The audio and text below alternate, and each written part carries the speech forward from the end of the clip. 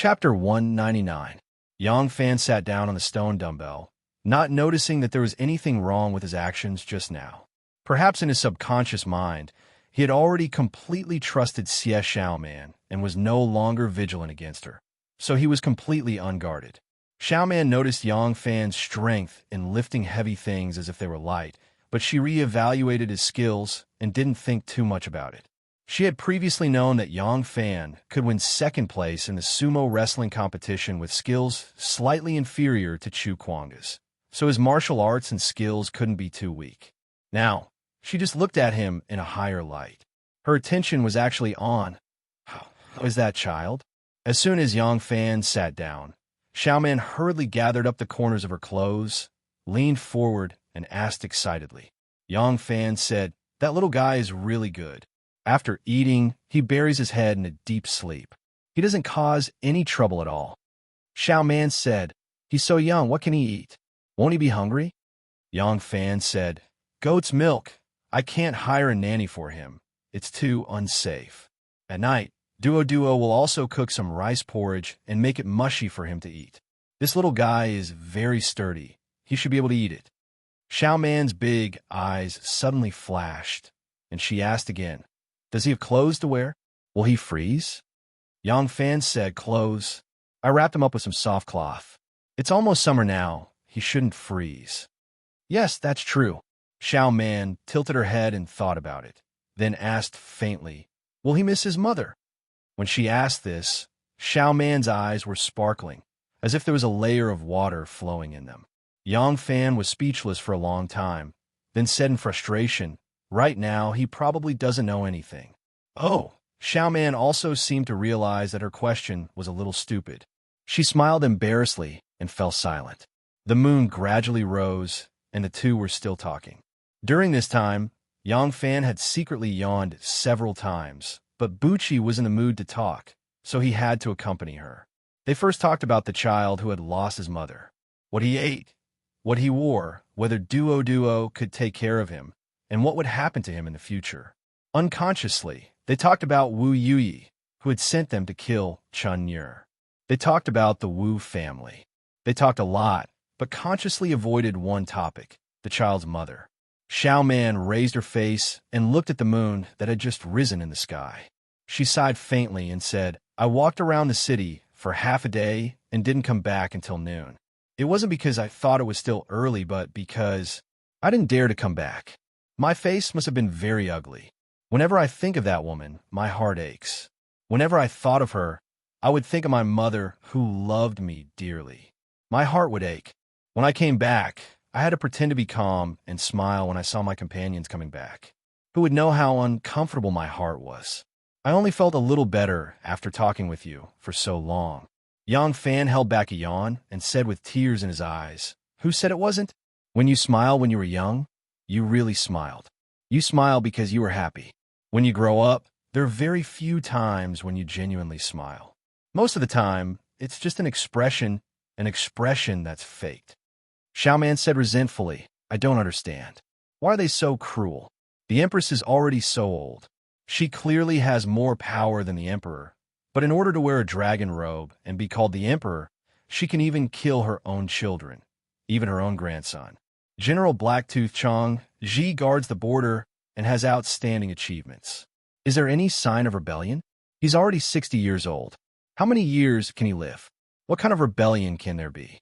Crown Prince Li Hong, Crown Prince Li Xian, all because there are signs of rebellion.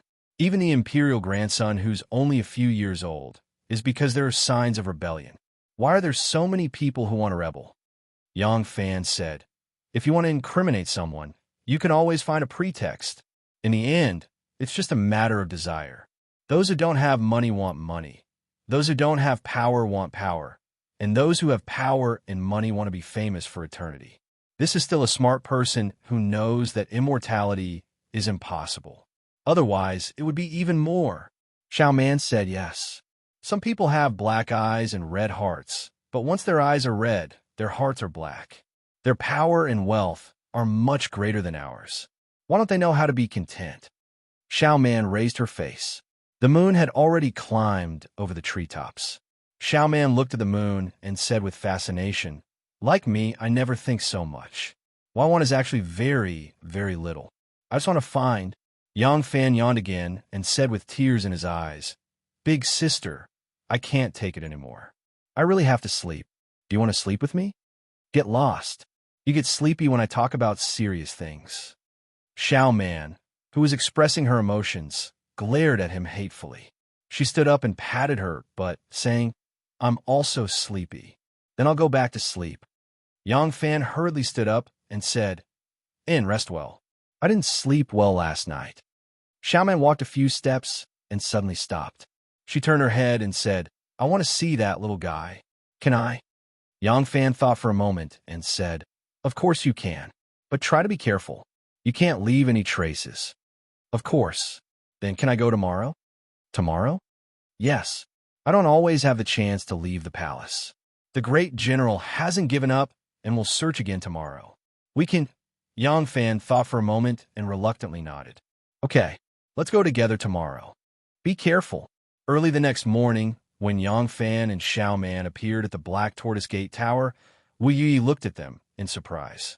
"You two, why are you dressed like this?" Both of them had changed into casual clothes. Xiaoman was wearing a green cotton skirt.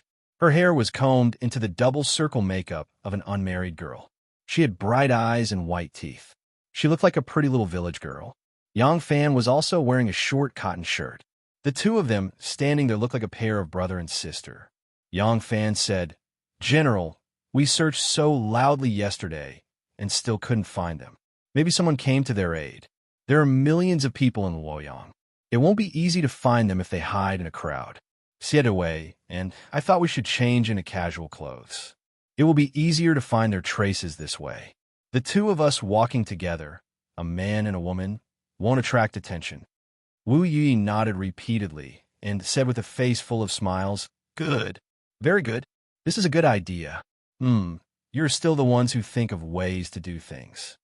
He glared at the inner guards and the 100 cavalry soldiers and ordered, "Look at you. You were seen from 8 zhang away.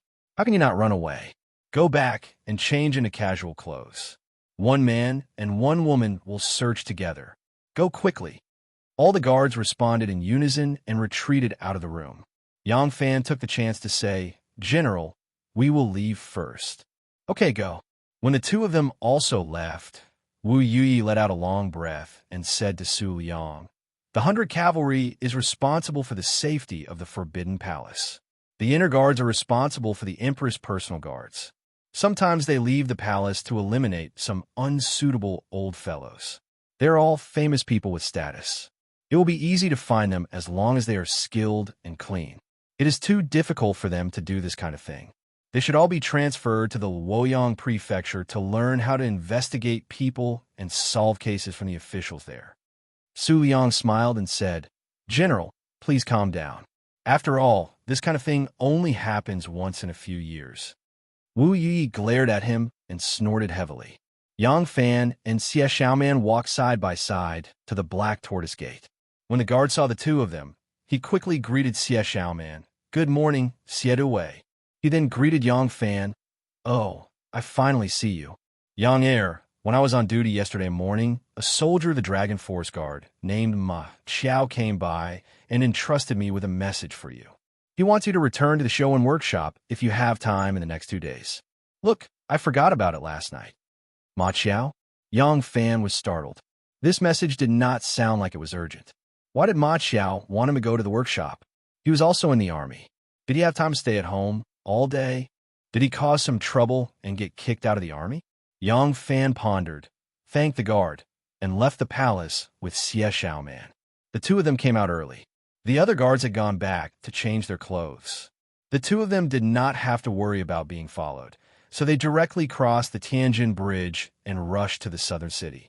The two of them crossed the Tianjin Bridge and first turned into Tiangong Temple. They wandered around inside and left through the side door, passing through the streets and alleys before rushing to Yanfu Square. Along the way, the two of them bought some cooked and hot food from various shops.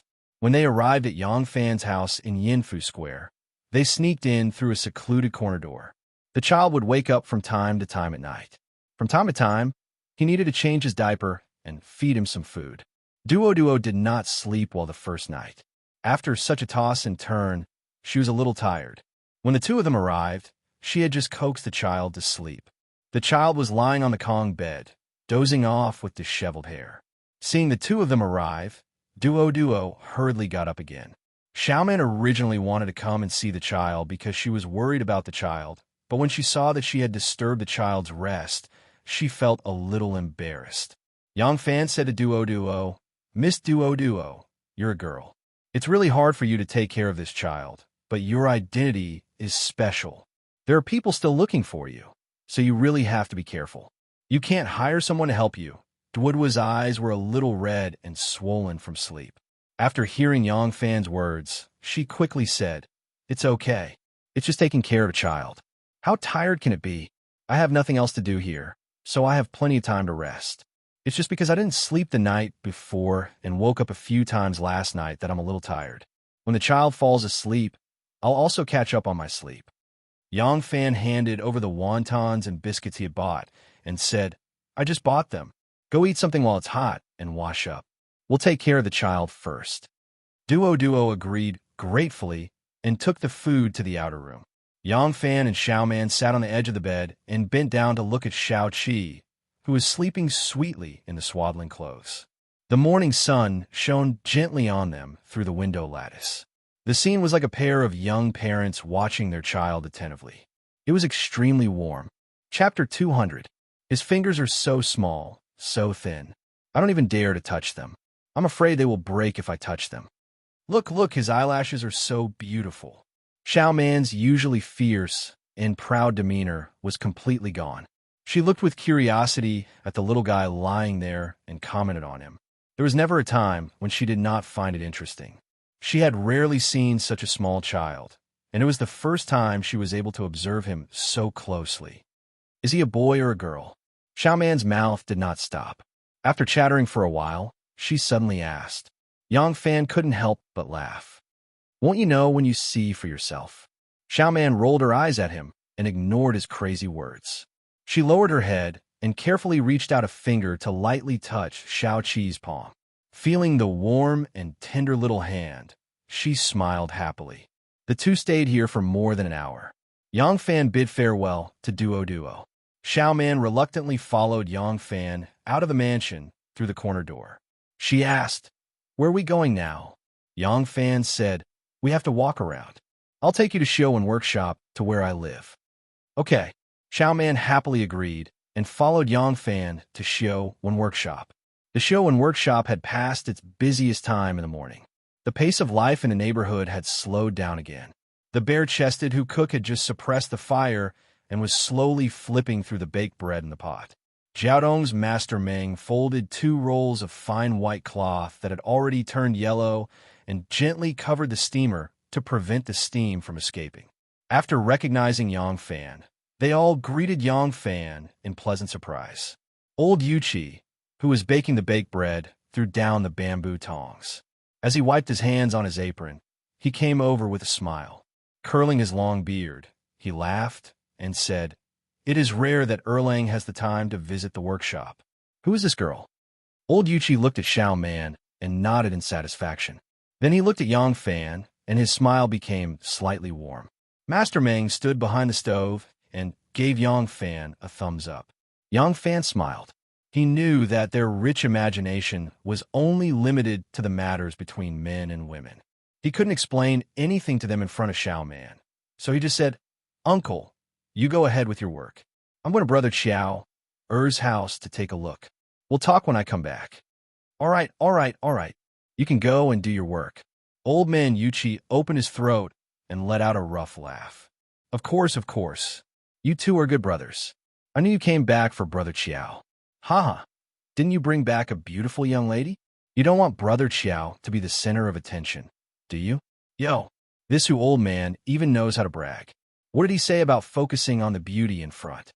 As Yang Fan walked, he greeted acquaintances along the way. Xiaoman followed him all the way, facing all kinds of speculations, sudden realization, and ambiguous gazes. She asked Yang Fan with some confusion. Yang Fan smiled and wave at a few acquaintances on the side of the road. He said calmly, "You don't have to pay attention to them. They often say some inexplicable things and do some inexplicable things. You just need to know that they are good people." When he passed by the second intersection across street, Yang Fan thought he would see Big Sister Noodles, who was wearing a little blue dress and working hard there. Who would have thought that when he reached the intersection, not only did he not see the beautiful figure busy at work, even the small shed had been torn down. Naturally, the panel under the shed and the stove were all gone. Yang Fan was stunned. Why didn't Sister Pasta open her stall? She even tore down her stall. Yang Fan's heart was full of doubts. He really wanted to immediately turn and go to Pasta's house. But after thinking about it, he decided to go to Ma Chiao's house first. If something really happened, he might be able to find out more about it. Yang Fan quickened his pace and rushed to Ma Chiao's house. He pushed open the gate and shouted, Auntie, it's me, Yang Fan." "Xiao Fan?" With a cry of surprise, the door opened and Ma Chiao ran out of the house like a gust of wind. When he saw Yang Fan, he laughed heartily and rushed over to give him a bear hug. Yang Fan immediately felt at ease after being hugged. Looking at Ma Chiao's appearance, it was unlikely that something had happened. It was also unlikely that something had happened to Pasta's house. Otherwise, he wouldn't be smiling so happily when he saw him. Yang Fan patted him on the back and smiled. "Let go. You've only been in the army for a short period of time, but your strength has increased quite a bit. You're going to strangle me to death." Ma Chiao laughed heartily and let go. When he saw Xiao Man, he was startled at first. Just as he was about to tease her with some flowery words, he suddenly recognized Xie Duwei from the palace. He couldn't help but jump in fright. He said in surprise, "Xiao Fan, why did you bring Xie Duwei here?" "You," Yang Fan said, "Xie Duwei and I disguised ourselves to go out of the palace on an errand. I heard that you were looking for me, so I came along. Quickly invite Xie Duwei into the house to sit." Oh, yes. Please come in, please come in." Ma Chiao walked into the house with a tentative expression. At the same time, he shouted, "Auntie, there's a guest." "Who's here?" Ma's mother came out of the house with a happy face. When she saw Yang Fan, she smiled. "It's Xiao Fan. I haven't seen you for a long time." "Ma Chiao, this brat, what kind of distinguished guest is this? Isn't he just with his own family, Ma's mother suddenly saw Xiao Man standing behind Yang Fan, and her voice suddenly stopped. She looked at Xiao Man up and down and quickly walked over. She pulled her hand and carefully looked at it. She clicked her tongue and praised, "Oh, whose daughter is this? So beautiful, you guys are." Ma Chiao squeezed through the door and said, "Auntie, why are you asking? Quickly invite them into the house. Come on in and sit down." As he spoke, he pushed his mother away and let them into the house. When Ma's mother saw that Yang Fan had brought back such a beautiful girl, she was interrupted by her son. She couldn't help but poke him hard on the forehead and said in a low voice, "You're so troublesome. You're poor all day long. Look at Xiao Fan.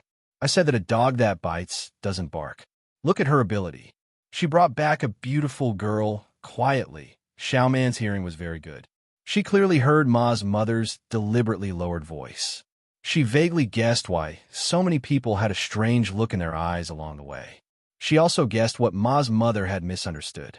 She couldn't help but feel a little uncomfortable. When she entered the house, she said embarrassedly, "Auntie, what are you talking about?" Yang Fan said, "You see, I've already said that they often say some inexplicable things and do some inexplicable things. You just need to know that they are good people. Don't worry so much." After a while, Ma Chiao came in with a big dustpan and said with a smile, come on, have some dates and walnuts." Yang Fan moved his body and let him put the big dustpan between him and Xiao Man. He asked, "Brother Chiao, why did you send me a letter to come back? Also, why did Sister Ning's stall close?" Ma Chiao suddenly became a little shy. He coughed twice and said, "Oh, you mean this? Ahem. That, you can listen to my mother later." It was the first time that Yang Fan had seen him show such an expression. He couldn't help but be surprised and said, "You also have times when you are embarrassed? Tell me, what is it?" Before Yang Fan could grab him, Ma Chiao had already slipped out and shouted, Mother, Xiao Fan is calling you." Yang Fan couldn't help but laugh. What's wrong with this kid? After a while, Ma's mother came in and said with a smile, "Xiao Fan, why did you call Annie?" Yang Fan said, "Auntie, why did Ma Xiao send a letter to ask me to come back?" Ma's mother smiled and said, "Good news." Annie checked the almanac. The 9th of next month is an auspicious day, suitable for holding a happy event. Xiao is about to get married. You are his good brother. When the time comes, you must come back to attend the wedding. Yang Fan said curiously, "Brother Xiao is about to get married. Who is the bride?" A thought suddenly flashed through his mind. Yang Fan couldn't help but call out, "Sister Ning?" The noble princess was dressed splendidly, followed by 2 palace maids, walking towards the hall of martial accomplishment. The 2 palace maids behind the noble princess were carrying a carved and elegant flat box. No one knew what was inside. "My daughter is here. Call her in." Wu Zetian had just finished dealing with the memorials and had just given a few instructions to Shanghai Wanner. Hearing that the noble princess wanted to see her, she said with a smile. The noble princess entered the hall of martial accomplishment.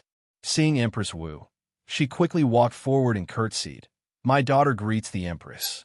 Wu Zetian said, My daughter, how did you find the time to visit me today?"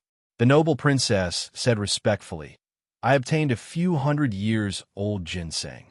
Thinking of how the Empress has been working day and night, I quickly sent it to the palace for the Empress to nourish her body." After the noble princess finished speaking, she moved to the side. 2 palace maids carried the wooden box forward, as if they were holding a plaque, and showed it to Empress Wu. The noble princess waited for them to stand still, then quickly moved forward and gently opened the lid of the box. Inside was a black velvet cushion, and on top of it was an old ginseng. This ginseng wasn't a carrot. Although it was a few hundred years old, it didn't look thick or long. Instead, its roots were very fine. Although the trunk of the ginseng wasn't big, the long roots spread to every corner of the box. The density of the roots was like a beautiful painting. When Wu Zetian saw this, she couldn't help but praise, "It really is a good ginseng. My daughter, it's rare to see your kind intentions." Wu Zetian turned to Wanner and said, "Wanner, send someone to bring some of my motherwort face cream and give it to my daughter." Wanner agreed and stepped forward. Just as she was about to give the order, the noble princess suddenly had tears in her eyes. She knelt down in front of Wu Zetian. Wanner was startled and quickly moved to the side to avoid arousing suspicion. The noble princess excitedly said, "The Empress really cares for my daughter. She is as kind as a real mother. My daughter has lost her support at a young age. Although she lives a luxurious life, it is difficult for her to enjoy the happiness of being at the feet of her parents. I have a presumptuous request. I would like to kneel before the Empress and recognize the Empress as my mother. I hope the Empress will agree to it." "What?" Wanner's eyes widened in surprise. She looked at the wrinkled, white-haired, and old noble princess. She was the daughter of a great ancestor. Speaking of which, Empress Wu had to call her aunt. She wanted Empress Wu to be her godmother? Wanner couldn't believe her ears. Chapter 201. Wanner didn't hear wrong. The princess was 5 years younger than Empress Wu and 1 generation older than Empress Wu. In Wanner's view, there was no reason for the princess to take Empress Wu as her adoptive mother. However, in the eyes of the noble princess, there was another way to calculate it. It was from power and influence. Today, the princess brought this old ginseng into the palace to take her as her adoptive mother. The princess had accepted a bribe from Wu Chengxi and helped him arrange the marriage. In the end, although the marriage between the Wu and Li families became a reality, Wu Chengxi didn't become the emperor's son-in-law. Not only did she have to return the gift, but she also offended Wu Chengxi. If that was all, it would have been fine. Wu Chengxi only thought she was incompetent and didn't hate her. However, Princess Taiping had been severely offended by her. These past 2 days, the noble princess had discovered that the housekeeper of Taiping Mansion had frequent contact with the housekeeper of her mansion. The noble princess, who had a guilty conscience, immediately became suspicious. She called the housekeeper over and used both carrot and stick to interrogate him. When she found out that Princess Taiping was inquiring about her mansion, she couldn't help but panic. Wu Yuji married a beautiful princess, but because of this, his wife died and his 2 sons were removed from the genealogy and had to leave their homes. Wu Yuji couldn't accept her kindness. Although Princess Taiping married into the Wu family, how could Wu Yuji subdue such a woman? If she wanted to make trouble for him, who could stop her? The princess was in a panic. Taizong Shimon's 9th daughter, Princess Dongyang, had happened, which made her even more afraid. 2 days ago, some gossip about Princess Dongyang had reached the palace. Wu Ziqian was very displeased and immediately decreed that Princess Dongyang's fief was greatly reduced. Her 2 sons were also exiled to Wuzhou on a random charge. A few days ago, it was only the princes of the Leaf family who were unlucky, but now even the princesses were beginning to be unlucky. The women of the imperial family were in a great panic. Among these princesses, the noble princess was the one who put the most effort into currying favor with the empress. If it was a normal time, she might not be too afraid, but now that she had offended Wu Chengxi and Princess Taiping, she could not guarantee that she would be safe and sound. In a moment of desperation, the noble princess finally came up with a solution that wasn't really a solution. Acknowledge her as her godmother. Hearing the princess' words, Wu Zetian was also stunned. Looking at the princess kneeling in front of her with tears and mucus flowing down her face, Wu Zetian had a surprised smile on her face. It seemed that the princess also felt that this matter was too absurd. Wu Zetian thought for a moment and hesitantly said, "This, princess, you and I are about the same age." When the noble princess heard this, she immediately stopped crying and laughed. So this is what the heavenly empress is worried about. In the past, King Kaoshan Yonglin had 13 foster sons, and the oldest one was not much younger than him. As long as the heavenly empress doesn't despise me, what does age matter? Dear mother, young Miss kowtows to you. As soon as the noble princess finished speaking, she did not allow Wu Zetian to say anything to stop her. She prostrated herself on the ground and kowtowed 3 times. This, good. If that's the case, then we will acknowledge you as my daughter. Wu Ziqian thought for a moment and immediately thought of the benefits of having Princess Li Tang as her daughter. She was the daughter of the founding emperor of the Tang dynasty, Li Yuan. As soon as she thought of this, Wu Zetian immediately asked someone to help her up with a smile on her face. She said in a pleasant manner, "Good. Since you have acknowledged me as your mother, this title of princess should also change. Haha.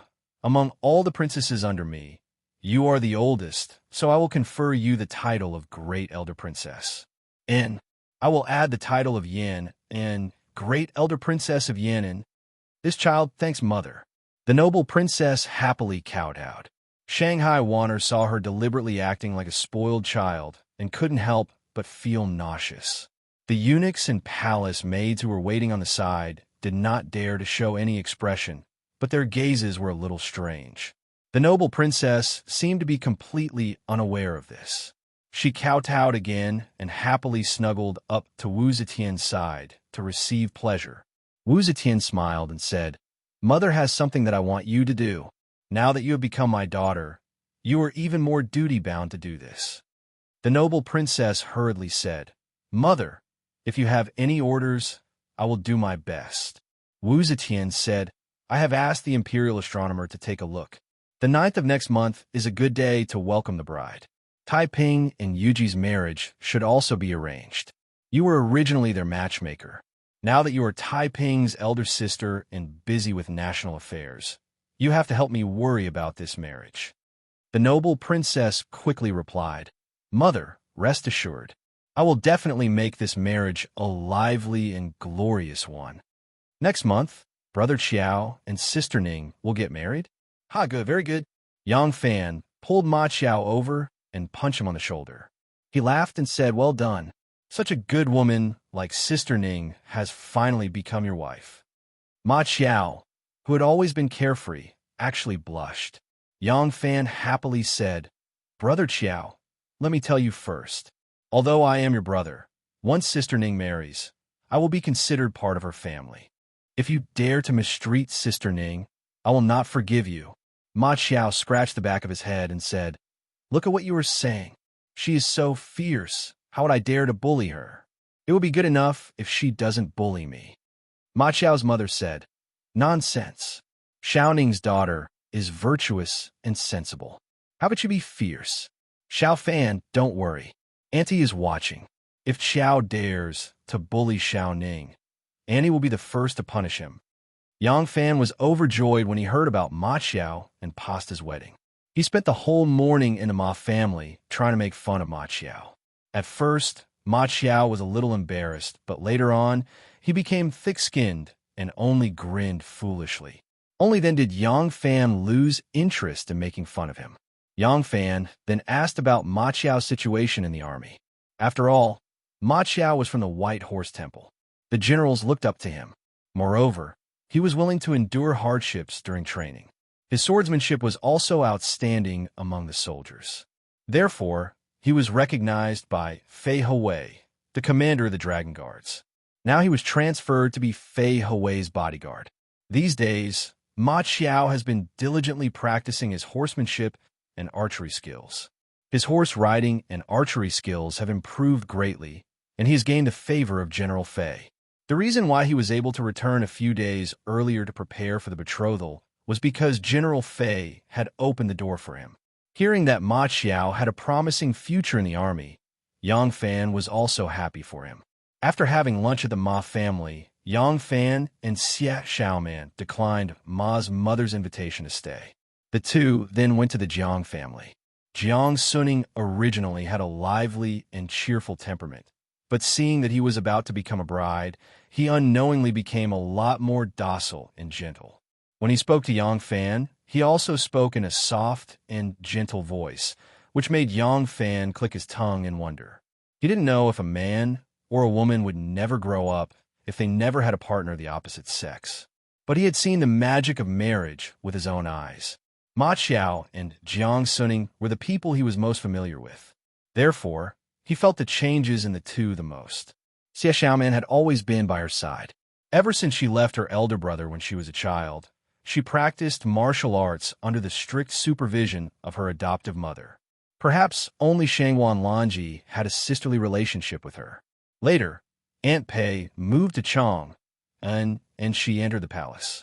Although she got along well with Gao Ying, Lan Yiqing, and the others, was that family love? No matter how good their friendship was, it couldn't make up for the regret of the lack of family love. Xiaoman silently looked at them as if they were a family. Her heart was full of envy. By the time they left the show and workshop, there was already a touch of twilight on the horizon. When they walked on the Tianjin Bridge, the sun had already brushed against the side of the mountain. Looking at the golden river flowing east under the twilight, Xia Xiaoman took a deep look in the direction of the distant Yanfu workshop. She said to Yang Fan, "That little guy is hiding in your house. He's safe for the time being, but what about him in the future?" Yang Fan said, "Let's take it one step at a time. Although I saved him, I have no right to decide how he should live in the future. In 2 days, I'll go again and ask Duo if there are any relatives of the Black Teeth Changji or that madam." He also turned to look at the leisurely river and said with emotion, "Orphans don't have a good life. Even if there's someone to adopt them, it's still two different things to be together with blood relatives." When Xia Xiaoman heard this, she nodded vigorously. She was the one who understood Yang Fan's words the most. Yang Fan looked back at her with a smile and said, You always like to worry for others. Now you don't worry for me, but worry for that little guy. Don't worry, since I promised that, madam, I'll definitely do it properly from beginning to end." As the two talked, they walked all the way to the Black Tortoise Gate. After entering the gate, before they could completely walk out, a figure suddenly appeared in the sunset. Because the person was looking at them with his back to the sun, the two could not see the person's appearance clearly. They only saw the silhouette of a military uniform. The shiny copper blade at his waist reflected a golden brilliance in the sunset. Yang Fan and Xia Xiaoman subconsciously moved to the left and right. The person laughed and said, "Erlang, why did you come back so late? I've been waiting for you for a long time." Yang Fan and Xia Xiaoman were hiding the person that Wu Yuyi was searching for. When they saw a general suddenly appear at the gate, they inevitably became a little vigilant. Fortunately, the person spoke at the right time. Yang Fan and Xie Xiaoman were very quick-witted people. When they heard the voice, their hands that were originally touching the hilt of the blade naturally dropped down. Yang Fan went up to greet him and said, "This is, Brother D." The person standing at the gate was the Fengshan Guard's General Di Guangyuan. Yang Fan's reaction just now was not big, so it did not arouse Di Guangyuan's vigilance. Di Guangyuan said with a smile, "In 2 days, my father will be holding a family banquet. He specifically told me to invite you, my young friend, to attend." Yang Fan hurriedly said, "This kind of thing, second brother, you can just send someone to inform me. Why did you trouble second brother to wait here?" Di Guangyuan said with a smile, "How can a son dare not run the errand of Lord Father? I had no choice but to obediently come and invite you." Yang Fan humbly thanked him. "Second brother is too polite. When is the specific time set?" Di Guangyuan said, "In 3 days at noon." Yang Fan said, "All right, in 3 days, Yang Fan will definitely attend the banquet on time." In a house facing the wall in the backyard of Di Renjia's residence, the third son of the Di family, Di Guangzhao, was wearing a moon-white shirt. He pushed open a back window and looked outside. Suddenly, a head popped out from the top of the wall and looked around. Then, he quickly climbed up to the top of the wall and brought the ladder in. Then, he climbed down the ladder and ran to the bottom of the wall while carrying the ladder. Di Guangzhao asked impatiently, "How is it? Did you find out?" That person was a manservant who served Di Guangzhao. He put down the ladder and wiped the sweat off his forehead. "3rd Lang June, I have found out. The time is set to be in 3 days." "All right." Di Guangzhao's fist met with his palm. "Bam!" He said fiercely, "In 3 days, I will be there on time. I want to let Lord Father see which of his 3 sons is the most promising." Chapter 202. The Di family banquet was held in the pine and bamboo forest at the back of the house. It was early summer, and the forest was cool and pleasant. It was a good place to have a feast and relax. There was a small pavilion in the pine and bamboo forest, but because there were many people attending the banquet, the pavilion could only accommodate 3 to 5 people, so the banquet was moved outside the pavilion. The ground in the forest was covered with bamboo mats, on which there were more than 10 single beds. There was a low table in front of each bed for everyone to eat. Family banquets were usually only attended by relatives, but if the host's whole family and a few close friends attended the banquet, it could also be considered a family banquet. Di Renji's wife had passed away many years ago and had 2 concubines. Now, they were all women in their 50s, and they were accompanying A Lang to the banquet.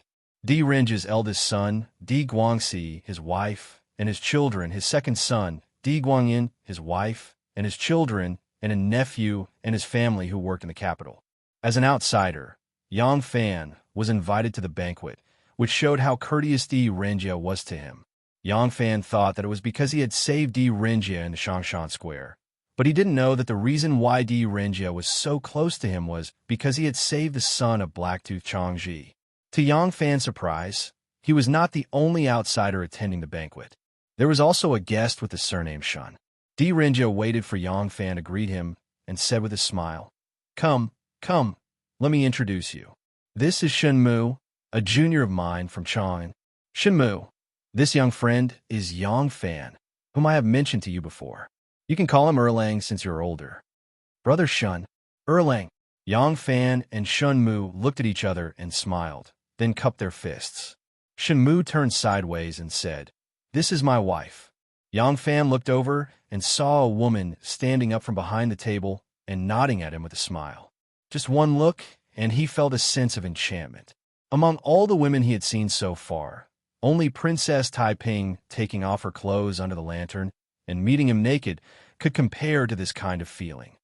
What natural beauty! Yang Fan's heart jumped and glanced at her figure that was not very delicate but had an indescribable charm. He cupped his fists and bowed. Beta Persei greets eldest sister-in-law of Shun family. Di Renjia laughed and said, All right, don't be so polite. Come, sit down." At this time, Shu Ashing walked over and whispered a few words in Di Renjia's ear. Di Renjia's face flashed a trace of anger as he coldly snorted. That unfilial son. Forget it if he doesn't want to come. Just ignore him. Shen Mu asked with a smile. What is troubling you, Master Di? Di Renjia didn't hide it and snorted. Isn't it because of my third son, Guangzhou? That unfilial son has always run amok, and it really angers me. A few days ago when we came back from Jiangnan, the old man taught him a good lesson. Today he unexpectedly said that his hip injury has not healed and he cannot attend the banquet. No need to pay attention to him. Let's drink wine. In the backyard, Di Guangzhou was still wearing the loose moon-white clothes as he walked around the house. Suddenly, the door opened and his servant, Qing Yuan, flashed in from the outside. Di Guangzhou quickly asked, How is it? Qing Yuan panted and said, It's fine. After I saw housekeeper Shu's reply, Lang ordered to start the banquet. He won't force San Langjun to attend. Oof. I said I don't want to go, and he ignored me. Father is really biased. Di Guangzhou angrily complained for a while, but suddenly his anger turned to joy. This is also good in case he finds out. Hurry up and help me change. It's already past noon. We better not be late. Qing Yuan quickly fetched a robe and helped Di Guangzhou put on his clothes. Di Guangzhou opened the back window and looked out. He was about to walk up to the window. Ouch! Di Guangzhou snorted and said, The old man hit me so hard that but still hurts. Move the table over here. Qing Yuan quickly pushed the table onto the window. Di Guangzhou stepped on the table and climbed up the window. He carefully flipped out of the window. Qing Yuan also climbed over and carried the ladder to the wall. After setting up the ladder, Di Guangzhou climbed up the ladder. After Di Guangzhou climbed up, Qing Yuan looked around and hurriedly climbed up using both her hands and feet. Soon, both of them squatted on the wall and pulled the ladder up to the outside of the wall. Di Guangzhou climbed down the ladder and said, You go back to your room. If anyone comes looking for me, just say that I'm asleep. Don't worry, San Langjun. Qing Yuan agreed and looked at Di Guangzhou running away. She then pulled the ladder back. In the bamboo forest, there was a joyous song and laughter. Although the Di family did not have any singers and dancers, they hired a few from the Zhui Jiaofeng to play and sing, which greatly enhanced the atmosphere of the banquet. Di Renjia talked and laughed. Shen Mu answered his questions skillfully, and the Di family's eldest son, Guangxi, and second son, Guang, were also cheerful and eloquent people, so the atmosphere of the banquet was very lively. On the side of the women, Di Renjia's 2 wives and 2 daughters-in-law, as well as Shen Mu's women, were also talking and laughing. After 30 minutes of drinking, Di Renjia's 2 granddaughters walked to the front of the banquet and sang a song for their grandfather. It was a popular song, Dancing Charming Lady. Although the tune was the same, the lyrics were obviously not about Empress Wu's ascension to the throne. Di Renjia listened and clapped his hands and laughed. Then his grandsons went on stage one by one. Those who could sing and those who could dance pushed the atmosphere of the banquet to a climax. Grandpa dance, Grandpa dance. Seeing that their grandpa was happy, the little guys came up and pulled him up. Good, good, good. I will dance with you. Di Renjia laughed heartily and stood up to leave the banquet. He walked to the center of the banquet with his grandsons and granddaughters. The music had already changed to a very cheerful dance song. The crisp and melodious sound of the drums rang out. Di Renjia twisted his body and raised his arms. His sleeve swayed, and he spun and jumped up. There was actually a kind of elegant feeling. Although he was old and his movements were slow, his dance movements were completely 2 beats slower than the sound of the drums. Because he was fat, it was harder for him to show his elegant posture. However, his every movement had a kind of elegant feeling. Di Renjia was the son of an official family, so he was familiar with this dance since he was young. It was very beautiful when he danced. How could the son still sit there and watch when the father was on the stage? Di Guangxi and Di Guangyuan also excitedly got off the stage and accompanied Di Renjia to sing and dance. Di Guangxi and Di Guangyuan danced a few times, then waved their arms and turned towards Yang Fan and Shen Mu. Yang Fan had never danced this kind of dance where the sons of nobles indulged in singing and dancing in front of the banquet. He was watching with relish when Di Guangyuan suddenly turned to his side. His two hands kept making dance gestures, and he smiled and asked him to dance with him. Yang Fan saw this and couldn't help but feel embarrassed. He really didn't know how to dance in the Central Plains. He only knew some very simple dance movements, which he learned from the local boys and girls at the bonfire party in Nanyang. At that time, when he danced together, he felt that it was very dynamic. However, when he saw the hundreds of people dancing on Ding Ding Street during the Lantern Festival this year, he felt that it was much inferior to this dance. Now, compared to the dance of Di Renjia and his father, it looked even more ugly. While Yang Fan was hesitating, Shenmu had already been happily pulled onto the stage by Di Guangxi. This kind of invitation by Di Guangxi and Di Guangyuan was called dance invitation. In a more elegant way, it was called dance invitation. When inviting a guest to dance with them, it didn't matter if the guest danced well or not, but not accepting the invitation was very impolite behavior.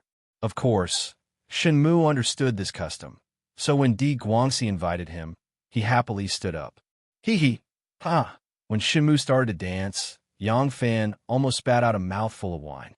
He saw Shenmu excitedly beating the beat, 1, 2, 3, patting the shoulder, 1, 2, 3, beating the chest, 1, 2, 3, patting the leg, 1, 2, 3, patting the shoulder, and so on. It was extremely simple. His movements were so clumsy and ridiculous that he was like a gorilla, but no one was surprised. The women were still clapping their hands and watching with great interest. This was because this kind of dance at a banquet was originally an impromptu program. As long as it was in tune, it was fine. As long as it was happy, it was fine. No one was picky. Di Guangyuan was still waving at Yang Fan. When Yang Fan saw that no one found it funny when Shenmu danced like a gorilla, he thought that was no big deal if he danced like a monkey, so he mustered up his courage and stood up. When Di Guangyuan saw him stand up, he moved his dance steps back. Yang Fan minded his own business and danced according to his own dance movements. The gorilla looked at the monkey, and the monkey looked at the gorilla. Suddenly, the monkey and the gorilla were both confident. In front of Tiangong Temple, Abbot Yuan Shu stood on the steps, accompanied by Imperial Messenger Fu Yui. Fu Yui tiptoed and asked loudly, "Where are the people from Chang'an? Have the people from Chang'an arrived yet?" "They're here. They're all here." A few men with Guangzhou accents waved at him. "Where are the people from all the shops? Have they all arrived yet?" "They're here. They're here." A few shopkeepers and people dressed as shop assistants also answered loudly. "Where are the people from Shilin? Have the people from the Imperial Academy and the other academies arrived yet?" Fu Yi named them one by one. When he named the children of the officials, someone answered loudly, "Di Guangzhou has not arrived yet." Fu Yi frowned when he heard this. Many children of the officials' families had also arrived. Looking at the people present, there were no less than 800 or 900 people from all walks of life. Di Guangzhou's presence was not a big deal, but Di Guangzhou was not a big deal. The person behind him was Di Renjia. If Di Guangzhou participated in the persuasion, who would know that it was Di Guangzhou's idea? They would definitely think that this was Di Renjia's approval of his son's action. At that time, Di Renjia would not be able to explain himself even if he had a lot of mouths. In addition, with the Empress Dowager's appreciation of him, he would have no choice but to admit that he was part of the Wu family's party. Therefore, Fu Yi was quite unhappy that Di Guangzhou had not arrived yet. Just as he was thinking, someone suddenly shouted, "He's here, he's here! Di Sanlang is here!" From afar, Di Guangzhou covered his buttocks and jogged over. He panted and said, "I'm here! I'm here!" Fu Yi wanted to reprimand him, but after thinking about it, he held back. He raised his voice and said to the crowd, "All right, everyone is here. Everyone, let's go to the gate of heaven to petition the Empress and persuade her to ascend the throne. Everyone, be alert and let's go." Chapter 203. Erlang's accent is a little foreign. He doesn't seem to be from Luoyang. After the song and dance ended, everyone returned to their seats. After drinking a cup of wine, Shenmu took advantage of the warm atmosphere and started to get closer to Yang Fan. Yang Fan smiled. "Brother Shun has good ears. I grew up in Jiaoji and only arrived in Luoyang at the end of last year. Jiaoji? That's not near. Shenmu's eyes flashed and asked, May I know why Erlang left his hometown and traveled thousands of miles to Luoyang? Little brother. Before Yang Fan could finish, Di Ren just suddenly slammed the table and shouted, Where did this unfilial son go? Get Qing Yuan here. Yang Fan and Shenmu looked at Di Renjia and saw him glaring angrily. Shu Ashung was standing at the side and waving at the outside of the forest. After a while, two servants escorted a handsome manservant into the bamboo forest. When the manservant saw Di Renjia, he called out timidly, Lang. Di Renjia said angrily, I'm asking you, where did San Lang go? Qing Yuan stammered, I really don't know. Di Renjia slapped the table with a bang, causing the cups and plates to clatter. Bastard, you still want to fool me.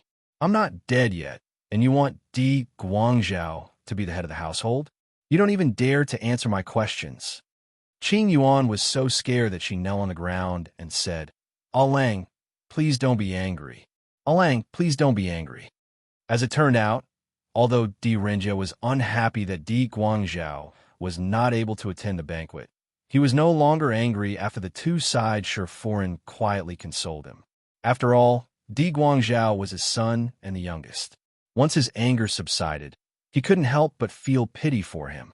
He asked Shu Ashung to prepare a table of food and wine for Di Guangzhou. Qing Yuan was thinking that if someone outside asked, she would say that San Lang Jun was resting. She didn't expect Shu Ashung to bring a table of food and wine. Qing Yuan mumbled something in her room. She only said that San Lang Jun was asleep, but her voice sounded a little timid because it was her steward who asked the question. How could Shu Ashung believe him? He also knew that Lang bestowed this table of noodles to show his tender affection toward his youngest son. How could he not deliver this kind intention? So he asked Qing Yuan to open the door and bring the food and wine inside. This time, Qing Yuan panicked and revealed a flaw in her words, causing Shu Ashung to become suspicious.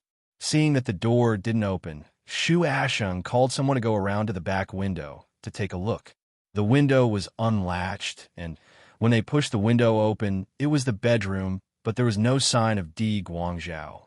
Shu Ashung knew that Di Guangzhou wasn't in, so he ordered Qing Yuan to open the door.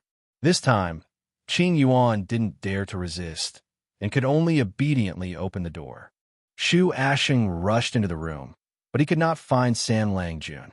He hurried back to report to Di Renjia. When Qing Yuan saw that her Lang was furious, she didn't dare to keep quiet, so she obediently told him the truth. Di Renjia originally thought that his third son couldn't bear the loneliness after being quiet for 2 days, so he slipped out to indulge in debauchery again.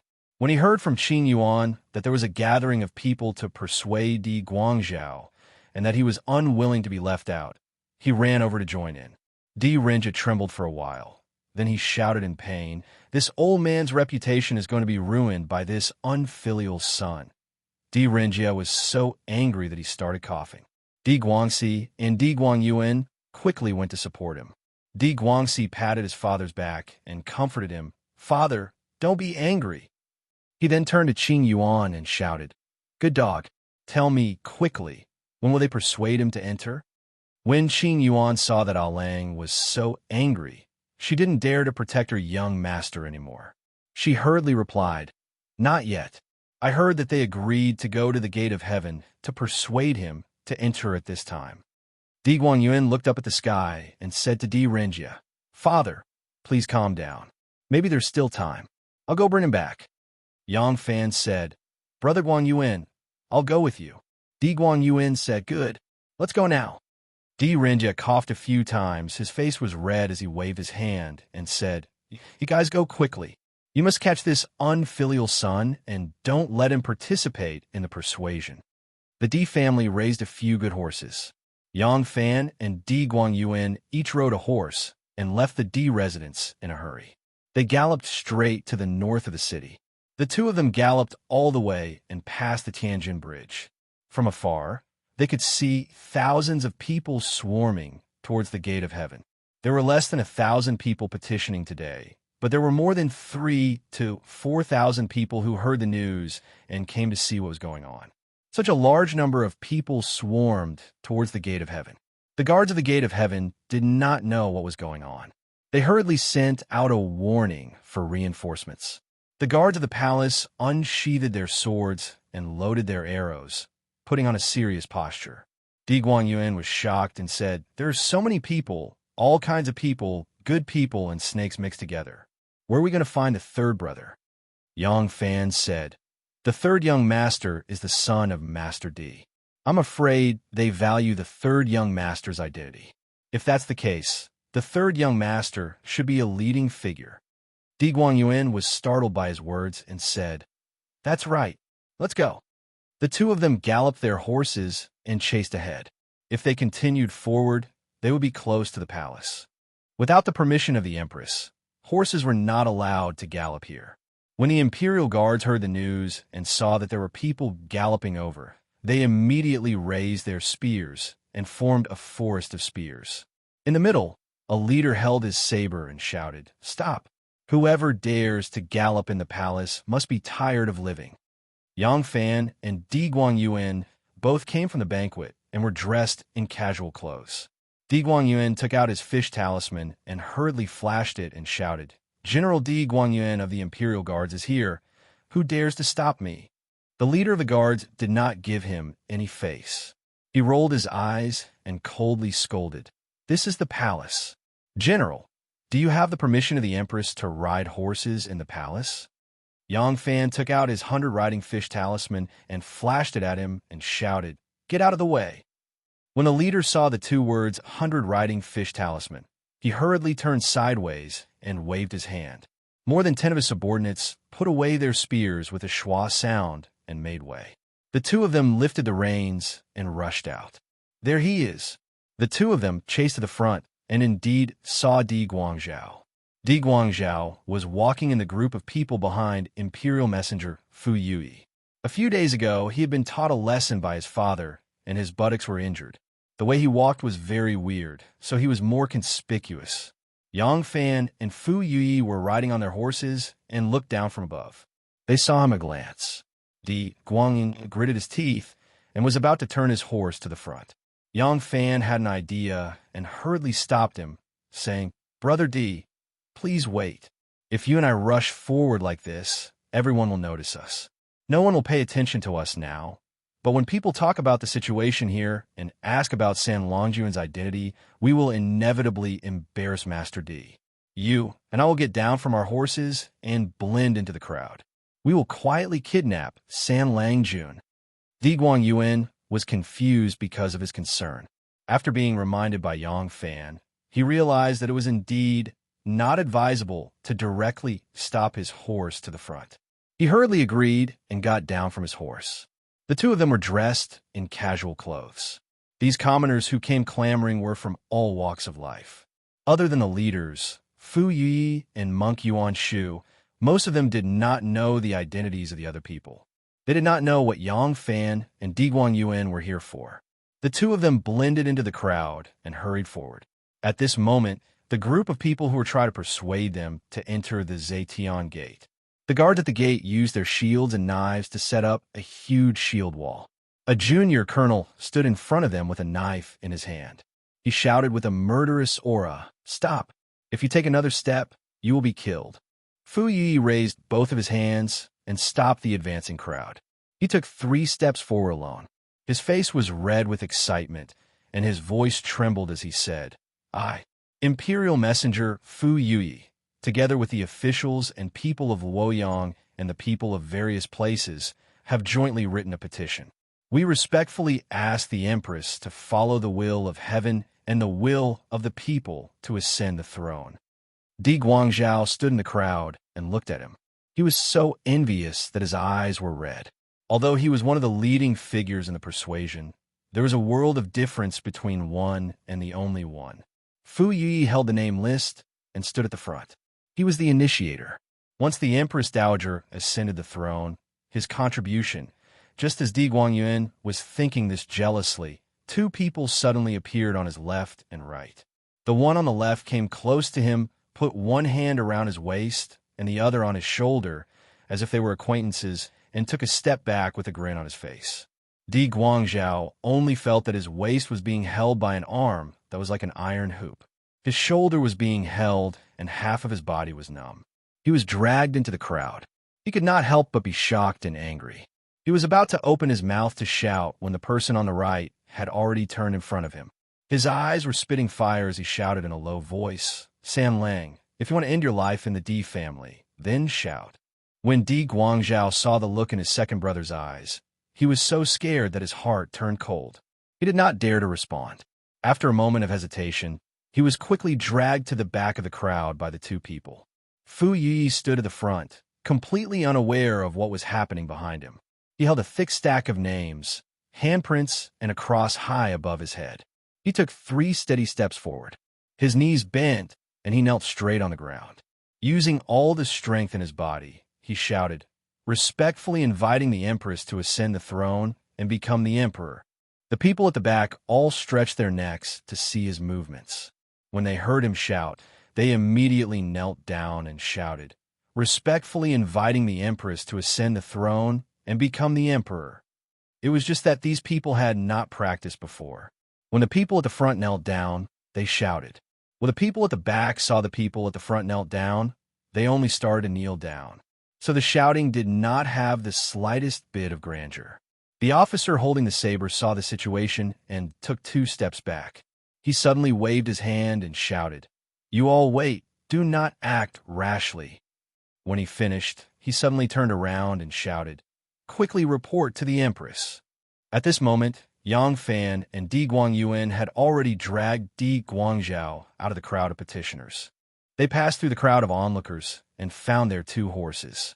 With their backs facing the gate of heaven, they headed into the distance. In the hall of martial accomplishment, Wu Chengxi and Wu Sanxi, who had been waiting for news in the palace, appeared. They were excitedly reporting to Wu Zetian the news of the people urging the Empress to ascend the throne and become the Emperor. Haha, ridiculous, really ridiculous. I am a woman and also the Empress Dowager of the Tang dynasty. Why would I become the Emperor? Could it be that I would steal my son's country? Wu Zetian laughed and said to Wanner, don't you think these people are completely muddle-headed? Wanner chuckled and said, the people are simple. They only want the Empress to treat them well and hope that the Empress will be the rightful ruler of the world. Wu Zetian's face cleared up. Wu Chengxi quickly said, yes, the Empress is right. There are also people from far away who came from Chang and to persuade the Empress. The Empress becoming the Emperor is what the people want. Wu Chengxi did not want to be left behind, so he quickly added, Abbot Yuan Shu of the Heavenly Temple has also brought many monks here. Yuan Shu said that the Empress of Heaven is the reincarnation of Mithriya, so you should be the Jambu team master and unite the world. Wu Zetian said with a faint smile, the Jambu Bodhi to unify the world? Haha, this old monk also came to join in the fun. Wu Zetian waved her hand and said lightly, let the Empress Dowager stay in the palace. Tell them to go back to their own fields and do their work well. Don't listen to people and come to the palace to cause trouble. Wu Sanxi was stunned and said in surprise, the Empress, this is what the people want. If the Empress refuses the people's request, the people will be disappointed. Shanghai Wanner glanced at him, and a trace of contempt flashed in her eyes. Idiot! Even if the previous emperor passed away, the crown prince appointed by the edict would still need hundreds of requests from the officials before he is willing to ascend to the throne. If the Empress agreed so eagerly, wouldn't you be belittling your own status? You don't even understand this. Sure enough, Wu Zetian's expression became colder, and she ordered, do as I say. Wu Sanxi did not dare to persuade her anymore, and quickly replied, yes. Wu Sanxi turned around and was about to leave when Wu Zetian continued. Although that Fu Yi is a troublemaker, his thoughts are for the country and the people. Go and pass the edict. Fu Yi will be promoted by 1 level and promoted to rank 5. Tell him to do his work well in the future. Father, Di Guangzhou was brought back to the Di residence by Di Guangyuan and Yang Fan. When he saw his angry father, his face turned pale. Di Guangyuan briefly explained to his father how he had brought Di Guangzhao back.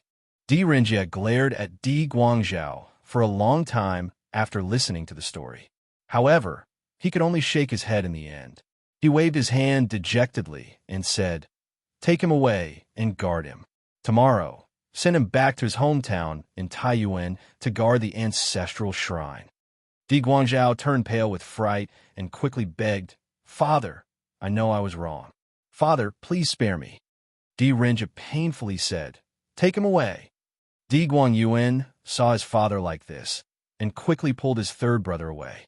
Di Renjie looked up to the sky and sighed. He then bowed to Yang Fan and said, "Nephew, this old man is indebted to you today." Yang Fan quickly dodged to the side and said, "Uncle, this is too much for Yang Fan. I don't deserve it. I really don't deserve it." Di Renjie said, "You saved this old man's life. Although this old man is grateful, I don't take it to heart. But today, you saved this old man's reputation. This kindness is heavy. How can this old man not remember it?" Di Renjie looked at Yang Fan and felt that he was young and promising. He was respectful and polite, and he was able to save Blacktooth Chang's youngest son. Compared to San Lang, he couldn't help but feel sad. He sighed and said to Yang Fan, "How old is Erlang?" Yang Fan said, "This nephew has just turned 18. Di Renjie said gently, "You will be considered an adult in another 2 years. You have no relatives or elders in Luoyang. This crowning ceremony, this old man will host it for you, okay?" When he said this, it meant that he wanted to raise Yang Fan as his own nephew. Yang Fan was overjoyed and quickly bowed. "This nephew can't ask for more." "Good, very good." Di Renjie laughed and said, "Then this old man will have to think of a courtesy name for you." He paced a few steps and thought about it while stroking his beard. Suddenly, he turned around and said to Yang Fan, "Yuan, big, Fong, noble. This old man will give you a courtesy name, Yuan Fong. What do you think?" Chapter 204. Thank you, Uncle, for bestowing this name. From Yang Fan's point of view, the name bestowed by Di Renjie was indeed not bad. It was much better than his master Zhang's playful Xingqi name. There was no reason for him to reject it. A strange expression flashed across Shen Mu's face as he stood at the side. He then smiled and said, "Congratulations to Grandmaster Di for thinking so highly of Erlang. He, Shenmu, is also Grandmaster Di's junior. We will be even closer in the future and should visit each other more often." Yang Fan smiled and said, "Little brother and brother Shen hit it off at first sight. We will visit each other often in the future." Di Renjie was unhappy with the Di family's incident. As guests, Yang Fan and Shen Mu could not stay for long. They chatted for a while more before bidding farewell to Di Renjie. The eldest son of the Di family, Di Guangxi, sent the two out of the residence. Yang Fan and Shen Mu asked each other. It turned out that Shen Mu lived in Luoyang's South 5-mile village while Yang Fan was heading north. The two bade farewell by the roadside and went their separate ways. Shen Mu boarded the carriage and said to Yang Shiwarao with a light smile, "Old man, Di must have noticed that I have the intention of recruiting Yang Fan. Bestowing a name? Humph. He is telling me that he has also taken a liking to Yang Fan and is telling me not to have any ideas about Yang Fan." Yang Shiwarao said, "Then why did you say in front of him that you want to date Yang Fan? He is just a bodyguard. Do you really want to compete with Grandmaster Di?" Shen Mu smiled and said, "We really do not have any capable people in the army. Although Yang Fan is just a small bodyguard now, with the connections he has accumulated, it is fine if we do not give him a chance. As long as we give him a chance, it will not be difficult for him to soar to the sky in one go. We must compete for this person." He leaned back on the seat and leisurely said, "Fu Yuyi has persuaded him. The Empress is about to ascend the throne. After she ascends the throne, I will personally make a trip to Longyu. Before that, I must find a chance to have a good talk with Yang Fan." Young people were all hot-blooded. How could they be as calm as Duke Di? Since Grandmaster Di gave him a courtesy name, I will give him a bright future. What do you think he will choose? The ox cart creaked as it traveled southward. He went out of the city gate, crossed the moat, walked along the official road for 3 miles, and turned onto the small road of 5 Miles Village. 900 people petitioned for the Empress to change the name of the country and change her name to Empress. This piece of news had been known by everyone, but they had only dared to discuss it in private and did not dare to publicly comment on it. For a moment, the voices of discussion about the Empress' ascension were in an uproar. Even though Wu Zetian had left the petition unread, the imperial censor Fu Yu was immediately promoted from lower 6th rank to upper 5th rank. This signal could not be more obvious. From that day onwards, a large number of petitions from the people were sent to the Hall of Martial Accomplishment every day, asking for the Empress to ascend to the throne and become the Empress. Following that, the monks also began to petition and held a large number of Dharma meetings to spread the news to the believers. Not long after, the Taoists could not hold it in any longer. Seeing that the Taoists might be further suppressed, many Taoist disciples also abandoned the Li surname, Li Tang royal family, and joined the ranks of those who wanted to persuade the Empress to ascend. In the end, some of the Li Tang royal family members did not dare to not express their stance. Under the lead of the princess, some of the Li Tang royal family members also used the name of Li Tang's royal family members to request the Empress to ascend to the throne. However, Wu Zetian, who was in the center of this storm, did not move at all. Some of the important court officials had not expressed their stance. The rulers of the 4 barbarian states had not expressed their stance, and the current Emperor Li Dan had not expressed his stance. Therefore, she continued to wait very patiently. Time passed very quickly. Very soon, it was the day of Princess Taiping's wedding. When the news spread, it did not cause too much of a stir in the court. The flower of Luoyang, the princess of the Tang dynasty, Princess Taiping's remarriage. This kind of news was originally the focus of the common people, but now it was full of rumors that the Empress was the reincarnation of Mithria and that the world would soon be surnamed Wu. The princess of the Tang dynasty marrying a member of the Wu family only helped to spread this news. Yang Fan also heard the news of Princess Taiping's marriage. Only then did he know that the date of her marriage was the same day as Ma Qiao's. Hearing this news and thinking of Princess Taiping's attitude towards this marriage, Yang Fan could not help but secretly sigh. He did not have a bad impression of Princess Taiping, but he was even more clear that it was impossible for him to have any relationship with this princess. It was even more impossible for him to have an affair with this princess out of sympathy. To make him the man behind Taiping, to be a plaything for Taiping when she was lonely, how could a good man disdain to do that? As for making Taiping his woman, that was pure wishful thinking. Taiping was a member of the royal family, and that kind of arrogance was deep in her bones. It was like water and could see her husband as the sky, but Taiping could never become one, even though she liked him. It was impossible for her to treat him as an equal and be a gentle wife. Moreover, what ability did he have to stop Wu Zetian from marrying his daughter? It was as difficult as ascending to heaven for him to marry let alone a princess. Even if he was qualified to marry the princess, so what? Wu Yuji was more qualified than him. But what happened to Wu Yuji? The news of this prince consort Wu Yuji, whom everyone thought was lucky but was actually extremely unfortunate, had already spread among the common people. His wife, who had become estranged from him, was poisoned to death because the princess wanted to marry a man of lower status. His 2 sons were removed from the family tree, changed to his surname, and fled to a foreign land. Even his youngest daughter, because she was afraid that Princess Taiping would be an eyesore and inexplicably have a sudden death, had quickly found a family to marry away.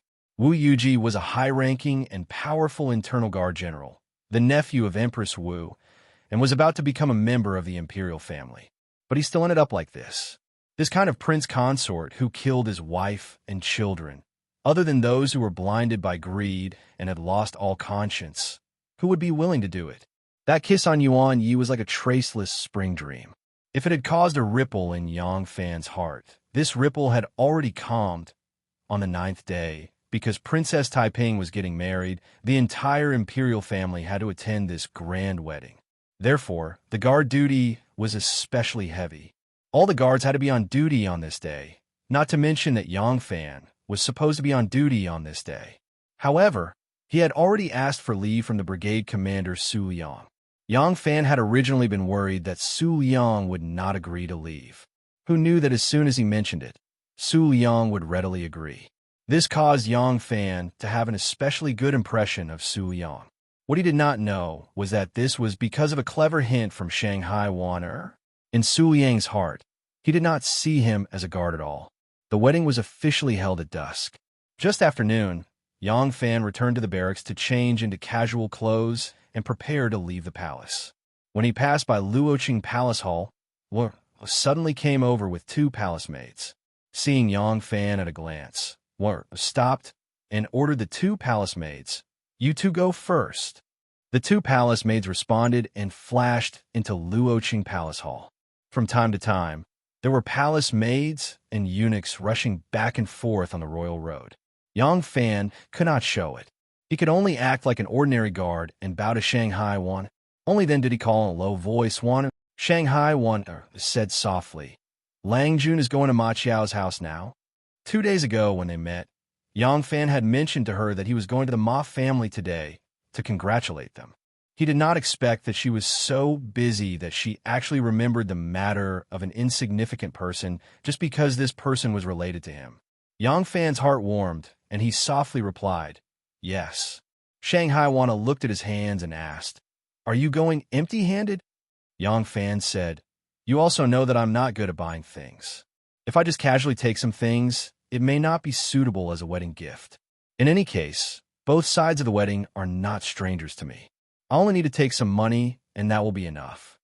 Warner coquettishly said, "Men are careless. Marriage is a major event in one's life. How can it be so casual? Even if Ma Qiao is as carefree as you, Jiang Kai-shek is a girl.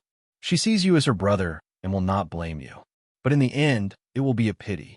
Besides, if you're close to them, other people will think that you don't care about them. Warner has already prepared a gift for you. When you arrive at the Tianjin Bridge, go to the first hairdressing shop on the right to get it. Tell the shopkeeper that Madame Zhang's family sent you to pick up the package, and the shopkeeper will give it to you." Yang Fan was surprised and said, "Warner, you are so busy, yet you are still thinking about this matter for me." Warner rolled her eyes at him and said, "You and I are not strangers. Don't say such polite words. Didn't you say that Ma Qiao is like your brother and Jiang Kai-shek is like your sister? If that is the case, then Ma Qiao is Warner's uncle and Jiang Kai-shek is Warner's sister-in-law. How can Warner not express my feelings?" When she said this, her soft and white face couldn't help but blush. Yang Fan was moved and said, "So, you were waiting for me here?" Warner said shyly, "Of course not. I was so busy today. I only told Xiao Man to help me keep an eye on you. I heard that you were coming out, so I came to greet you. You are a man. I thought that you would not think about these trivial things. These things should be one's to worry about." She glanced into the distance and said to Yang Fan, "Well, I have too many things to do today. I won't talk to you anymore. Go, Lang Jun. Remember, don't get drunk." "Wanna." She glanced affectionately at Yang Fan and walked past him. The moment she brushed past him, she said something shameful in a small voice to Yang Fan's ears. "Wanna is looking forward to the day when I can buy my own dowry for my husband." Yang Fan turned around and looked at Wan's beautiful figure as she flashed into Luoqing Palace Hall. His heart was full of love. He really wanted to hold Wan tightly in his arms and proudly announce to everyone, "This is my woman." The palace was decorated with red ribbons. When he walked out of the palace gates, a grand wedding procession dressed in colorful clothes had already lined up neatly in front of the palace gates. Yang Fan bypassed the waiting procession and walked past the Tianjin Bridge. The first shop he saw was a jewelry and headwear shop.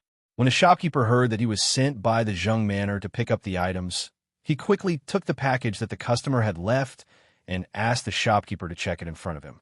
The gift that Warner prepared for Yang Fan was very thoughtful. Based on Yang Fan's status and wealth, she carefully selected a few suitable gifts. Of course, the gifts that she chose were also suitable for the status of the two parties. If she gave them a set of gold wine utensils, They would have no use for it other than to exchange it for money. The gifts that Wanner prepared were very thoughtful. Headwear, silk and satin, men and women's robes, and so on. Shoes that symbolized infidelity, mirrors that symbolized broken marriages, fans that symbolized unhappiness, and so on would never be given. Yang Fan did not understand these customs. If he really had to buy them himself, he might have bought some inauspicious things to send. Yang Fan tidied it up and folded it into a bundle and put it on his shoulder. When he passed by Princess Taiping Shanshan Square, he saw that the square's gate was already hung with a red silk banner. The gate was wide open and was guarded by soldiers, not allowing unauthorized people to enter or leave. The Tang dynasty only had the princess's mansion, not the prince consort's mansion. Princess Wu Yu and Princess Shang were going to live in the princess's mansion. He only needed to empty his hands and move to the princess's mansion. Yang Fan carried the package and looked deeply at the square door. He puffed out his chest and walked toward the Xiaowen Square. Chapter 205.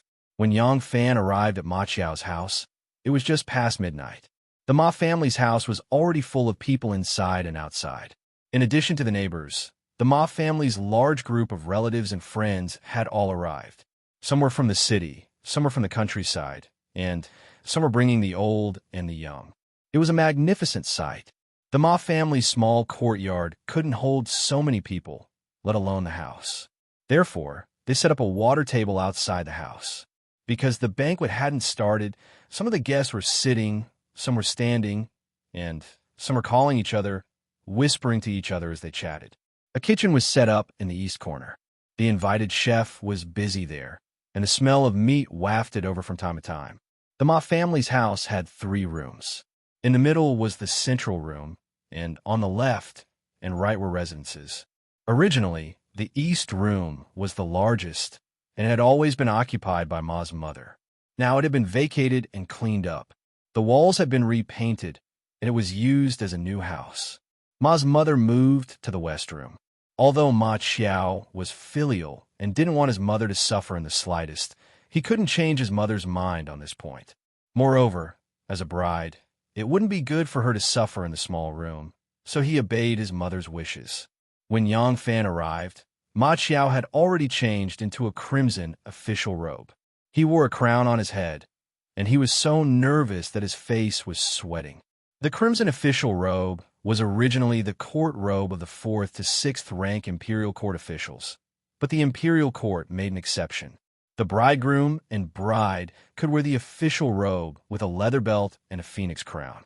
Therefore, Ma Qiao could dress like this. Seeing Yang Fan rushing over, Ma Qiao grinned at him. His face was a little stiff. It seemed that this wedding really made him nervous. Fortunately, there was Su Fangzheng and a few enthusiastic and respectable people to help him manage the wedding.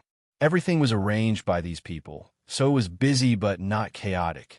In the afternoon, because it was early summer, the sky was still bright.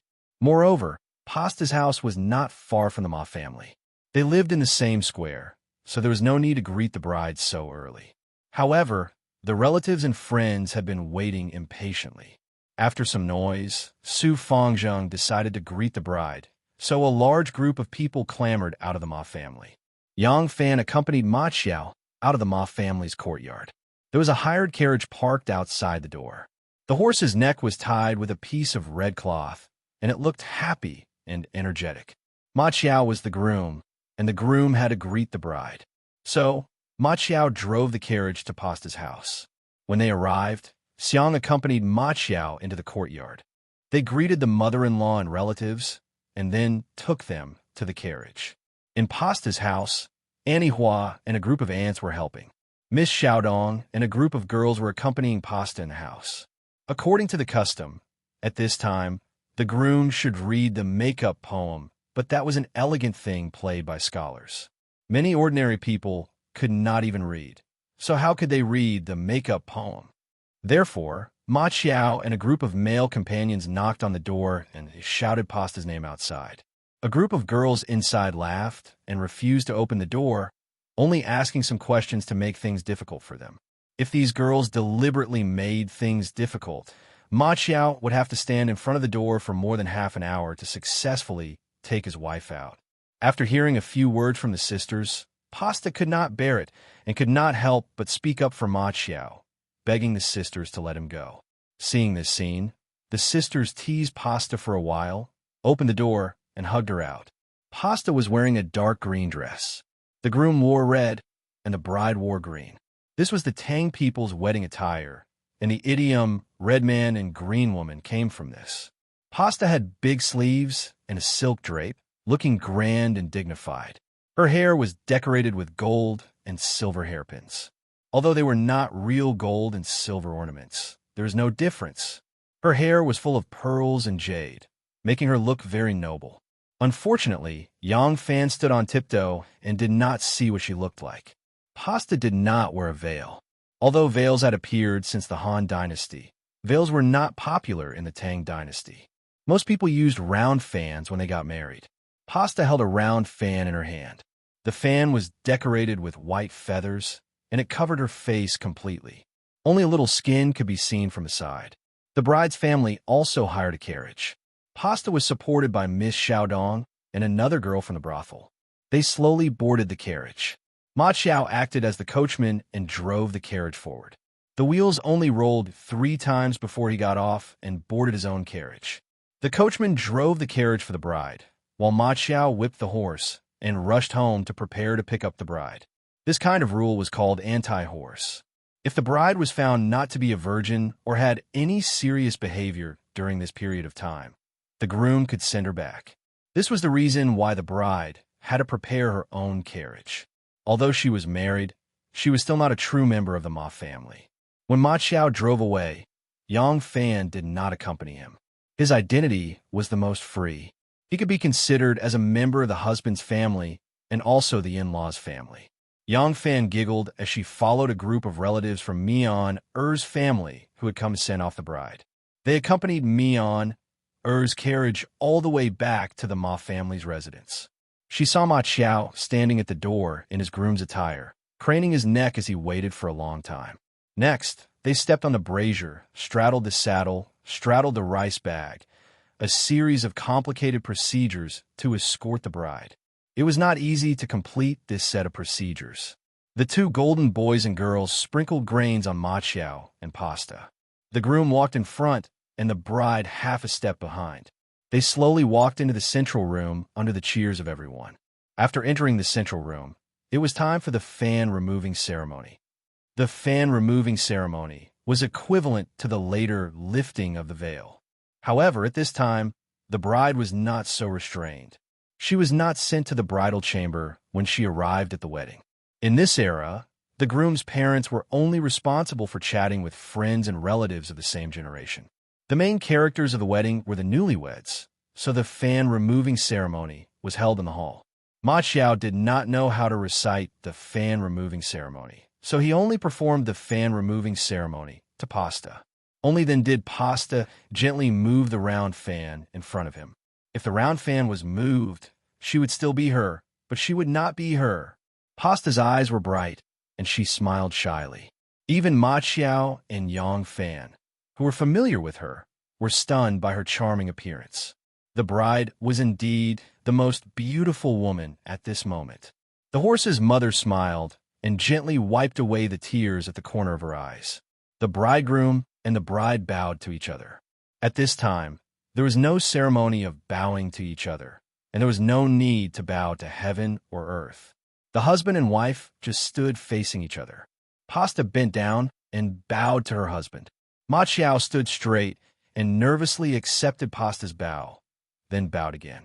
Pasta bowed again, and Ma Xiao bowed again. This went on for 4 times, and when the ceremony was complete, they were officially husband and wife. Only then did Pasta and Ma Xiao step forward together and bow to the mother-in-law as the bride. Yang Fan stood at the side and watched them cut off a strand of hair, tied it up with a red thread, and put it into a silk bag to complete the hair-tying ceremony. He watched them pick up chopsticks and eat a portion of stewed meat that had already been offered to the ancestors, completing this same prison offering. He watched them use a gourd that was divided into 2 and tied together with a red string to drink a cup of wine. His eyes were a little moist. It was a feeling of being connected by blood. He had long regarded Ma Qiao and Pasta as his own family. Seeing them complete the ceremony and finally become husband and wife, Yang Fan was sincerely happy for them. South of Luoyang, 5 miles village. It was quiet in the village. 2 old farmers with hoes in their hands were leisurely returning from the fields. In the courtyard of the first family in the village, a woman was holding a dustpan. She was calling the family's chickens and sprinkling the soaked rice over them. Under a big locust tree at the intersection, several village children were playing hide-and-seek. Suddenly, a dozen or so fast horses galloped over from afar. It had not rained for the past 2 days, so wherever they passed, they kicked up a cloud of dust like a yellow dragon. The riders quickly stopped in front of the outer courtyard of a village member surnamed Qiu. The riders were all dressed in the Western region's clothing. They all wore short robes with narrow sleeves and a leather belt around their waist. They wore deerskin boots and carried swords on their backs. They looked agile and heroic. They all wore light dew on their heads. Occasionally, the wind would lift up the curtain, revealing a trace of tender white skin. Obviously, they were all women. The courtyard door opened and the round Qiu Yuan Wai, ran out to welcome them. As soon as his short and fat legs crossed the threshold, he cupped his hands in greeting. "Ahaha, 7th young lady is here. I am sorry for not going out to meet you. Forgive me, forgive me. Qiu, I haven't seen you for 2 years. Why are you so fat?" With a clear and pleasant voice, a girl used a horsewhip to lift up the dew, revealing a face that was both happy and angry. Her eyes were clear and limpid, and her jade-like smile made her look bright and beautiful.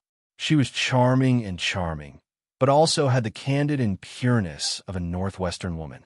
Her expression, posture, and every movement had the graceful bearing of a daughter of a wealthy family. It made people's eyes light up at first sight. Qiu Yuanwai's smiling face stiffened. He quickly smiled and said, "7th young lady, you must be joking." "Ha ha." Qiu bent her ball-like belly with difficulty and asked, "7th young lady, why did you come all the way from Chang'an?" That 7th young lady did not answer and only asked, "I am looking for Shunmu. Is he in the residence?" Qiu said, "Io, this is not a coincidence. Young master went out just afternoon and said that he will not be back tonight." 7th young lady's gaze froze. She bowed her head and asked, "Where did he go?" Qiu shook her head like a rattledrum. Her fat face trembled as she said, "Young master will not tell me his whereabouts." "Ah, 7th young lady, why don't you come to my residence and rest for a while? Even if young master did not come back today, he will come back tomorrow." 7th young lady snorted and raised her chin. "That vixen, did she go out with him, or is she in your residence?" Qiu did not answer directly. She only smiled and said, "Young master went out alone." 7th young lady rolled her eyes and snorted. "Then I will find another place to stay. Shunmu must have heard some news and went out to hide from me. Let's go. Does he think that I will not be able to find him if he hides?" This 7th young lady was an impatient person. She turned her horse and rushed into Luoyang City. A dozen fast horses followed behind her and rushed out. The hooves of the horses stirred up a cloud of dust. Qiu's round body disappeared in an instant. In the cloud of dust, only half of a fat stump could be seen standing there, and coughing sounds could be heard. At this moment, Shunmu was carrying a box of wedding cakes and 2 rolls of good cotton cloth. He was smiling as he stepped into Ma Qiao's house. Chapter 206. Please come in, please come in. You are. A small table was placed at the entrance of the Ma family's courtyard. An accountant was doing the bookkeeping, and 2 servants were in charge of receiving gifts. Upon seeing the green-robed young master, the accountant, who had just gotten free, quickly picked up his brush again. Shunmu smiled and said, "I am Shunmu, a friend of Yang Fan. My relationship with the bridegroom is spiritual." "Ha! Oh, Erling's friend." The accountant was also a worker of this place. Upon hearing this, he quickly wrote down his name and noted that he was Yang Fan's friend. This was a favor that should be returned. The servant beside him took the wedding cakes and cloth from Shunmu. Shunmu said, "The bridegroom is busy. I will not disturb him. I wonder which table Yang Fan is at. I will sit with him. One of the servants pointed to the water mat by the wall and said, "There, Beta Persei is over there." Shenmu turned his head and saw Yang Fan sitting at the second table of the water banquet. The people at the same table were all strong men. Everyone was happily eating and drinking. Shenmu smiled faintly, thanked the man, and walked over to Yang Fan's side. Yang Fan was a junior, and the people sitting at the banquet in the courtyard were the elders of the Ma family and the Jiang family. Because the courtyard was too small, there were only 3 tables in total. Even the elders in the neighborhood couldn't sit down and had to eat outside. Naturally, he couldn't be special. Yang Fan was talking and laughing with the old servant, Marquis Wu. Suddenly, someone stood beside him and laughed. "Erlang, long time no see." Yang Fan looked up and could not help but stand up in surprise. He said, Brother Shun, why are you here?" Shenmu said, "Haha, I happened to pass by and saw you. I asked around and found out that today is your good friend's wedding day. It is not good to come empty-handed, so I bought some small gifts in the market. Haha, may I sit with Erlang?" Quickly, please." Yang Fan quickly asked the people around him to make room for him and asked Shenmu to sit down with him. He also ordered someone to bring a bowl and chopsticks and filled it with water and wine for him. He said with a smile, "Brother Shun, I'm afraid you won't like this cheap wine." Shenmu smiled. "I have suffered in the past. I may not have suffered less than Erlang." "Oh." Yang Fan looked at him in surprise, but Shenmu didn't say anything. He just picked up the bowl of wine, sniffed it lightly, and took a big gulp. Then he picked up his chopsticks and stuffed a piece of fat pork in his mouth. The first table near the door was occupied by the Ma family and some of the neighbors. For example, Annie Hua and her daughter Xiaodong, who were busy with the Jiang family's affairs, were also here to eat wine. Because the Jiang family had few people and few relatives, once her daughter got married, she was the only one left in the family. She really could not afford a banquet. Therefore, when they were discussing the wedding, the mother of the noodles and the mother of the horses decided to hold the banquet together. This way, it would be more lively, especially since both of their families lived in the same place. If they held the banquet separately, many of the neighbors would not know which wedding banquet was suitable. They couldn't possibly bring 2 gifts, right? When the banquet was held together, Pasta's mother refused to take advantage of the in-laws. She also paid for the banquet. This was also an expedient measure for poor families to make the banquet as grand as possible without burdening themselves too much. Most of the relatives of the Ma family at this table came from the countryside. Because it was rare for them to come to the city, they brought their wives and children along. They strolled around Luoyang in the morning and rushed over in the afternoon for the banquet, filling the table. Among the simple and honest villagers, even if they were illiterate, their conduct would make even the well-educated and well-mannered people in the city feel ashamed of their inferiority. However, there were also some who liked to take advantage of others and were far worse than their counterparts in the city. Because even if those city people thought so in their hearts, they still had to take into account the opinions of others and their own face.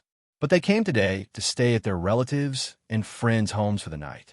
They would leave early in the morning tomorrow. They did not know these people and did not need to deal with them in the future, so they did not care about this. When the dishes were served, some of them stood up and moved the plates in front of them. A large group of women and children, like a group of sparrows crying piteously for food, swept away the dishes like a whirlwind sweeping away the clouds. Annie Hua could not bring herself to fight with them, but she could not eat a few dishes in a row, so she became angry. Annie Hua wanted to lose her temper, but although she was tough, today was the wedding day of her old sister's son. So she suppressed her anger and did not say anything. After a while, a few more dishes were served.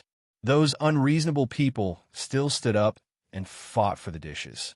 When they thought that their children were almost full and could not eat these things, one of the high-class women actually dug in her bosom and took out a leather bag. She poured most of the dishes into it, leaving only a little soup and leftovers on the table. Sitting next to that person was an old country woman. Because they were relatives, they were familiar with each other. Seeing the old woman like this, she couldn't bear to look at her and whispered a few words to her. The old woman curled her lips in disapproval and said, "Hey, Fifth Annie, if you want to eat, I'll leave some for you. Why do you care about other people's business?" Auntie Hua slowly raised her eyebrows. Although Miss Xiaodong's eyesight was not good, she could already sense that her mother was a little angry. She quickly pulled on her mother's sleeve and whispered, "Mother, this is Xiao Ge's big day." Hearing this, Auntie Hua suppressed her anger and let out a long sigh. Come on. Make way, make way. Be careful of the oil." A plate of stewed meat with juices dripping from it was brought to the table.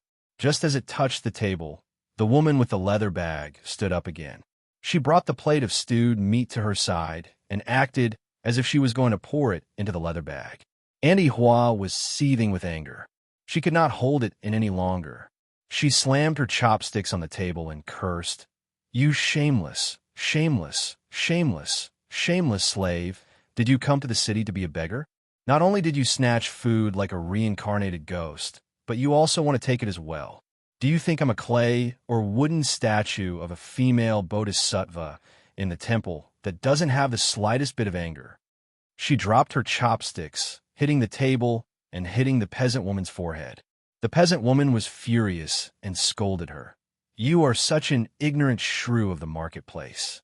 You're as fat as a black pig, yet you still want to eat. Aren't you afraid of being stuffed to death? Are you rushing to Er's house to sell it for a good price? Stinky slave, stinky, shameless beggar." Auntie Hua picked up an empty plate with a little grease left at the bottom and threw it at her. At the same time, she kept on cursing. The woman did not want to be outdone. She could not bear to throw away the plate of food that was still in her hand. She picked up an empty plate from the side and threw it back at Auntie Hua. Auntie Hua could not restrain her anger.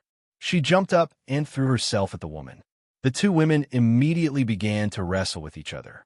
For a moment, some dodged to the side, and some tried to stop them. There was also the crying child. On the other side, Yang Fan and Shun Mu were talking and laughing. Shin Mu said, "Will Erlang return to the palace in a while? Or, oh, I won't go back tonight.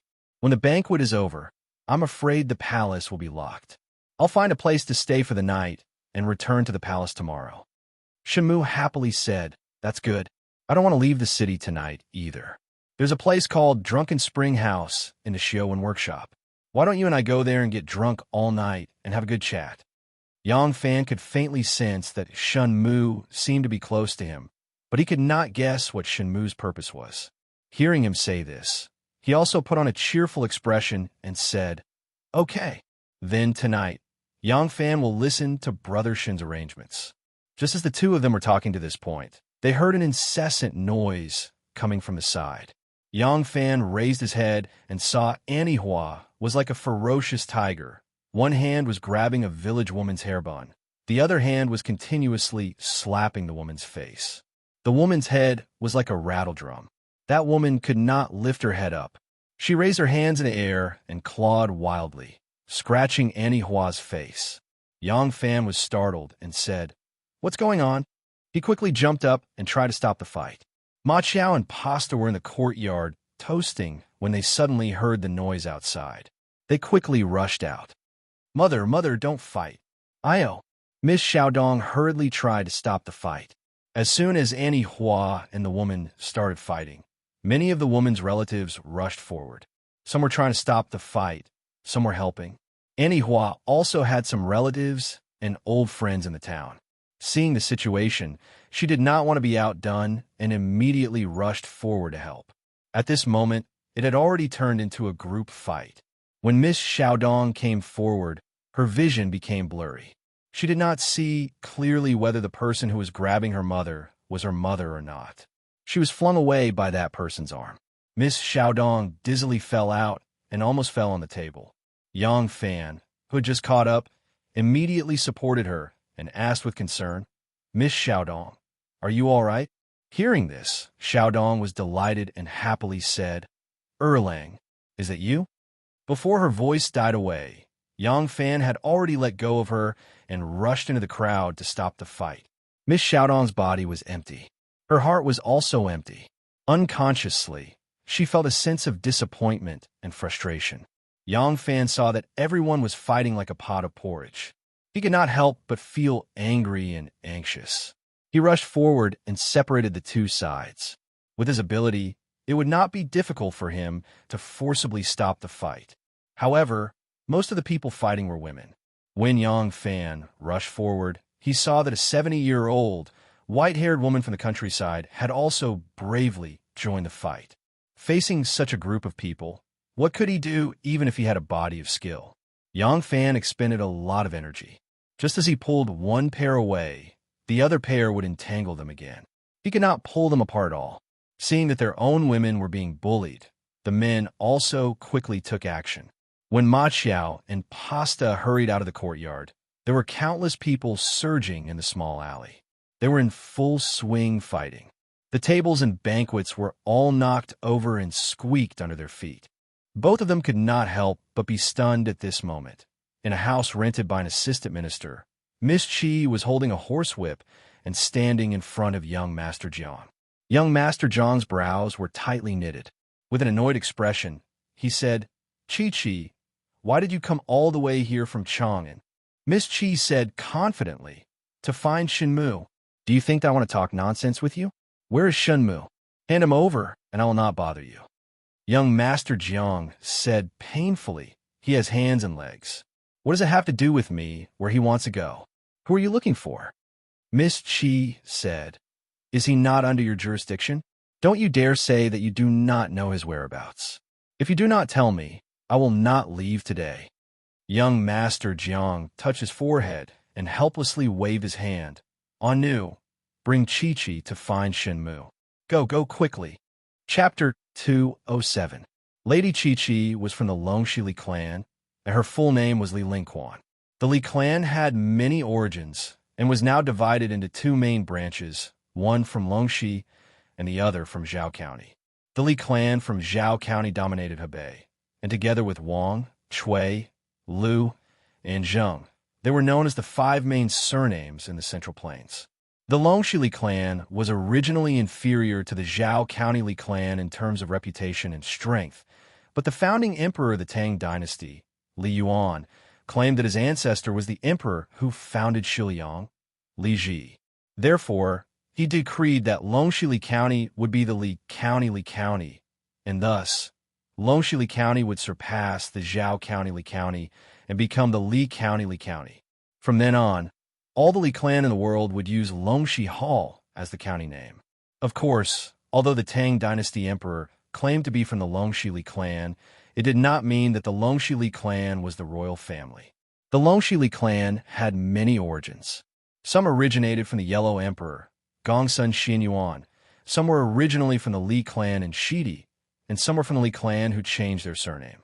Although the Li Tang clan claimed to be from the Longxi Li clan, they were the royal family, and from the beginning, they were a separate existence from the Longxi Li clan. The Longxi Li clan had a prestigious and powerful elder who was recognized as the clan leader and managed the affairs of the entire Li clan. The current leader of the Longxi Li clan was Lady Chi-Chi's biological grandfather. This old man from Longxi was very fertile. In his lifetime, he had 17 sons, and 4 of them died young, leaving 13 Langjuns. These people also inherited their father's genes, and all of them were very fertile. Just the eldest son of the first wife, Lady Chi-Chi's father, had 6 sons and 7 daughters. Therefore, Lady Chi-Chi had 6 brothers and 6 sisters, and naturally, 6 brothers-in-law. Her 6 brothers were all influential figures in Longxi, and her 6 brothers-in-law were naturally not inferior. If it was not for the fact that Lady Chi-Chi had so many untouchable people behind her, the arrogant young Master Jiang would not have such a headache just by looking at her. Young Master Jiang shook his head helplessly when he finally managed to get rid of Miss Chi-Chi. It's always difficult for women to deal with villains. It was a mess in front of the Ma family's gate. Su Fangzheng and the other elders shouted loudly, asking the servants and Marquis Wu to intervene and stop the fight. Gradually, the situation was under control. Anihua's face was scratched until it looked like a cat's face. She was angrily pulled away by someone. The face of the village woman who fought with her was red and swollen like a pig's head. Her original appearance could no longer be seen. As the noise gradually died down, she was still valiantly talking to her man, a country bumpkin named Chi Zhong. You coward. A man on the other side of the Kong bed is being bullied in his own home. Once he goes out, he can't even fart. Are you just going to watch as your women are bullied? Enough. Su Fangzheng bellowed and stopped her cursing. He swept his cold gaze across the crowd and shouted, Disperse. All of you go back to your homes. If you have the energy, go back home and use it. All of you get lost. When Su Fangzheng was angry, he really had that kind of attitude.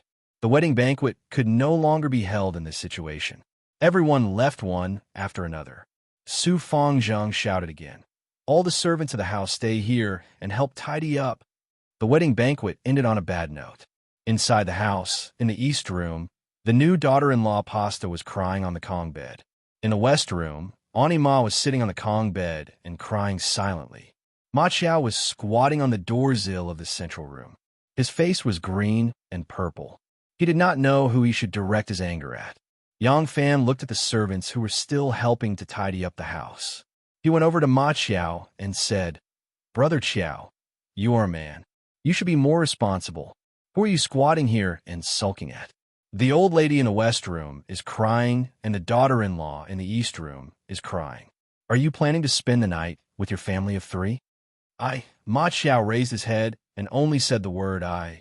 His eyes turned red and tears welled up in his eyes. Shamu also walked over. He lifted his robe and squatted down beside Ma Qiao. He comforted him.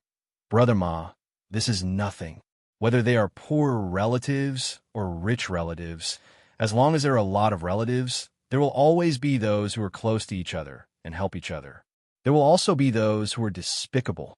There will even be some who see that you're living a better life than them and deliberately cause trouble for you. This is really not a problem for you. Yang Fan squatted down on the other side and said, Brother Shun is right. Today's matter is not about your wedding. If it is not a good idea and people laugh at you, when the news spreads tomorrow, you will not be the one who is embarrassed. You should comfort Annie first. I will help you to comfort Sister Ning. As long as the 3 of you live a good life, today's matter at the wedding banquet is nothing. Yang Fan and Shun Mu's words gradually eased the knot in Ma Qiao's heart. After thinking about it carefully, the 2 of them made sense. Ma Qiao nodded and said gratefully, Yes, you are right. I am a man. Today I am married. I am the pillar of the family. My mother cries, my daughter-in-law cries. I cannot be like this. He wiped the tears from the corner of his eyes and said, I will go and persuade Mother. Yang Fan nodded and watched him enter the west room. He turned to Shin Mu and said, Brother Shun. Shin Mu smiled and said, Go ahead. I will wait for you here. Yang Fan nodded and walked to the east room. By this time, the servants had worked together to clean up the broken things. The courtyard was clean inside and outside the courtyard, and the messy appearance of the cups and plates was no longer there. Su Fangzheng saw Shin Mu, Yang Fan, and Ma Qiao talking together and thought that they were good friends in the army. He walked over with a frown and sighed. Little brother, Shin Mu cupped his hands and said, Elder has worked hard, thanks to your help. It is nothing. It is inevitable that there will be some disputes when there are many relatives and friends. As Shin Mu spoke, he took out 2 strings of money from his pocket and said, Everyone has worked hard. Thank you, Elder. Su Fangzheng's face darkened and said, What are you doing? Shin Mu smiled and said, Elder, please don't take offense. How would this one dare to humiliate Elder? Just now, many brothers were only focused on helping and did not have the time to eat a hot dish or drink a mouthful of wine. This is a small token of appreciation from me on behalf of Ma Qiao. Elder is a person of virtue and prestige. I will have to trouble Elder for this matter. Hearing this, Workshop Master Su's face softened a little. He thought for a moment, then took the money and said, If that's the case, I won't be polite with you. Try to persuade Brother Qiao not to take it to heart. I'll lead them away first. In the East Wing room, Mianer covered her face with a blanket and lay on the bed, unwilling to get up. Today's farce had really made her lose all face. This was the most important day of a girl's life, and in the end, it passed just like that. She was really sad. Yang Fan stood for a long time before he slowly said, "Today is an auspicious day for marriage. I think it is not only in Luoyang. I am afraid there are many people all over the world who are marrying off their daughters and wives." Yang Fan's opening speech was very special. Pasta unconsciously stopped crying and pricked up her ears. Yang Fan said, "There's a class of people who marry honorably today. From now on, their families will be harmonious and they will live happily. There's also a class of people who don't marry honorably, but after they get married, their families will be harmonious and the husband and wife will love each other. There's also a class of people who marry happily and think they will live happily ever after. But in the end, they sleep in the same bed and dream different dreams. The fourth class of people who marry unwillingly. Their happy day is actually a sad day, and they will not have a good day in the future, so on and so forth. Because of all the unhappy things that happen today, Ningjia, you definitely can't be the happiest person, but you could be the second happiest person. Don't you think so?" Pasta quietly wiped her tears. Yang Fan said, "In order to manage your marriage, Annie worked very hard. If you are happy, she will be happier than if she lived a good life. I know Ningjia is a little sad, but these things are really nothing. Don't tell me you and Brother Qiao are the ones who are embarrassed. Some people don't care about the rules and cause you to feel upset on your happy day. But if you don't get over it yourself, what was originally a small unhappiness and an unhappiness caused by someone else will really become your unhappiness. Not only will you be unhappy today, but you will also need a long time to get over it in the future. Ningjia, you're a little older than me. Don't you think this is reasonable?" Pasta gently sat up and stared at Yang Fan. Yang Fan smiled and said, "Go and comfort your mother-in-law. She is even sadder than you are. Then, don't remember this unhappiness. Today is your big day. Tonight, you are the most beautiful bride." Pasta's pretty face blushed. The sadness and anger in her eyes unknowingly disappeared. After Yang Fan persuaded Pasta to change his mind, he went to the west room with Ma Qiao and coaxed the horses until they stopped crying and laughed. When it was time to rest, Yang Fan and Shenmu left the Ma family home. When they left the Ma family home, the moon had already risen above the trees. Many houses were quiet, without a single light. However, there was one place in the Xiaowen workshop that was brightly lit. This place was quiet during the day and noisy at night. It was the Drunken Spring Brothel, the largest brothel in the Xiaowen workshop. Although there was a curfew in Luoyang, it did not mean that people had to go home at night. They were just not allowed to wander the streets. Therefore, many prostitutes would go to the brothel in the evening to eat and drink, enjoy the singing and dancing, and have fun with their friends. When it was late at night, they would stay at the brothel and find a beautiful woman to sleep with. At this time, the Drunken Spring Brothel was the time when the prostitutes were having fun. The red lights in front of the brothel were hung high, and decadent music drifted into one's ears.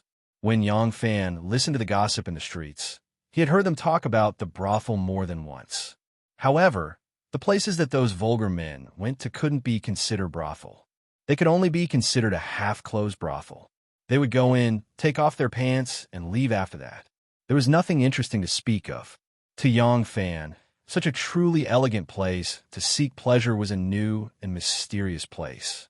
When the two of them stepped into the restaurant, there was no group of vulgar women coming to greet them with vulgar words of provocation. There was also no madam's big teapot shouting at the top of her lungs, "Ladies, come and greet the guests."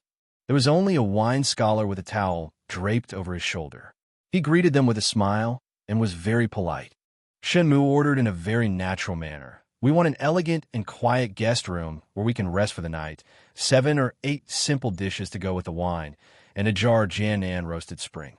Also, get 6 sisters who are eloquent, beautiful, and good at singing and dancing to accompany us for the wine."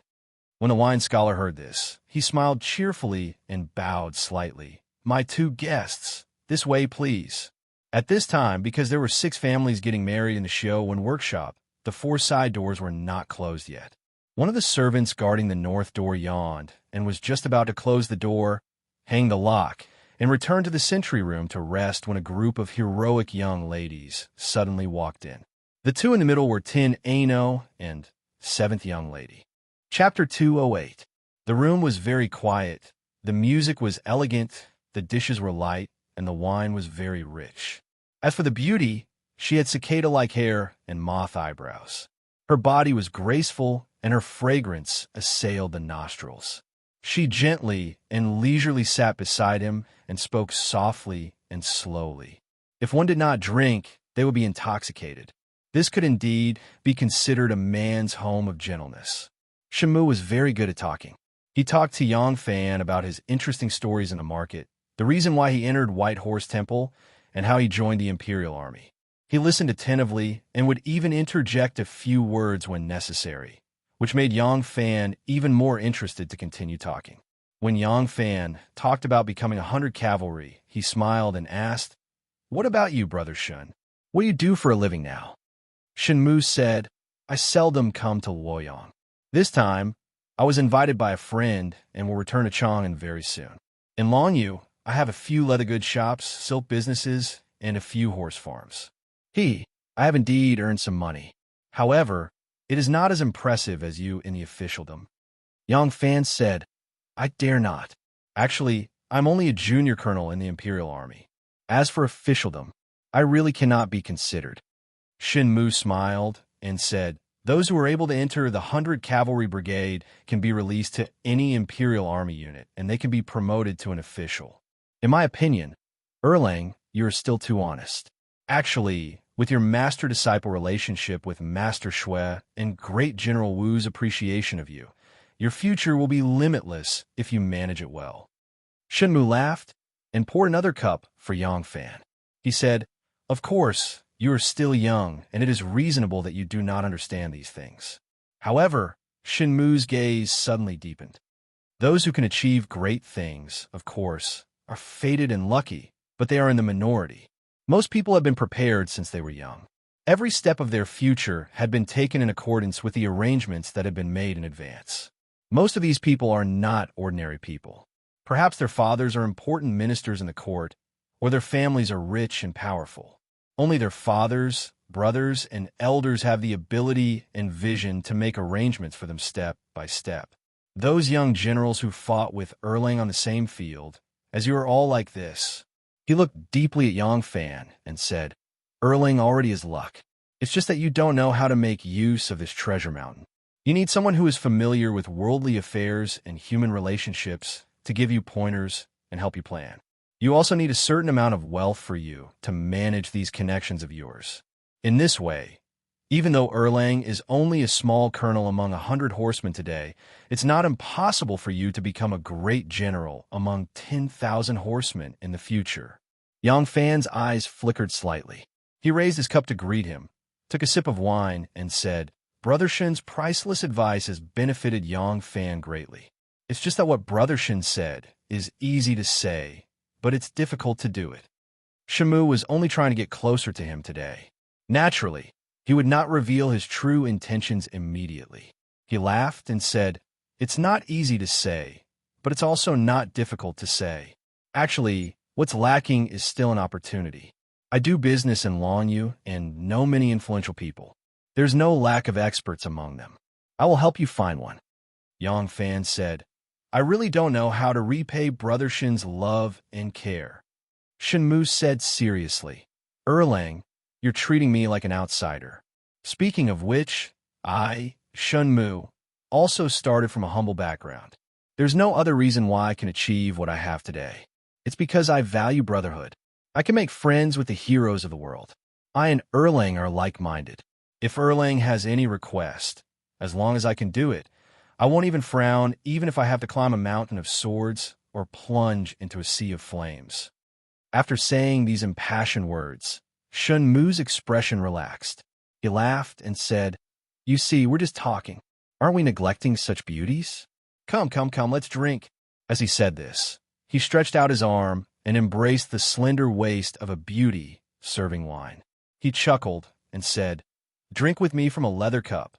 The beauty smiled sweetly at him and lowered her head to take a sip of wine. She pouted her bright red lips and moved closer to his. A lady in green who was sitting beside Yang Fan also took a sip of wine. She imitated Yang Fan and moved closer to him. Ladies loved handsome men. This young Lang Jun beside her was very charming. This beauty's heart was already itching for him. Usually, she hated it when guests touched her. Today, she could not wait for him to tease her. However, these two guests chatted briefly. With their experience, they knew that they were not here purely for fun. The two of them only cared about drinking and chatting. They could only serve food and wine at the side and did not dare to disturb them. Now that the discussion between the two of them had finally come to an end, of course, she wanted to be intimate with this handsome young man. Just at this time, the bead curtain was lifted with a schwa sound. Two beautiful young ladies stood outside the bead curtain. Two pairs of beautiful eyes swept inside. Shenmu raised his eyelids as if he did not see the people outside. He quickly pushed away the beauty who was about to jump into his arms. He frowned and said to Yang Fan sternly, "Erlang, you and I got together today. It's fine to drink and chat. Why did you call these girls here?" Yang Fan was stunned. Shenmu said with a righteous face, "Ask them to come and play some music and sing some songs. It's fine if they help with the wine, but let's not do such boring things. How can a group of vulgar women be pleasing to the eye?" After saying that, he shook his sleeves as if he was afraid of getting the smell of vulgar women on him. Yang Fan looked at this hero who was easy to make friends with. As long as he had a request, he would climb a mountain of swords and plunge into a sea of flames without batting an eyelid. He was momentarily stunned. Outside the bead curtain, a girl snorted softly and said leisurely, "Pretend. Continue pretending." "Who is it?" Lingquan, why are you here?" Shenmu sprang up from his seat, surprised and delighted as he walked forward to welcome them. Yang Fan's mouth was wide open in a daze. This guy's too good at pretending. Who is that girl under the curtain? Is she his wife? The person beside her is. Anu. Yang Fan's eyes widened abruptly. He looked at the pretty woman who was looking at him with a strange expression under the curtain, and then looked at the charming waitress who was pouting and trying to get close to him. He quickly pushed her away and stood up. "Anu, why are you here?" Shenmu said something to Miss Chi-Chi in a low voice. Miss Chi-Chi glanced at Yang Fan coldly and said with disgust, "You, don't hang out with such a shameless and lecherous person like him." Shenmu was all smiles as he said, Yes. Aren't we discussing business? How did you find your way here? It's dirty to stand in a place like this. Come, let's talk in the courtyard." Shenmu said and winked at Yang Fan, looking apologetic and innocent. Miss Chi-Chi had barged in. Although Miss Chi-Chi had brought a bunch of women with her, men who were good at martial arts might not be better than them. Chi-Chi came from Lanyu, the women of the Northwest Frontier Fortress, regardless of whether it was the Hu or Han, were all good at riding and archery. Their martial arts were also good, and there were very few weak women. As the saying goes, riding a horse with a skirt is like turning a canopy. Pulling left and shooting right must be stacked. If women are already like this, how can men meet again? This was used to describe the martial spirit of the Northwest region. With these people barging into the Drunken Spring Inn, how can a thug stop them? It was unknown what relationship Shenmu had with Miss Chi-Chi.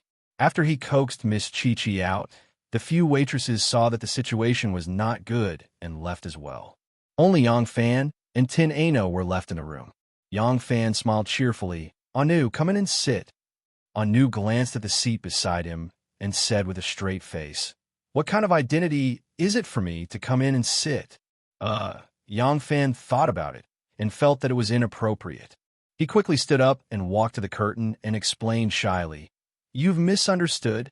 I'm just sitting here drinking and chatting." Tin Ano's face turned cold. "You want me to drink wine with my mouth and chat with my tongue?" Yang Fan cried out in grievance, "No way." Actually, Shenmu asked the waitress to have a leather cup with him, and the waitress beside me followed suit. "But I didn't drink." Tin Ano glared at him and said, "That's because I'm here." Yang Fan said, "If you didn't come, I wouldn't have drunk it. Don't you trust me?" Tin Ano's tone was a little soft, but he wrinkled his nose and said unhappily, "What does it have to do with me whether you drink or not? I'm not related to you, so why are you explaining to me?" When this sentence was said, both of them felt a little uncomfortable. That. Yang Fan coughed and said embarrassedly, "Today is the big day of Brother Chiao Er's marriage. I'm going to the wedding, but because it's too late to return to the palace, I wanted to find a place to stay for the night. But Shinmu brought me here for a drink." Cough. He's the one who called the waitresses. Tin Ano was able to find her way here because she already knew what was going on. When Yang Fan said this, she naturally believed him. She snorted coldly and warned him, "You better stop associating with such a shameless and lecherous person." This sentence was very familiar. It seemed like Miss Chi Chi had said it just now. Women would indeed help those close to them and not reason. Ma's mother's sadness was finally soothed by her son and daughter-in-law's kind words. She rested on the bed under their care, and the newlyweds then returned to their room. In the bridal chamber, the Chinese character Happy was pasted on the wall. On the table, a pair of dragon and phoenix red candles were lit brightly. The quilt was also red, reflecting a joyous atmosphere in the room, slightly diluting the gloominess in the hearts of the two people. However, the shadow of the misfortune they encountered on their wedding day still shrouded their hearts, making them unable to lift their spirits. Pasta sat on the bed quietly while Ma Xiao sat beside her quietly. At this moment, they should be hugging each other happily and being intimate. But looking at Pasta's indifferent expression, Ma Xiao did not have the courage to reach out his hand. After a long time, he sighed softly and said to Pasta, "It's late. My wife, let's rest." With that, Ma Xiao was about to stand up and blow out the red candles. Pasta looked up and shouted anxiously, "Stop. What are you doing?" Ma Xiao said blankly, "I'm blowing out the candles." Pasta quickly said, "No, my mother said that the candles on the wedding night must be lit until dawn. Only then will the days be prosperous and bright. The red candles on the wedding night must not be extinguished." "Is that so?" Ma Xiao suddenly remembered that his mother had also reminded him that, and he actually forgot about it. He scratched his head and looked at the red candles that were just inches away, and then looked at the blanket on the bed. He suddenly asked worriedly, What if the wind is too strong and blows it out?" Pasta laughed, and her face instantly turned red. She could not help but scolded with shame and anger. "You idiot! What nonsense are you talking about?" Ma Xiao saw that her face was bashful, and it was a charm that he had never seen before. He could not help but stare blankly. It was only for a moment before he could not help but say, "My wife, you are really beautiful. It is indeed better to have the candles lit." Pasta became even more bashful. Ma Xiao leaped forward with a gust of wind. The wind only shook the candles slightly, but it blew away the unhappiness in both of their hearts. Chapter 209. The song ended and the guests dispersed. Princess Taiping sent off the last guest and stood in front of the hall, feeling physically and mentally exhausted. That year, when she got married for the first time, the royal family held a grand ceremony for her. Because the carriages of the bridal party were too big, they were unable to enter the square. Even the door of the square had to be torn down. On the night of the bridal party, countless guards lit torches and burnt the wood on the roadside. This marriage between Wu and Li had great political significance. The wedding was still grand, but because of the hasty preparation, the scale could not be compared to the previous one. However, to Taiping, this was too complicated to bear. In reality, the scale of her first wedding was just a story that other people took delight in talking about. What Taiping could never forget was the joy and longing she felt when she sat in the carriage to send the bride off, the nervousness and shyness she felt when she undressed in front of the prince consort Xue Xiao on the night of their wedding. As for today's wedding, she was only going through the wedding procedures meticulously. The empress personally came to preside over her daughter's wedding and only returned to the palace at dusk. The newlyweds, civil and military officials and relatives of the royal family took almost 2 hours to send off the empress. When they came back, they still held a banquet to celebrate. Until now, the guests had left, leaving the hall in a mess. The marriage system of the Tang dynasty had red men and green women. However, Princess Taiping was now wearing a black crooked dress. This was a wedding according to the Zhou rites. The Zhou rites were black. Wu Zetian had long claimed that the ancestor of the Wu family was King Wu of Zhou. Her biological father, Wu Shiyu, had the title of Duke of Zhou. Not long ago, Fu Yi led a group of people to ask the empress to change the name of the country to Zhou and call her the Emperor of Zhou. Today, Taiping's wedding changed the tradition of the Tang dynasty and held a grand Zhou wedding. Princess Taiping sneered in her heart. Her mother really did not let go of any opportunity. She was wearing a deep black silk robe with a red edge. She looked dignified and generous. Her knees were covered with jade pendants and other necessities. Her head was not covered with pearls and jade, but only a strange-looking jade ornament. It had the charm of the pre-Qin dynasty. The dark and heavy color of the clothes and the simple decorations, although not as bright and festive as the dresses of the later generations, revealed a kind of solemnity and solemnity. However, when matched with her absolutely joyless expression, it gave off a feeling of lethargy. The steward, Li Yi, stood beside her with his hands slightly hanging down. Princess Taiping heaved a long sigh of relief and ordered, "Just a simple cleaning is enough. Tomorrow we will do a more thorough cleaning." Here, seeing that Princess Taiping was about to turn around and leave, Li Yi hurriedly chased after her and whispered, "Princess, Prince Consort." Princess Taiping stopped and turned her head to take a look. Wu Yuji's face was as red as a pig's liver. His eyes were half closed as he leaned on a table, mumbling something to himself. Princess Taiping said in disgust, "Let him lie here." As soon as he entered the backyard, the housekeeper, Zhou Min, came to greet him. Princess Taiping asked, "Are Chong Sun and Chong Jin asleep?" Taiping's 4 children were probably the happiest ones in today's wedding. They treated the wedding as a very lively game and spent the whole night in the crowd excitedly. However, before the guests left, they were already tired and were taken away from the front hall by the nanny. Zhou Min replied, "Yes." The young Lang Jun and his wife had both fallen asleep. "Princess, do you want to take a bath? The water is ready." Princess Taiping said lightly, "Leave it first. I will go to the study to tidy up something." In the study, Princess Taiping moved the candle closer and quietly looked at the information she had collected. She thought carefully, Chi Chong Ji is dead. Longxi has 1 less general. There must be someone who covets this vacancy.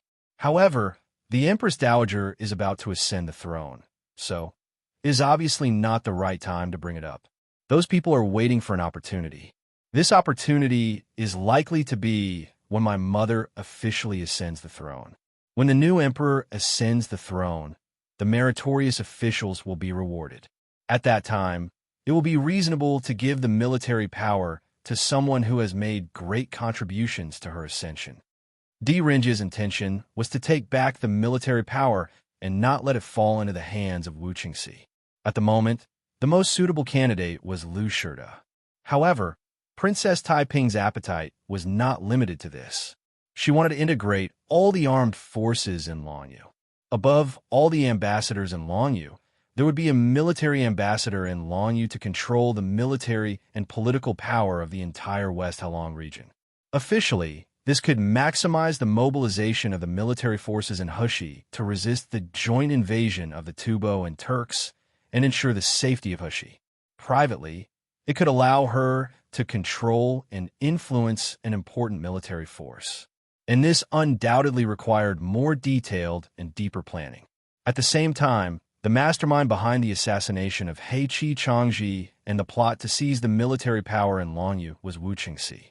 The masterminds were his left and right-hand men, Zhou Xing and Qiu Xinji. The ones who proposed the marriage between her and Wu Qingxi were also these 2 lackeys. Whether it was from the perspective of seeking political power or personal vengeance, these 2 people must die. Whether it was the plot to seize the military power or the assassination of Zhou Xing and Qiu Xinji, although the contest was in the imperial court, the work still needed to be done in Longyu. Only there could the situation be stabilized, and she could kill 2 birds with 1 stone. Power, and the enemy would be beheaded. Thinking of this, Princess Taiping's eyes narrowed slightly. The light reflected in her eyes like a Persian cat, shining with a treacherous light. Bang!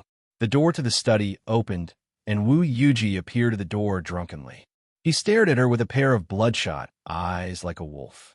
The two maids at the door were at a loss. The maids at Taiping's side were all highly skilled sumo masters. The problem was that Wu Yuji was Taiping's legitimate husband. Without the princess's orders, they would not dare to offend their superior. Princess Taiping frowned and asked coldly, "What are you doing here?" Wu Yuji rudely pushed aside a maid who was blocking his way and swayed as he walked in. He reeked of alcohol and said, Today is my big day. Well, what do you think I want to do? I want to sleep." He spun around dizzily and said in a daze, This is the bridal chamber? Bed, where is it? Quick, help me sleep. Undress me." Princess Taiping suppressed her anger and said, "Fuma, you are drunk." Why can't I be drunk on my big day? I am happy. Ha ha. Wu Yuji laughed crazily with the help of the alcohol. 2 streams of hot tears rolled down his cheeks. He wiped his tears and burped. He bent over and got closer to Princess Taiping. He squinted at her and asked in surprise, "Who are you? Why are you dressed so ugly? You look like your husband just died." "Ha ha. This is interesting. My wife just died too." "Ha ha. Pa." Princess Taiping slammed her palm on the table and raised her eyebrows. She said in a threatening tone, "Fuma is drunk. Little Xiao, Z, bring Fuma to the black-faced man to rest." The black-faced man was an elegant name for a pig. Princess Taiping's residence did not need to raise pigs for meat. However, there was a pigsty in her residence. At that time, donkeys, pigs, and geese could be kept as pets in rich families. The black-faced man in Taiping's residence was a pet pig raised by Princess Taiping's eldest son, Shuechong. "Princess." 2 burly maids at the door looked at her in shock. Princess Taiping glanced at them and sneered. "What? You dare to disobey my orders? This servant does not dare." The 2 sturdy maids at the door looked at each other and walked over to pick up the unconscious Wu Yuji. Under the peach tree in Drunken spring brothel, Miss Chi-Chi was complaining to Shunmu about her grievances. Suddenly, tears rolled down her cheeks, and she sobbed. "Why are you always so polite to me?" Shunmu said helplessly. "Is it wrong for me to be polite to you?" Miss Chi-Chi sobbed. "Do you know that the more polite you are to me, the sadder I am? Why are you always avoiding me?" Shunmu said, "How can there be such a thing? I'm really busy." Chi-Chi wiped her tears and said, "Excuses. They're all excuses. Am I, Li Lingquan, inferior to a wine cellar like her?" Shunmu's face darkened. "Chi-Chi, you are not allowed to insult her." Chi-Chi gritted her teeth and said, "I know that even though you have 5 surnames, you have been bullied by the main branch of the Li clan. You once said at the Proud Moon brothel in Chang'an, women of the 5 surnames are valued in the world, but I am the only one who is cast aside. Just because my surname is Li and I am from the main branch of the Li clan, you despise me, right?" Shunmu's head started to hurt. He rubbed his forehead and replied weakly, "No, yes. Look at how insincere you are. I am in Chang, and you are hiding in Luoyang. Now that I am in Luoyang, where are you going to hide?" Shunmu smiled bitterly. "I will be going to Longxi soon to settle some matters at the White Water Stream." Chi-Chi exclaimed, "As expected, you are going to avoid me again. Am I that annoying?" Shunmu had a stupid look on his face. "What I mean is if you are willing, we can go together." Chi-Chi was stunned for a moment before jumping up and down in joy. "Really? As expected? A man must keep his words. You are not allowed to go back on your words." "Wah!" Hearing Chi-Chi's savage laughter, Shunmu already started to regret. In the room, Tin Ano and Yang Fan were whispering, "There's a reason why aristocratic families can survive for thousands of years and never fall no matter how the dynasty changes. Those who can be groomed as the heir of an aristocratic family are definitely not good-for-nothings or mediocre. Another reason is that they will spare no effort in grooming talents. If they found someone with a bright future, or if this person was a promising talent, they would definitely not let him go. They will not suppress you because they are jealous of your ability, nor will they let you off because they think highly of themselves. They will use conditions that you cannot refuse to make you one of them. They will spare no effort in supporting and grooming you. This is the breadth of mind of an aristocratic family, and it is also the ability of an aristocratic family. Yang Fan's eyes flickered. I understand now. Shun Mu is from an aristocratic family, and so is that young master of yours. Since his contact with me is beneficial to me, why did you break the rules and tell me about it? Hearing his question, Tenano could not help but feel a little lost. Her big eyes flickered for a while before she bit her red lips and said softly, I don't know either. Perhaps, although he has no ill intentions, I still don't like the feeling of him wanting to use you. Chapter 210. It was a long night. In the end, Lady Chi-Chi still left. She had no choice but to leave. Even though she had a tough temperament, it was enough for her to barge into a brothel at night. If she dared to spend the night in such a place, no matter how favored she was, her father and grandfather would definitely lock her up in the ancestral hall for ruining the family's reputation. However, she was overjoyed when she left because Shun Mu had promised to bring her along to Longxi. Tin Ano naturally had to leave with Chi-Chi. She was the only one who could find a place to stay since the door was closed. After Chi-Chi and Tin Ano left, Shun Mu and Yang Fan stayed in this quiet little building. Of course, Shun Mu did not dare to call on those girls. In fact, if it were not for his generous compensation, the manager of the Drunken Spring brothel would have chased them out a long time ago. Not only did Miss Chi-Chi's underlings beat up 6 thugs, broke a door, and broke 3 benches, there were even 2 customers who were doing business who were almost impotent after being frightened by them. There was nothing interesting for the 2 men to do living in the same small building, but they did not sleep early. The manager of the Drunken Spring brothel noticed that the lights were always on in the small building. They sat opposite each other in front of the window and chatted until very late. The manager took a nap and found that they had just turned off the lights when he woke up in the middle of the night. The next morning, at dawn, a roar came from the pigsty on the west wall of Princess Taiping's residence. Li Lingwei, how dare you humiliate me like this? I will kill you. I will kill you. Following this angry roar, the bell on the gate of heaven rang. The bell echoed throughout the city, and a new day had begun. Not long after Fu Yi submitted a petition to be promoted and Princess Taiping married Wu, more and more people submitted petitions to persuade the empress to ascend to the throne. Officials of all levels, members of the royal family, representatives of the common people, monks and Taoists all put forward their petitions to urge the empress to ascend to the throne. After more than a month, they launched the second persuasion. This time, there were also some chiefs of the sea who hurriedly sent envoys to pledge their loyalty to the Tang dynasty. However, Wu Zetian still rejected their requests. Li Dan knew that his mother was waiting for him to express his stance. The emperor was still living in the Eastern Palace. There was no place for him in the Imperial Palace. The emperor did not have any ministers to discuss with, so he could only find his empress and concubine Do to discuss the matter of persuading. In the palace, the 38-year-old emperor of the Tang dynasty said uneasily, Mother's ascension to the throne is an irresistible trend. Mother is waiting for me to persuade her. If I don't persuade him, I'm afraid a great disaster will befall us. He pointed at the stack of memorials on his desk and said, Look, I never see memorials from the ministers here, but today, Li Dan let out a soft sigh and said, These are memorials submitted to me by Assistant Minister Zhong Qinka of the Phoenix Pavilion, Great General of the Left Jade Seal Zhang Qinshuan, Great General of the Left Golden Wu Qiu Shinji, Inner Custodian Xin Changqian, the newly promoted Fu Yuyi, as well as Imperial Censor Lai Zixuan. Empress Lu asked, What did they say? Li Dan said bitterly, They want me to abdicate the throne and give up the country. There was a moment of silence in the palace. After a long time, concubine Do said faintly, Everyone, your majesty, why don't you abdicate? It's boring to be an emperor. If you don't take the initiative to persuade her, I'm afraid. Li Dan looked at Empress Lu again.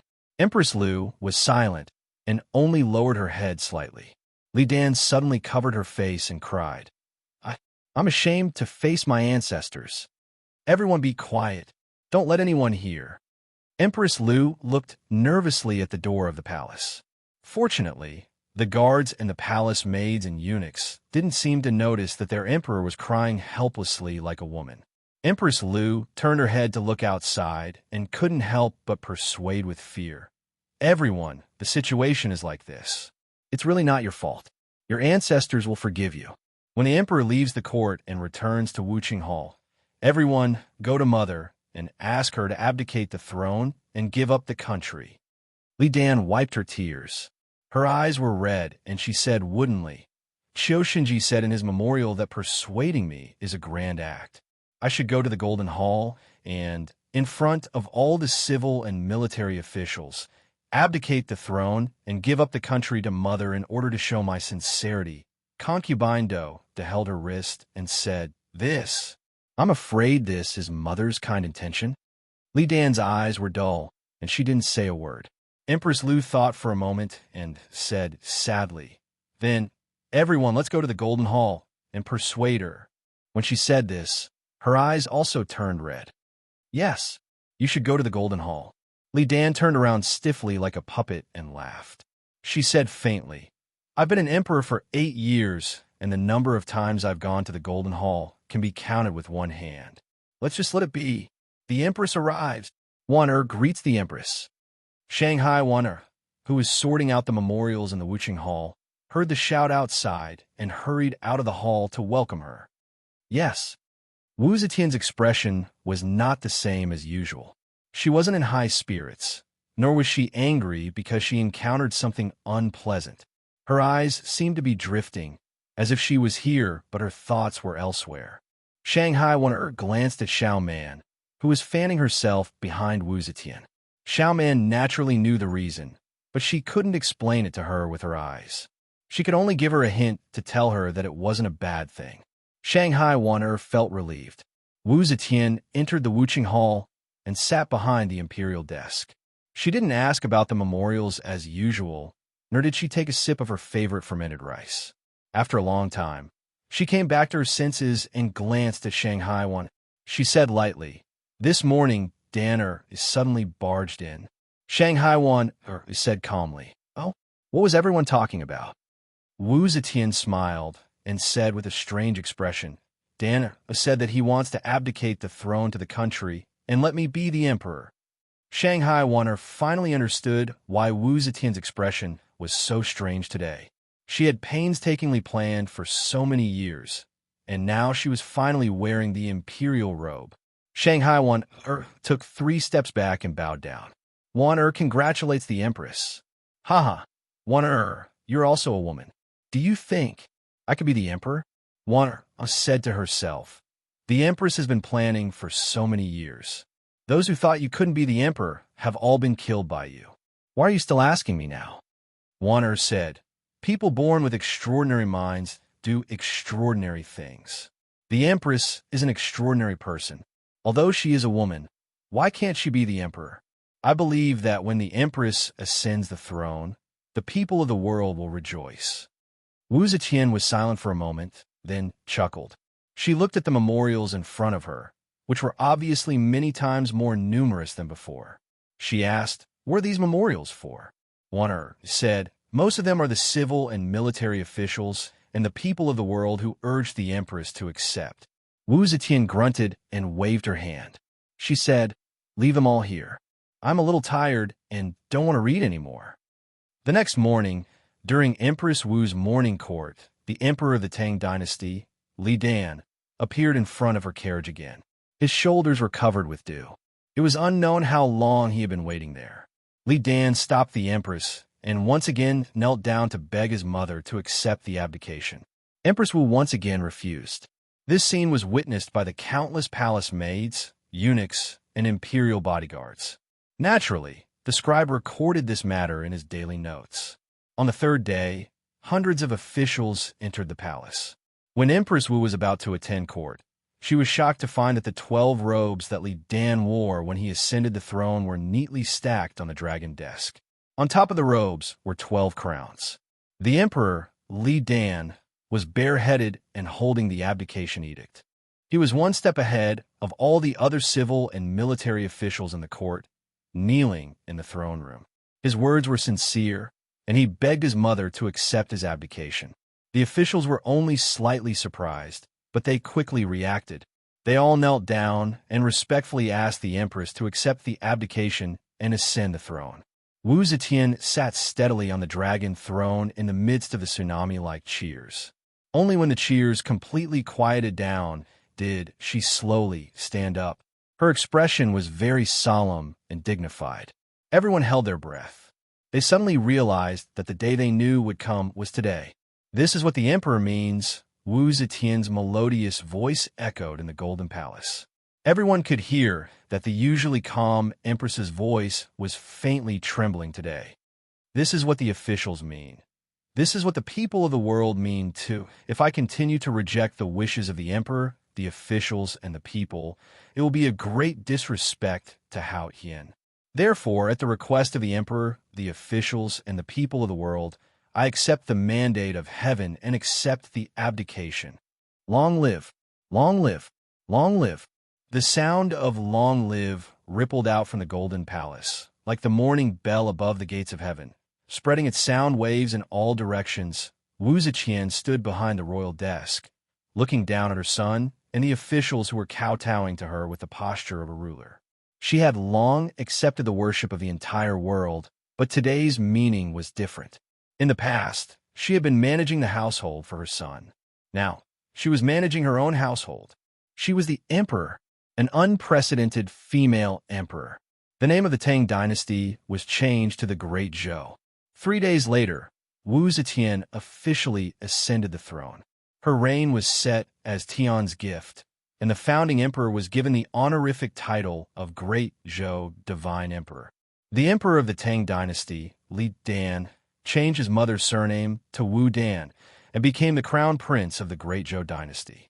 Wu Zetian wore a ceremonial robe and held a grand coronation ceremony in the palace of Wanxiang.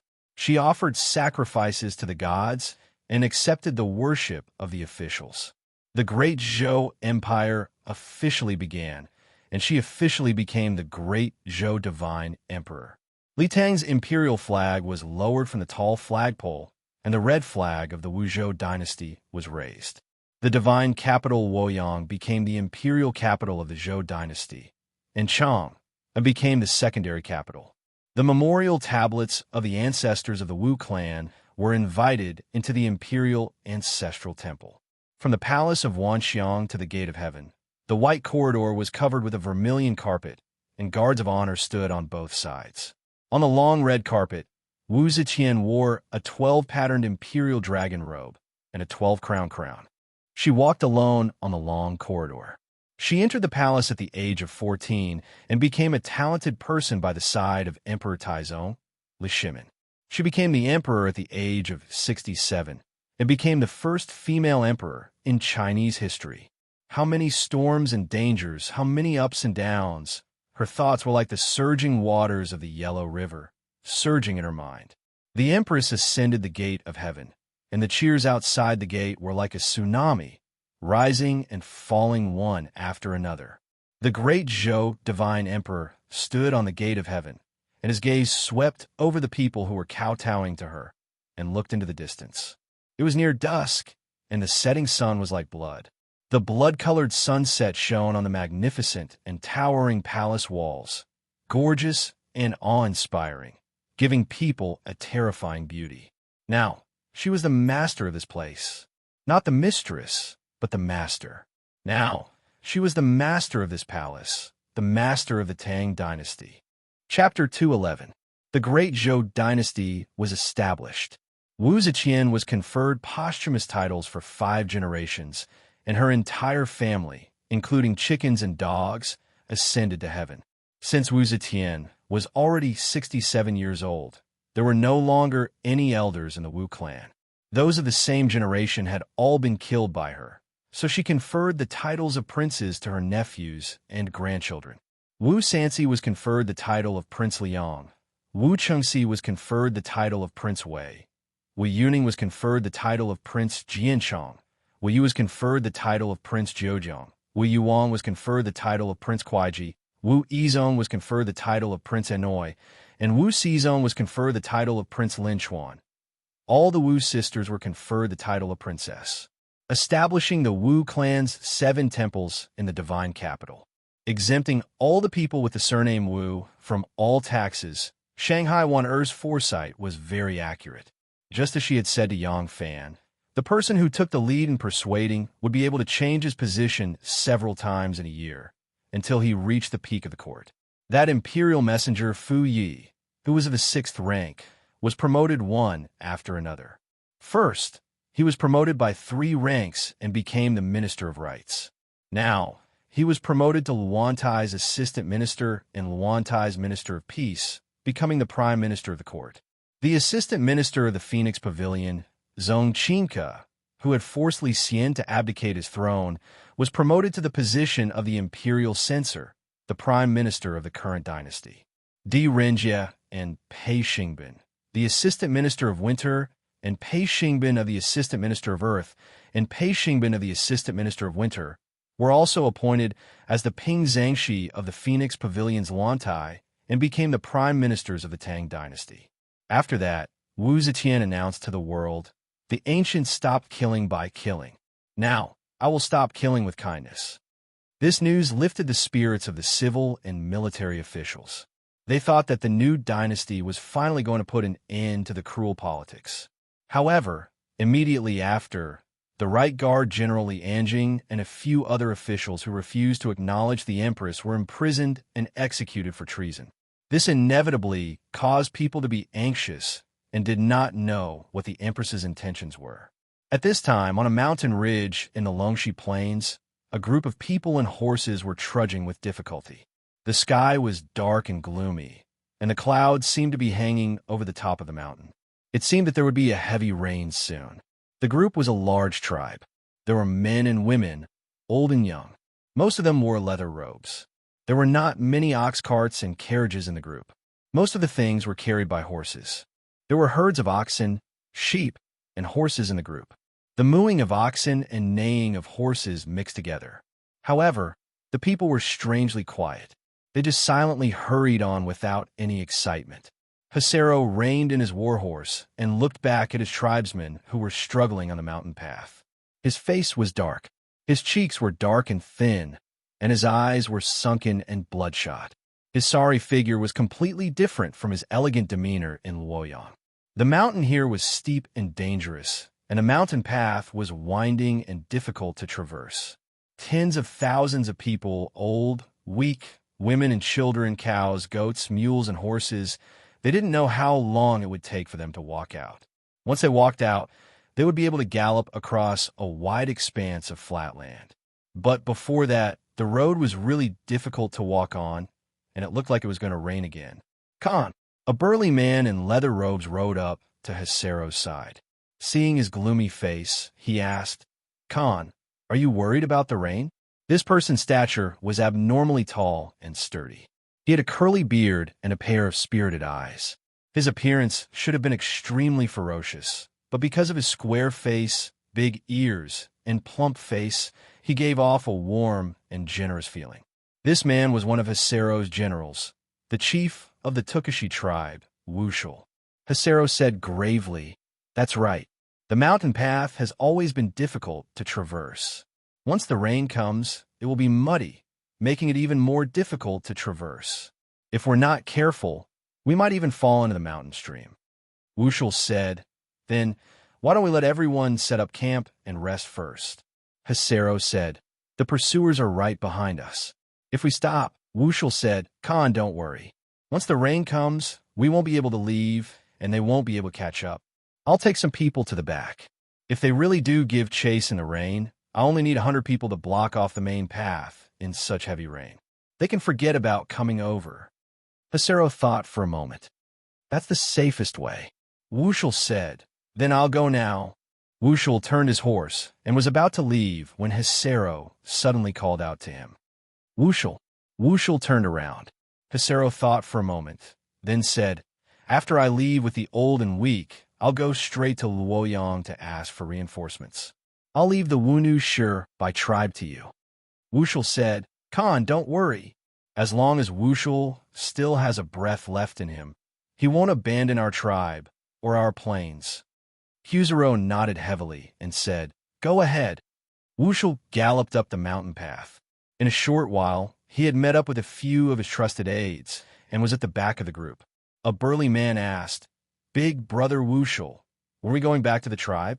Wushul said, "We'll first cover the Khan and his tribesmen as they leave.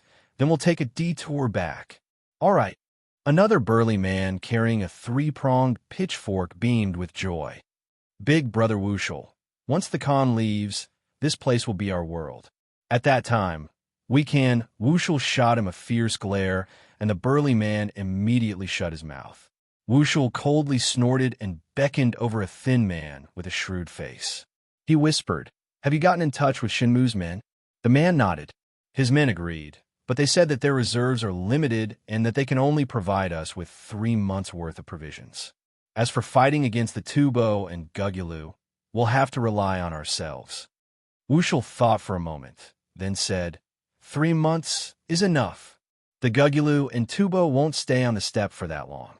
Let our tribesmen get through the current crisis first. Yes. As the group spoke, they gradually disappeared around the corner of the mountain peak. Longyu was in trouble. Before Direnjia, Shunmu, Princess Taiping, and the others could make detailed arrangements for Longyu, the Tubo and Eastern Turkic Khaganate's Gugulu had begun to move. Just as Shunmu had predicted when persuading Direnjia, the moment the Turks and Tubo learned of Blacktooth Changji's capture, they would take advantage of the fact that the Qingyuan Path Commander-in-Chief had been captured, the low morale of the armies, and the absence of a new commander-in-chief. This was even faster than Shunmu had predicted, as the Eastern Turks and Tubo had many spies in the areas controlled by the Tang army. Blacktooth Changji had been publicly captured and sent to Luoyang in a prison cart, so there was no need to spend too much effort in making inquiries. The Eastern Turkic spies had personally witnessed Blacktooth Changji being escorted to the capital. When this important news reached the Eastern Turks, Khagan Gugulu was overjoyed. At this time, Gugulu was ill and could not personally go to battle, so he immediately ordered his younger brother, Moshe, to lead an army to Whitewater Stream. At the same time, he informed the Tubo, who immediately launched an attack on the Western Turkic Khaganate that had submitted to the Tang dynasty. The Western Turks were in dire straits under the attacks of the Eastern Turks and the Tubo, their territory and numbers dwindling by the day. How could they resist the ferocious Tubo army? Helpless, Huzuro could only disperse the 10 tribes under his command and scatter them across the steppe. Then he led the old, weak, women, and children back to the Tang encampment to avoid the brunt of the attack. Smoke rose from the western regions as Tang messengers traveled day and night to deliver the news to Luoyang. The divine capital, Luoyang, was still ignorant of the situation in Longyu and was still immersed in the celebratory atmosphere of a new dynasty. On this day, Wu Zetian was holding a grand family banquet in the Wanxiang Divine Palace, gathering all the members of the imperial family to celebrate the peace. The Wanxiang Divine Palace was also known as the Bright Hall. The Bright Hall was where the emperor would hold court and discuss the country's military and political affairs. Using it to hold a family banquet where people could sing and dance and the fragrance of wine and meat wafted through the air was a bit lacking, but Wu Zetian wanted to hold it here. In the first year of the founding era, a year before the death of Gaozong Liji, Wu Zetian wanted to hold a banquet in the Hall of Announcing Politics in the Bright Hall, but Professor Taichung led a group of civil and military officials in retorting. The Hall of Announcing Politics is the main hall, where the emperor holds court. It is solemn and dignified. How can it be used to eat and drink? Although Wu Zetian had already seized all the power at that time, Gaozong Liji was still alive, and Professor Taichung and the other officials were confident in their stance. She did not dare to act arbitrarily and could only suppress her anger and hold a banquet in the Hall of Announcing Politics. She did not forget this matter. 9 years later, she became the emperor. She insisted on holding the banquet in the Wanxiang Divine Palace, which was grander, more dignified, and more glorious than the Hall of Announcing Politics. No one dared to say anything. The huge and magnificent Bright Hall was decorated with lanterns and streamers, and Yang Fan and Xie Xiaoman strolled around the palace. Yang Fan now only had one enemy left, but he could not find a chance to make a move. Qiu Shenji was skilled in martial arts and slightly better than Yang Fan. He also had many servants around him, so it was too difficult for Yang Fan to get close to him. Now that Yang Fan had Wanner to worry about, he could not risk exposing his identity, so he could only wait patiently. That night in the Drunken Spring House, he and Shun Mu talked until late. No one knew what they talked about. Yang Fan also completely buried the matter in his heart, as if it had never happened. Recently, Xiaoman was a little distracted. She had already sent people to Guangzhou Prefecture according to the method Yang Fan taught her. According to the time, her people should have already arrived in Guangzhou Prefecture. Notices offering a great reward for finding her elder brother have been posted all over the streets and alleys of Guangzhou Prefecture. Xiaoman did not know when her people would come back, and when they came back, whether they would bring her elder brother back. So recently, her heart was full of worries, and she was always a little distracted. Because the two of them had their own worries, they walked side by side for a long time without speaking. When the two of them walked to a corridor in the side hall, a voice suddenly came from behind a screen, and the two of them could not help but stop. Today, Wu Zetian was holding a grand family banquet, and all the dance and music masters of the left and right musical houses and the inner musical houses had come. Each of these masters had a large group of followers and disciples who needed to accompany the masters to perform, so they occupied the east and west side halls and corridors of the main hall for changing clothes, putting on makeup, and rehearsing. The corridor that Yang Fan and Xie Xiaoman passed through also had a row of screens, which divided the extremely wide palace corridor into two halves.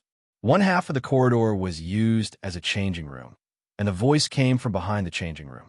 It was a crisp and childish voice. Fifth brother, no matter whether the country is called Zhou or Tang, or whether a surname is Wu or Li, this world is fought for by our family. Now it is our grandmother who rules the world, and it is still our family. Do you understand? Don't be listless, and let those Wu scoundrels look down on you. The voice was so loud that the eunuchs who were walking in the corridor and the people who were changing behind the screens all heard it, and the whole corridor suddenly became silent. Yang Fan and Xiaoman looked at each other and thought, this child must be a member of Li Tang's royal family, and he still dares to speak like this at this moment. I don't know if he is young and ignorant, or if his courage is commendable. At this time, the childish voice said again, all right, you get ready. I'll go take a look first. As soon as he finished speaking, a small person ran out from behind the screen. Yang Fan was standing outside. That person didn't expect this and couldn't stop in time. She bumped into Yang Fan's thigh. She immediately cried out in pain and covered her nose with her hand. Tears welled up in her eyes.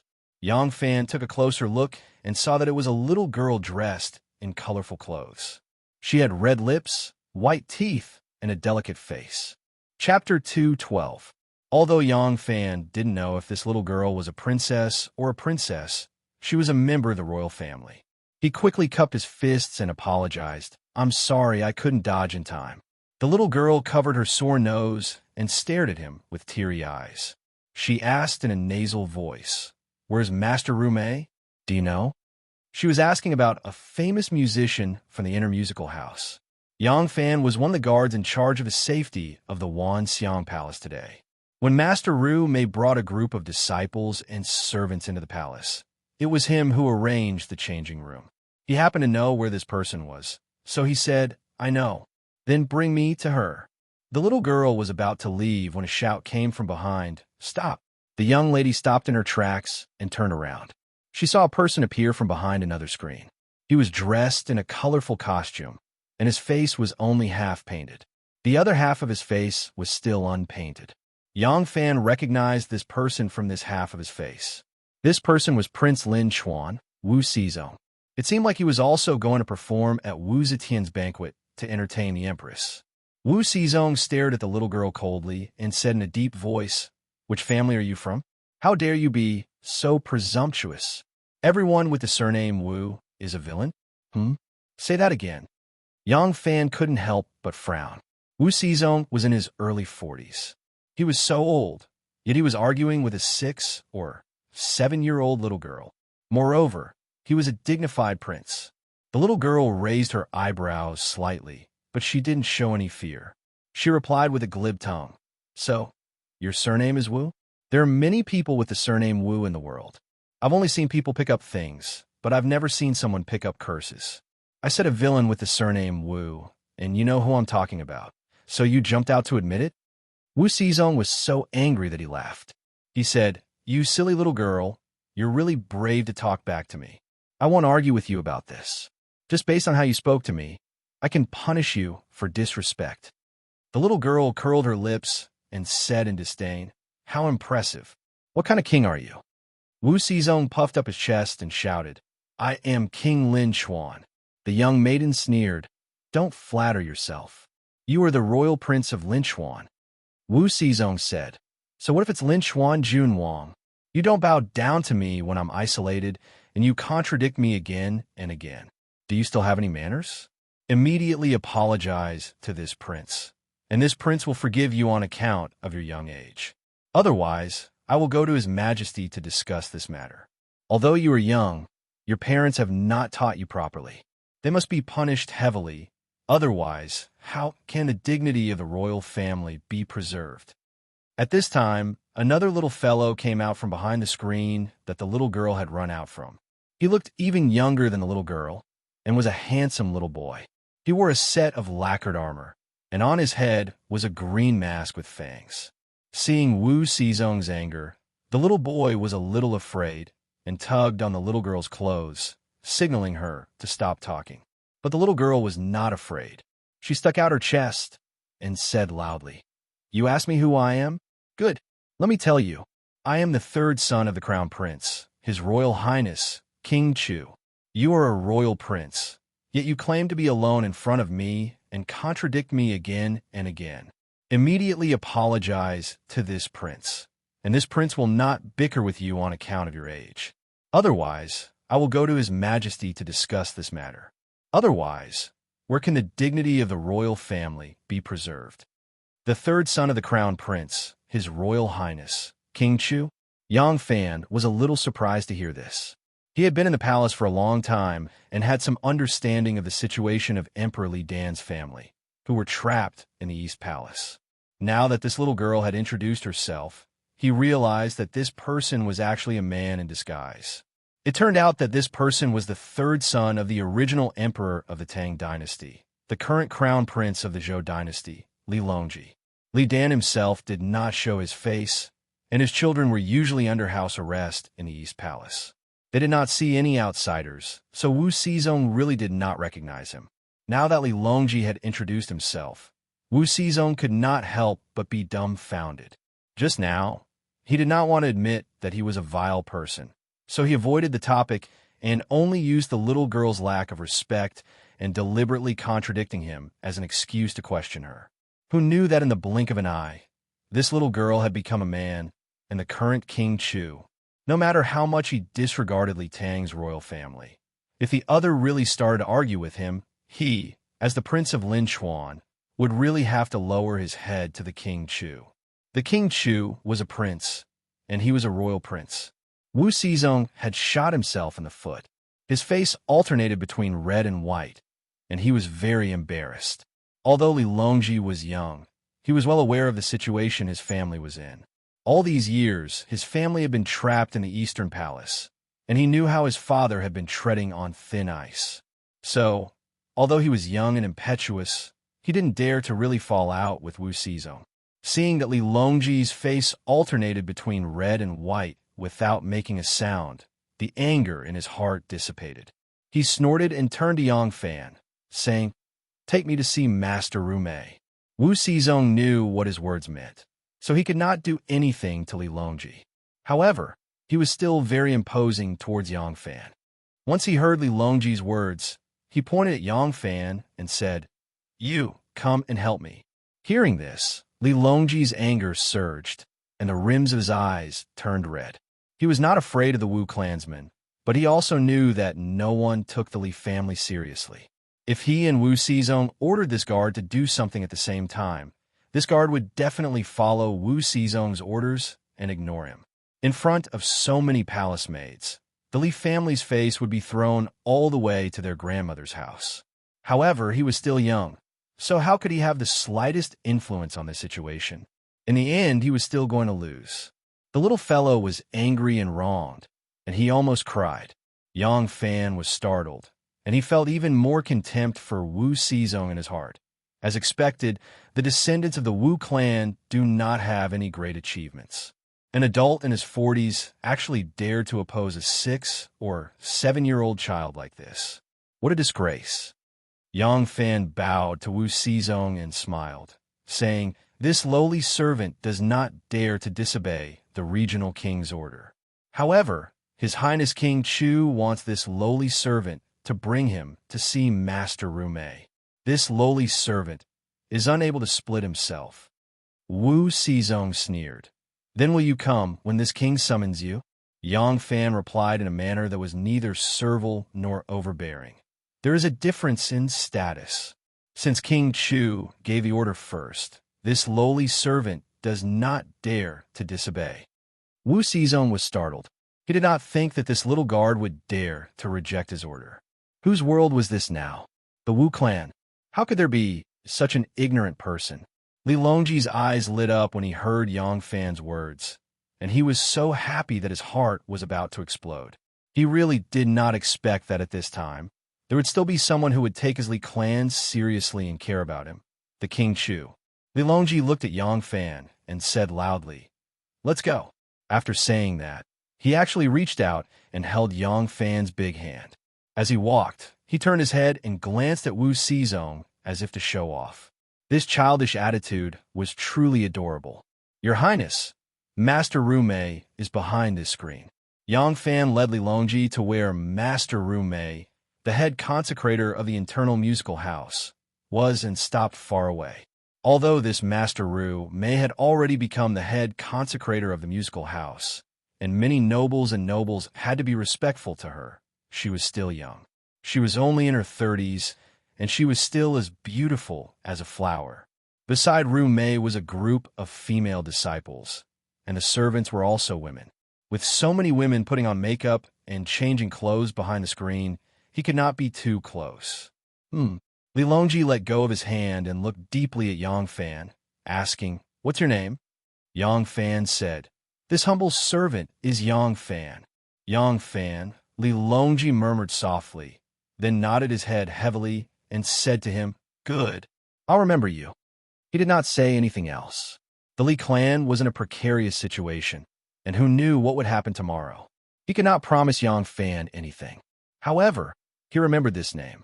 When the Li clan was reduced to a clown, isolated and looked down upon by others, there was still one person who respected them. This person was called Yang Fan. Seeing that Yang Fan dared to disobey his orders, Wu Xizong was so angry that his lungs were about to explode. Seeing Yang Fan holding Li Longji's hand and leaving, Wu Xizong angrily asked the servant next to him, "What's the name of this guard?" "He's called Yang Fan." The voice came from behind him. Wu Xizong turned his head and saw that it was Wu Yuyi, who had just been conferred the title of Prince of Jianan. Wu Yuyi patted his shoulder and said indifferently, "You'd better not think about him." Although the two were both princes, Wu Yuyi held the position of Grand General of the Featherwood Guard and was more powerful than him. Thus, when he heard Wu Yuyi's words, Wu Xizong could not help but be surprised. Wu Yuyi put his arm around his shoulder and dodged behind the screen, saying in a low voice, "This person." After a while, Wu Xizong let out a low cry from behind the screen. Something like this actually happened. "Thank goodness you reminded me." Good singing." Wu Ziqian sat high up on the throne, holding a golden cup and laughing loudly. The one who had just sung was the crowned grandson, Li Qingqi. Of course, he was now called Wu Qingqi. Wu Qingqi was 12 years old at this time and was Li Dan's eldest son. Although he was called the crowned grandson, he was still confined in the palace. Li Qingqi sang "Young Master" and for his grandmother. This song was the same as "Dancing Seductress." They were both very popular songs in the musical house. Li Qingqi's voice was quite good, and Wu Zetian was very happy to hear it. At this time, a young girl with bright eyes and white teeth walked up to Wu Zetian with a round fan in her hand. The noble princess moved closer to Wu Zetian and said with a smile, "Mother, the person who will be performing for you today is the crown prince's third Langjun, Longji." Wu Zetian was full of smiles and nodded repeatedly. "Good, good, good." Li Longji was performing a dance called Longevity Maiden. In the side room, Master Ru Mei led a group of musicians to play instrumental music, and Li Longji began to dance lightly in the main hall. At this time, a border army officer with a triangular red flag on his back rushed to the front of the palace gate. He shouted in a hoarse voice, "Urgent," and then fell head first off his horse. The guards at the palace gate were shocked and rushed forward. Some people helped the fainted officer up, some held onto the horse, and some untied the yellow bag containing the military intelligence from the officer's back and hurriedly brought it to the palace. Chapter 213. Li Longji was still a child. When he dressed up, he looked like a young girl. His voice was also as clear as a young girl's. At the banquet at the Ming Palace, a cup of wine and a song. Then, I pray for 3 wishes. First, I pray for the saints to live a long life. Second, I pray for my health. Third, I pray for my children and grandchildren to live a good life. Every year, I pray for my appearance. Wu Zetian smiled again and again. She picked up a piece of candied fruit and put it in her mouth. The more she listened, the more pleasing it became. When she heard the last sentence, her smile froze. At this time, Wu Xizhong sneaked up to her. "Aunt." Wu Xizhong told Wu Zetian what he heard Li Longji say in the side hall. Wu Zetian still stared at Li Longji, who was singing and dancing. She asked indifferently, "Did Sam Lang say this?" "Yes." Wu Zetian was silent for a moment. She laughed and said, "We have so many children. Unfortunately, not many of them are successful. This child has some heroic spirit." Wu Xizhong was startled. He said reluctantly, "Aunt, he said such rebellious words." "How could you?" Wu Zetian glanced at him and said indifferently, "Xizhong, your nephew is here. Do you think Sam Lang is good as a girl?" Wu Xizhong glanced down the hall and said perfunctorily, "Good. He's very good." Wu Zetian laughed and said, "A child's words carry no harm. You're already an adult. You still want to take a child's words seriously? Sam Lang is pretending to be a woman, but he's actually a man. Although you're a man, why do you look like a woman?" Wu Xizhong's face turned red, and he couldn't say anything. Wu Zetian waved her hand like she was waving a fly. "We're very happy today. Don't spoil our mood. You can leave." "Yes." Wu Xizhong bowed and left. Li Longji finished his performance and received the applause of the entire audience. Wu Zetian laughed heartily and gave him a plate of candied fruits. Li Longji thanked her and retreated.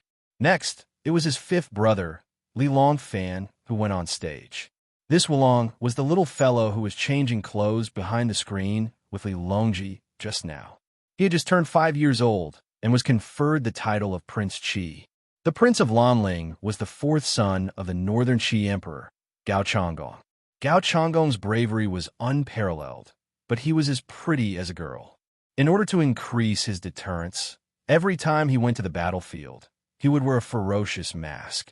Later generations created the dance of the Prince of Lanlings entering the battle array based on this dance. Among Li Dan's children, King Qi was the most artistic one. With him as the leader, he led a group of warriors to perform the Prince of Lanling and brought the atmosphere of the banquet to a climax. King Qi also received his reward and retreated. Li Dan's 4th princess, Li Huan, leisurely walked to the front of the stage. Just as she was about to open her cherry lips and sing a song for her grandmother, a guard rushed into the hall. Raising a yellow bundle high in the air, he shouted, "Reporting. Longyo's most urgent military report." The banquet that Wu Zetian had painstakingly arranged to show the prosperity and harmony of the imperial family had been disrupted by Longyo's urgent military report. The Eastern Turks and Tubo had driven the Western Turks who were loyal to Tang east and launched an attack on the garrisons of the Tang dynasty.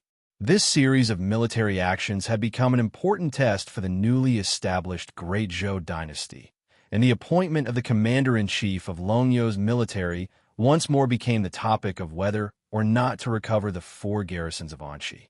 In truth, last year, Wu Zetian had appointed Minister of the Right of Wenchang, Wei Daijie, as the Grand Supervisor of the Anqi army, to supervise the 36 military commanders in attacking the Turks. They had attempted to recapture the 4 garrisons of Anqi, but after several clashes with the Turks, they had suffered heavy casualties. In the end, they had suffered a major defeat at the Yanshijia River west of Crescent City, and Wei Daijie had been exiled to Xiangzhou. Now, the imperial court was forced to reconsider the 4 garrisons of Anqi. At the morning court session the next day, a major debate on whether or not to recapture the 4 garrisons of Anqi began in the Golden Hall. The new Prime Minister, Di Renjie, led his fellow officials in opposing the Western expedition. In Di Renjie's view, the attacks of the Turks and Eastern Turks had already forced the imperial court to appoint Liu Shida as the Qingyuan Taoist historian. It was enough that military authority did not fall into the hands of Wu Qingxi's ambitious faction. As for the 4 garrisons of Anqi, they were truly of little value. They were remote and unbearably barbaric, of no use to the empire. Whether it was sending troops on an expedition or garrisoning them, it would be a huge waste of manpower and resources. It was better to abandon the 4 garrisons of Anqi and withdraw the main force to reduce military expenditures. This time, it was Wu Qingxi's faction that was strongly in favor of going to war. Only by going to war could they seize the military authority of Longyou. But of course, this goal could not be openly stated. Thus, if they seized the 4 garrisons of Anqi, it would affect the Tang dynasty's control of the western regions, and these strategic locations would be of great benefit to the entire Tang dynasty. Di Renjie and the others, on the other hand, were opposed to using this matter to expand the situation and bring up the topic of recapturing the 4 garrisons of Anqi. In their view, any proposal that only focused on one aspect was not advisable. Guangzhou had the Daisen Pass to the west, the Hangou Pass to the east, the Wu Pass to the south, and the Shao Pass to the north. Together with the 2 natural barriers of the highlands and the Qinling Mountains, it was an impregnable country surrounded by 4 fortresses. If the so-called strategic locations decided everything, how could the state of Qin have fallen? The Shu Dao was as difficult as ascending to the heavens. The Yang'an Pass, the Swords Gate Pass, the Jiaoming Pass, the Dragon's Pass, and the Kuei Pass were all places where one man could hold the pass against 10,000 enemies. How could the state of Shu have fallen at the hands of the state of Wei? When a country was at its weakest, no matter how many strategic locations it had, they would not be able to withstand a single blow. Moreover, after abandoning the 4 garrisons of Anqi, there were still many passes to pass, and it was not a smooth road to the Central Plains. To abandon or take the 4 garrisons of Anqi, one had to weigh the price of taking them and the gains of abandoning them. In terms of eloquence, how could Wu Qingxi, Qiu Xinji, and the others be his match? And while Zhou Xing was eloquent, he was more familiar with the affairs of prisons. This was a matter of state secrets that concerned politics, economics, and military. Di Renjie's rebuttal left Wu Qingxi speechless. He turned to Wu Zetian and reported, "The 4 barbarians are all outside the former emperor's domain. The east is separated by the sea, the west by the quicksand, the north by the desert, and the south by the 5 ridges. These are the boundaries that the heavens divide between China and the west. Now, if we use the outside of the Wulin wilderness to claim credit, we will exhaust the treasury to fight for the barren land. The people will not be able to increase taxes, and the land will not be able to be cultivated. To seek the crown and lead the faraway barbarians, and not to strengthen the foundation and the people, why did we come? The ancients have a saying, books are the same language, chariots are of the same track, it may not be safe. Although this saying is small, it can be used to describe the big picture. If we are greedy for achievements, we will exhaust China, and the foundation will be shaken. Won't the gains not make up for the losses? In the past, Emperor Yuan of Han accepted Jia Juanfan's plan and stopped the Pearl Cliff. Emperor Xian used Prime Minister Wei's plan and abandoned the charioteers' field. It was indeed a wise move. Our emperor should lose the 4 towns, enrich China, and save military expenses for faraway places. We should also keep the armored troops in the fortress and wait for the enemy to come. Wu Ziqian sat upright and listened to the arguments of both sides, but she did not say a word. Hearing Di Renjia's impassioned speech, Wu Qingxi and the others were speechless. She said, "We will discuss whether we should take back the 4 towns of Anqi later. Right now, the Tubo and Turkic troops are at our frontier fortress. If we are a little late, the enemy will take advantage of the gap to invade. Issue an imperial edict. Promote Liu Shida to be the left general of Jinwu. Inspect the governor of Feng province, and temporarily replace the Qingyuan sect's minister of strategy and chief of the army. Reorganize the armaments, be ready for battle, and do not give the enemy an opportunity to take advantage of. As for the details, we will wait for Huzeluo to arrive at the capital before making a decision." Court dismissed. Wu Ziqian brushed her sleeves and withdrew from the court. When she arrived at Wuqing Hall, she ordered, "Summon the Yulin Guard General Wu Yuyi, the left general of Jinwu Guard General Qiu Shinji, and the right general of Eagle Guard General Wang Xiaojia to see me quickly." After saying this, Wu Ziqian angrily said to Shanghai Wanner, "State Elder D does not know my difficulties." Shanghai Wanner presented a bowl of Wu Ziqian's favorite fermented rice and said softly, "Everyone, please calm down. Master D has always understood your Majesty's wishes. What has made everyone unhappy this time?" Wu Ziqian sat behind the table and snorted coldly. "This old man has always opposed me sending troops to the western region, but he is so eloquent that even I cannot win against him." Shanghai Wanner covered her mouth and laughed, saying, "So this is what everyone is talking about.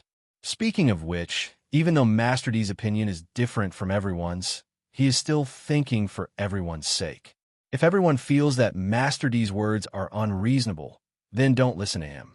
There is no need to get angry and harm your health."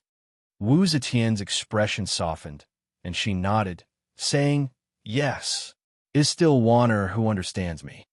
After praising Master D, Wu Ziqian's eyes narrowed, and she said, "We are a woman. When a woman rules the country, the civil and military officials, as well as the common people, have their doubts. If we cannot take back the 4 towns of Anqi or even abandon them, how can we convince all the officials? This time, no matter how many people object, we must send troops to the western region.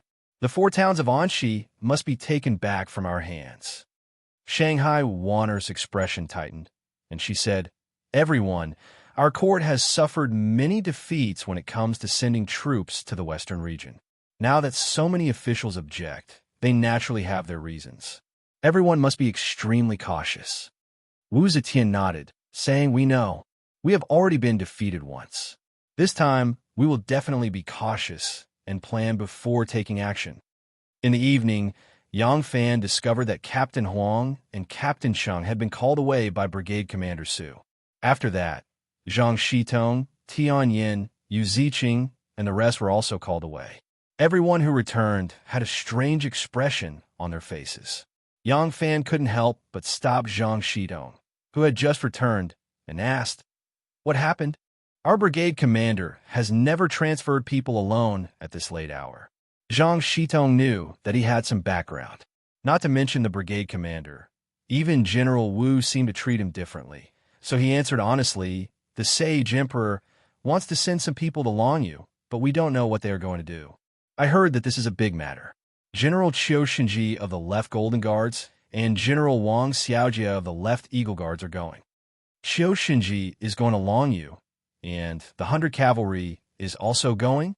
Hearing this, Yang Fan's heart thumped, and he hurriedly asked, "Has the people going to Longyu been decided? Why didn't the brigade commander summon me?" Zhang Shidong thought to himself, "Longyu is a place of suffering, and there might even be danger to your life.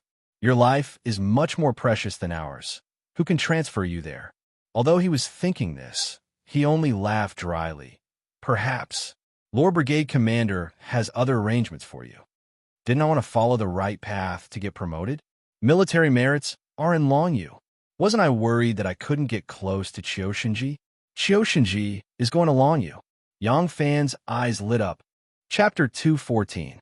You want to go to Longyu? Wu Yuyi and Su Yang stared at Yang Fan, their faces full of disbelief. Yang Fan said, "Yes. I heard that you're going to send 100 cavalry to Longyu for official business. I want to go." Wu Yuyi and Su Yang looked at each other and muttered, "Is this kid doing this on a whim, or is it Aunt's idea? If I really send this kid to Longyu and Aunt suddenly wants him to serve her in bed, or if he comes back from Longyu and loses an arm or a leg, this..." Wu Yuyi thought for a while and asked, "You want to go to Longyu? Whose idea is this?" Yang Fan was stunned and said, "This is naturally this subordinate's idea." Su Yang could not help but ask, "Why do you want to go to Longyu?"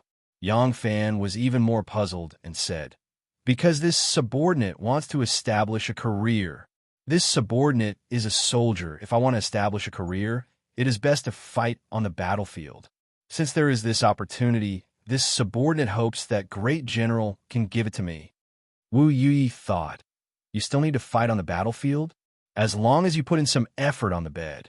Wu Yuyi coughed and said, You have only been in the army for a short time.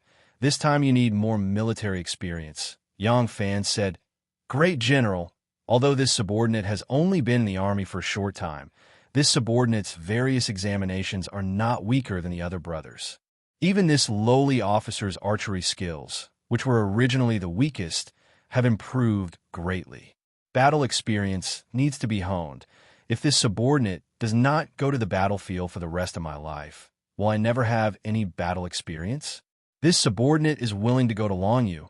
I hope that great general will agree." When Yang Fan finished, he knelt down on one knee and gave the most solemn military salute. Wu Yi quickly said, get up, quickly get up. This matter, go back first. Let this general think about it. I will give you an answer tomorrow." Yang Fan was helpless and could only cup his fists and said, "Yes.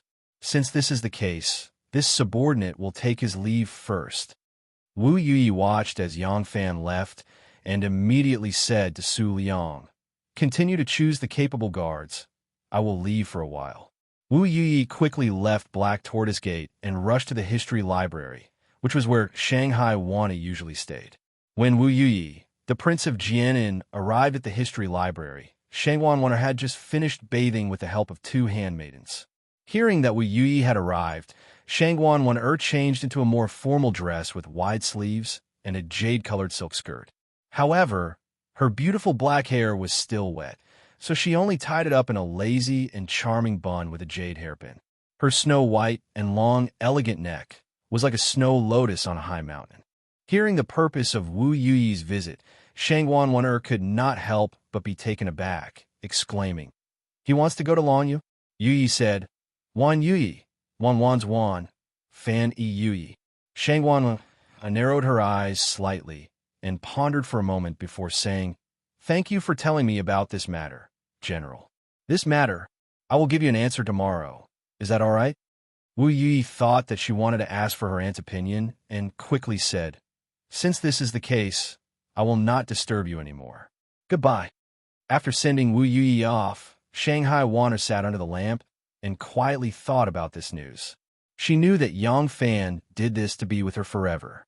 She was very touched, but when she thought about him going to Longyu, to such a dangerous place, she felt very uneasy. When one falls in love with someone, there will always be a little fear, because once you get it, you are afraid of losing it. However, everyone hopes that the man they like is capable and successful. Who would like a mediocre person? That is why there are sighs of repentant husband seeking the title of marquis and stories of splashing water in front of a horse. Should she let him go? This night is destined to be a sleepless night for Wanner. "You want to go to Longyu?" "I want to go to Longyu." Yang Fan looked at Wanner with a very determined expression. "To me, the fastest way to get promoted is to make contributions, great contributions. Wanner, this is a good opportunity. When you first transferred me to 100 Cavalry, didn't you plan to do so? Now that the opportunity is here, why are you hesitating?" Shanghai Wanner said worriedly, "Wanner did plan to do so, but I never thought of letting you go to Longyu." Whether it is to suppress the rebellion, kill the bandits, or even follow the army, with your identity as 100 cavalry, you can stay by the side of the chief of the army. But this time, even Xiao Xinji and Wang Xiaojia are secretly going along you. I am afraid it will be dangerous. Yang Fan earnestly said, Waner, what is not dangerous to do? Shui Huai used betting as a stepping stone to advance his position. Although he was a duke, he was like a vine wrapped around a big tree, throwing away the pride and dignity of a man. Fu Yuyi used persuasion as a stepping stone to advance his position. Although he became the prime minister, he was like a tree as thick as a little finger but as tall as 100 feet, unable to withstand the slightest breeze. Using military merits to fight for power. While it is dangerous, the merits must be obtained steadily and with a clear conscience. I know you care about me, but I should go. I am a man. I want to be a big tree that you can rely on, not a vine wrapped around you. His gaze was very calm. Although Qiu Shinji was one of the reasons he wanted to go to Longyu, he was very clear in his heart that even without Qiu Shinji, just for Waner, he would still go. There was no man who did not want his beloved woman to be proud of him. In fact, men cared more about the difference in status than women did. Some women would consider whether the man's status was better than theirs, and whether they would live a rich life if they married into the family. But most men cared about whether their family status was worse than the woman's, and whether they would be lower than the woman's. When a woman found a man who was 100 times stronger than her, that was her fortune and glory. What accompanied it was envy and blessings. When a man found a woman who was 100 times stronger than her, he had to bear a lot of pressure, and what accompanied it was contempt and mockery. Because he was a man, Wana looked at her man. She did not ask too many questions, and she did not need Yang Fan to say too much. From Yang Fan's eyes, she saw his determination and courage. She also understood his thoughts. Even though she was very reluctant and worried, she still obeyed his will. She lowered her head and softly said, Okay, you must take care. Yang Fan nodded and softly said, Don't worry, I will return safely. Waner softly grunted and raised her head to glance at Yang Fan. She softly said, Tomorrow, from Su to Cho, you will be on sentry duty, right? Yang Fan thought about it and laughed. Probably. I wrote the duty time on the wall. I will have to go back and see to know. Waner rolled her eyes at him and said with slight annoyance, Men are so muddle-headed. Tomorrow night, you will be on duty at that time. Waner bit her lips. Her fair and flawless face suddenly turned bright red, as if she was drunk in spring. She said, At that time, you can come and see me. I have something to say to you. Yang Fan grunted and said, Okay. At that time, I will walk around and go to meet the scenery. Shen Mu is going along you? Young Master Jiang was holding a cup of wine. His clothes were as white as snow. He stood in a small 5-sided pavilion in the backyard of Assistant Minister Pei's rented house. He had one hand behind his back and stood alone. It was as if he was standing on the peak of a snowy mountain. Only Ten Ano stood behind him. However, he did not ask this question to Ten Ano. This was because this news was personally told to him by Shen Mu. He knew where Shen Mu was going and also knew that Shen Mu's goal was to help Princess Taiping, Di Renjia, and the others fight for power with Wu Qingxi. He wasn't asking himself this question, but he was pondering. Young Master Jiang pondered for a long time and said, Chang'an sent news that Shen Mu's men have mobilized a large amount of rations and are constantly purchasing them. At the same time, he has also mobilized a large amount of funds to Longyu. The amount of money and rations is enough to provide rations for an army of 50,000 men for 3 months and 100,000 arrows. What is he trying to do? Still, no one answered. Young Master Jiang rarely discussed with others and rarely listened to others' opinions. He only believed in himself. Ten Ano obviously knew this habit of his. Thus, he just stood behind him and listened quietly. Young Master Jiang's eyes flickered for a moment and gradually turned into a cold, murderous aura. My Xian sect is in charge of following the experts to fight for supremacy. His hidden sect should be lying low and listening to my orders. Now, it seems that Shen Mu is unwilling to be left out and is getting restless. The hidden sect is so restless, and if they're not careful, they might implicate all of us. Young Master Jiang slowly turned around and said to Tin Ano, Wu Mei has already proclaimed herself as the Empress, but the aftermath of the royal court has yet to subside. The situation is changing now, and I still can't see anyone that I can fully support. It is enough to help Taiping, Di Renjia, and the others to this extent. We shouldn't get too involved and need to see more clearly before we can take action. This young master will return to Guangzhou in a few days. I will sit on the high mountain and observe the changes in the situation. Tin Ano then bowed and said, Yes. Young Master Jiang muttered, As for Long Yu, I have to send someone to take a look. What is Shun Mu trying to do? All this while, I have neglected him. He thought for a moment and said, Long Yu has always been Shun Mu's territory, and this young master has no right to interfere with the hidden sex matters. If this young master judgment is wrong and Shen Mu has something on me, the Doyens will definitely be dissatisfied. For safety's sake, Anu, you should go. Once you obtain the evidence, immediately go to Mount Hua to see me. Tin Ano didn't have any special expression on her face. She just bowed slightly and said, Yes. Young Master Jiang took a glance at her and said indifferently, The West region's various factions are complicated. Especially at such a time, there will be danger at every step. You have to be careful. Tin Ano might be a servant, but she was raised by young Master Jiang. She grew up from a young girl who was only a few years old into a charming and beautiful young lady. She spent more time by young Master Jiang's side than his wife and son. Young Master Jiang had a very special feeling for her. Even though he knew that this trip was fraught with danger, he couldn't help but be concerned. Young Master Jiang was conceited, arrogant, suspicious, and heartless. There were only a few people that he cared about. When Tin Ano heard his words, she couldn't help but be moved, and there was a trace of warmth in her eyes. She lowered her head and acknowledged softly. Chapter 215. It was late at night. Warner sat alone behind the Namma table, with a soup bowl in front of her. It was a wooden bowl made of birch root nodules. This kind of bowl would not crack when filled with boiling water, nor would it break when dropped. It would not burn or freeze one's hands. It was light and sturdy, and it could preserve the original taste of the food. Wu Ziqian liked this kind of tableware very much, and Shangwan Wan'er was also given a set. There were natural patterns on the wooden bowl, forming a variety of patterns.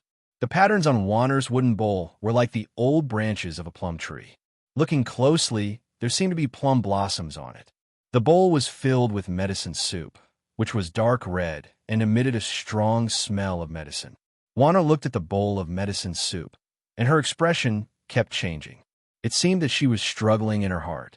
After a long time, she summoned up the courage, as if she had made a big decision. She resolutely picked up the bowl of medicine soup that had already been warmed, raised her head, and gulped it down. After drinking the medicine soup, Wan'er seemed to be relieved, and her expression became relaxed. She put down the bowl and gently wiped the corner of her mouth with a silk handkerchief. Unexpectedly, her eyes fell on the windowsill. There were two vases with slender necks and long waists, each with a bunch of orchids in full bloom. Sitting there, one could smell the delicate fragrance of the flowers. Waiting for an order. The bath is ready. The bottom has been simmered with charcoal. The water temperature will not drop for the next 4 hours. Two palace maids walked into the room and curtsied to Shanghai Wan'er.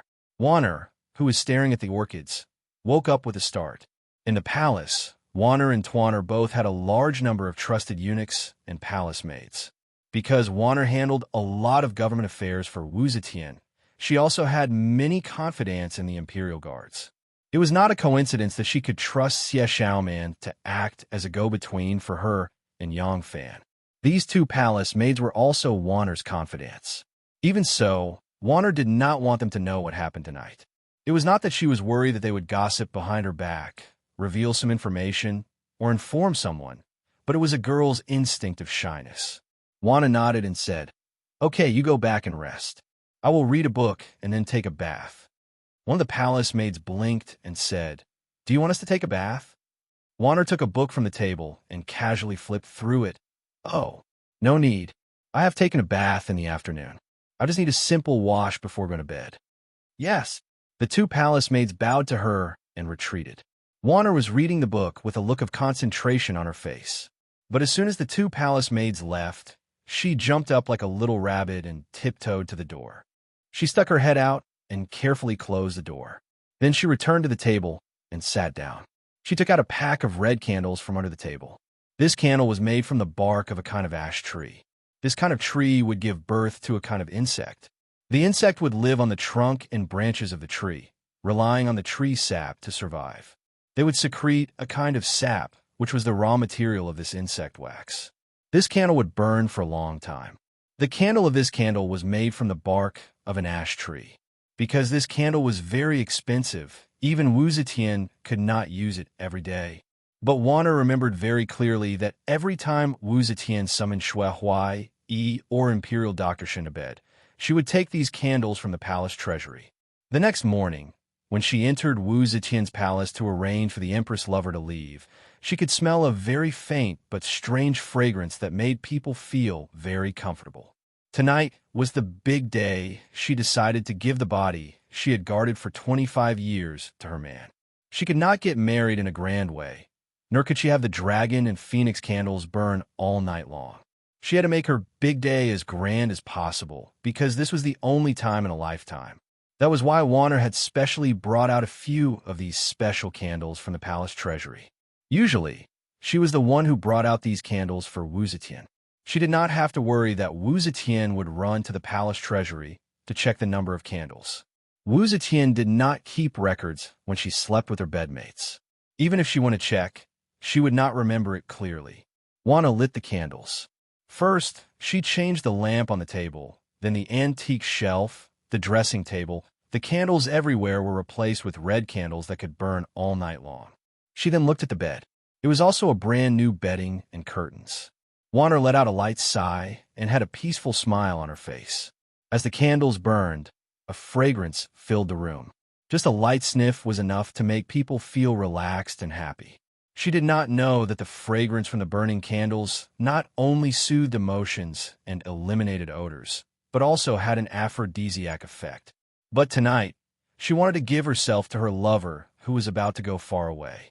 She could not help but feel nervous. This unintentional action made her nervous mood inexplicably calm. Dong, dong, dong. There were 3 soft knocks on the door. Warner, who had just returned to her seat behind the table, stood up nervously and asked in a low voice, "Who is it?" "Your humble servant Yang Fan awaits the decree." Yang Fan did not know if there were any servants in Warner's room, so he answered like this. Warner looked nervously at herself and touched her hair. She then said, "Oh, you come in." The door opened without a sound, and Yang Fan flashed in. Seeing his vigilant look, Warner said, "There is no one else in the room. Lock the door." "Okay." Yang Fan did not think too much about it. It was not like the day. He, a guard, entered Warner's room at night. It would not be appropriate if someone saw him, so he naturally had to lock the door. He did not know that the little white rabbit wanted to eat the big bad wolf tonight. Yang Fan locked the door and walked to Warner's side. Warner became a little nervous. Her voice trembled slightly, and her tone was unnatural. She said, "Cough. You are here. You patrolled here. Did anyone see you?" "Based on my skills, of course not." Yang Fan smiled proudly and looked at Warner's red cheeks. He looked down and saw the medicine bowl on the table. He picked it up and looked at it. He sniffed it and asked nervously, "Why does it smell like medicine? Are you sick?" Warner made a mistake and forgot the medicine bowl on the table. She panicked and quickly shook her head. "No, I drank. That is a tonic." "Tonic? Oh, it is fairy powder." Yang Fan asked curiously, "What is that?" Warner was a girl.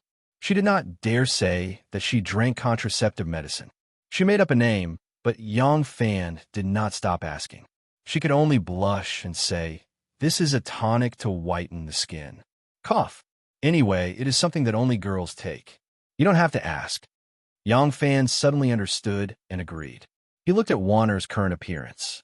Her skin was smooth like fat, and her skin was white like snow. She was slightly blushing. She was very beautiful. He could not help but smile. Your skin is already so white. Why do you need to take these things? How much whiter do you want to be?" Warner shyly lowered her head and said softly, As long as you don't mind. Yang Fan said softly, I don't love you enough. Why would I dislike you? He gently lifted Wanner's chin. Wanner followed his gesture and obediently raised her head. Her dark eyes stared at him with deep love. Yang Fan was dressed in a guard's uniform. He was no different from the other guards she was used to seeing, but the same uniform on him seemed to be full of a heroic and masculine aura. Her lover had hair as black as ink. He had a sharp nose and a pair of clear eyes. They seemed to be able to shine into a person's heart. It made her flustered and her legs weak. Yang Fan looked at the tender lips that were inches away from him. He could not help but kiss them. And Wanna moaned. She did not reject him like she usually did when he tried to touch her. She only stiffened slightly and then obediently opened her cherry lips. She timidly allowed him to invade. He wantonly invaded, tasted, and comforted her. Gradually, her heart became intoxicated, soft, and moist. It was a lingering kiss. After a long time, Yang Fan gently let go of her. He gently caressed her smooth cheeks and whispered in her ear, Wanner, I will be going along you the day after tomorrow. You will be alone in the capital. You must be well. Wanner's eyes quickly filled with tears. She lost herself and hugged Yang Fan tightly. She leaned on his shoulder and quietly said, Without you, how can I be well? Without you is like a dish without salt. There is no taste. Wanner, hearing these affectionate words, Yang Fan could not help but kiss her again. This time, Wanner raised her little face. She was like a little sparrow waiting to be fed. She actively catered to him and kissed him. Her young and inexperienced actions, her warm and soft body, and her soft moans like the sound of a flute aroused Yang Fan's desire even more. His hand climbed onto Wanner's jade peaks. Wanner's delicate body only trembled a little. She did not press him down like she usually did. Yang Fan felt her attitude. He became even more aggressive, and his hand went down the front of her clothes. His palm grasped the tender, round, and full jade peaks. A feeling of ecstasy attacked both of them at the same time. Wanner, Yang Fan's breath became a little heavy. His eyes were burning. Men were easily impulsive. Wanner, who did not know the real magic of the worm wax, used the same number of aphrodisiac candles in her room, which was 10 times smaller than Wu Zetian's bedroom. The effect of the strange fragrance not only worked on Yang Fan's body, but also made her extremely thirsty. Maybe tonight, she only wanted to give herself to her lover who was about to leave and establish a real relationship with him. But at this moment, her heart was filled with a desire that made her both afraid and thirsty. She wanted to have her lover, and she wanted to be owned by her lover. Wanner slightly tilted her head and put on his chest. She used a soft voice to say, Lang Jun, tonight. You want Wanner. Her appearance was tender and beautiful, and her voice was soul-stirring. Listening to her muster up the courage to talk to him, Yang Fan suddenly thought of another night, another woman. The same woman threw herself into his arms, but with a different tone. That woman said, I want you. And the little girl in his arms, who was trembling with shyness, had the courage to express her love to him. What she said to him was not, I want you, nor I will give it to you. Instead, she said, You want me. In the hearts of these two women, it was clear at a glance what kind of position he had. The love in Yang Fan's heart was like a tide, surging endlessly. He could not bear it anymore. He gently bent down, picked up Wanner's legs, and carried her horizontally. Then he walked behind the screen in the inner room. Chapter 2:16. It was late at night. Shao Qi's 2 little hands were holding his head, his 2 chubby little legs were curled up, and he was sleeping soundly like a little frog. It was already summer, and Duo was afraid that he would be too hot, so she dressed him thinly. Duo was also afraid that it would be too hard for him to tie up his hands and feet, so she completely let him go. Fortunately, although this little guy lost his parents at a young age and could only drink goat's milk, he was very strong and had a great appetite. He was full of energy when playing and usually did not make a fuss when he was asleep. Moving his hands and feet would not wake him up. Duo was sitting on the bed, not asleep yet. She was arranging her clothes. Actually, there wasn't much to sort out. Most of the things stuffed in the bundle were diapers. Duo had calculated that it wouldn't be easy to wash and dry the diapers on the way to the west, so she had specially prepared more. What else is missing? Duo counted the things in the bag one by one, thinking about what else she should bring along on the way. These 2 days, when Yang Fan took time out of the palace, he had already told her that he was going to Longyu. Every 2 days, Yang Fan would come out of the palace to see her, bring some food, and see the child. This time, he wanted to make some arrangements for her before he left. After a period of searching, Wu Yi had already given up on capturing Chun Niuer and Duo. She only left a hidden guard in front of Di Renge's residence, just in case.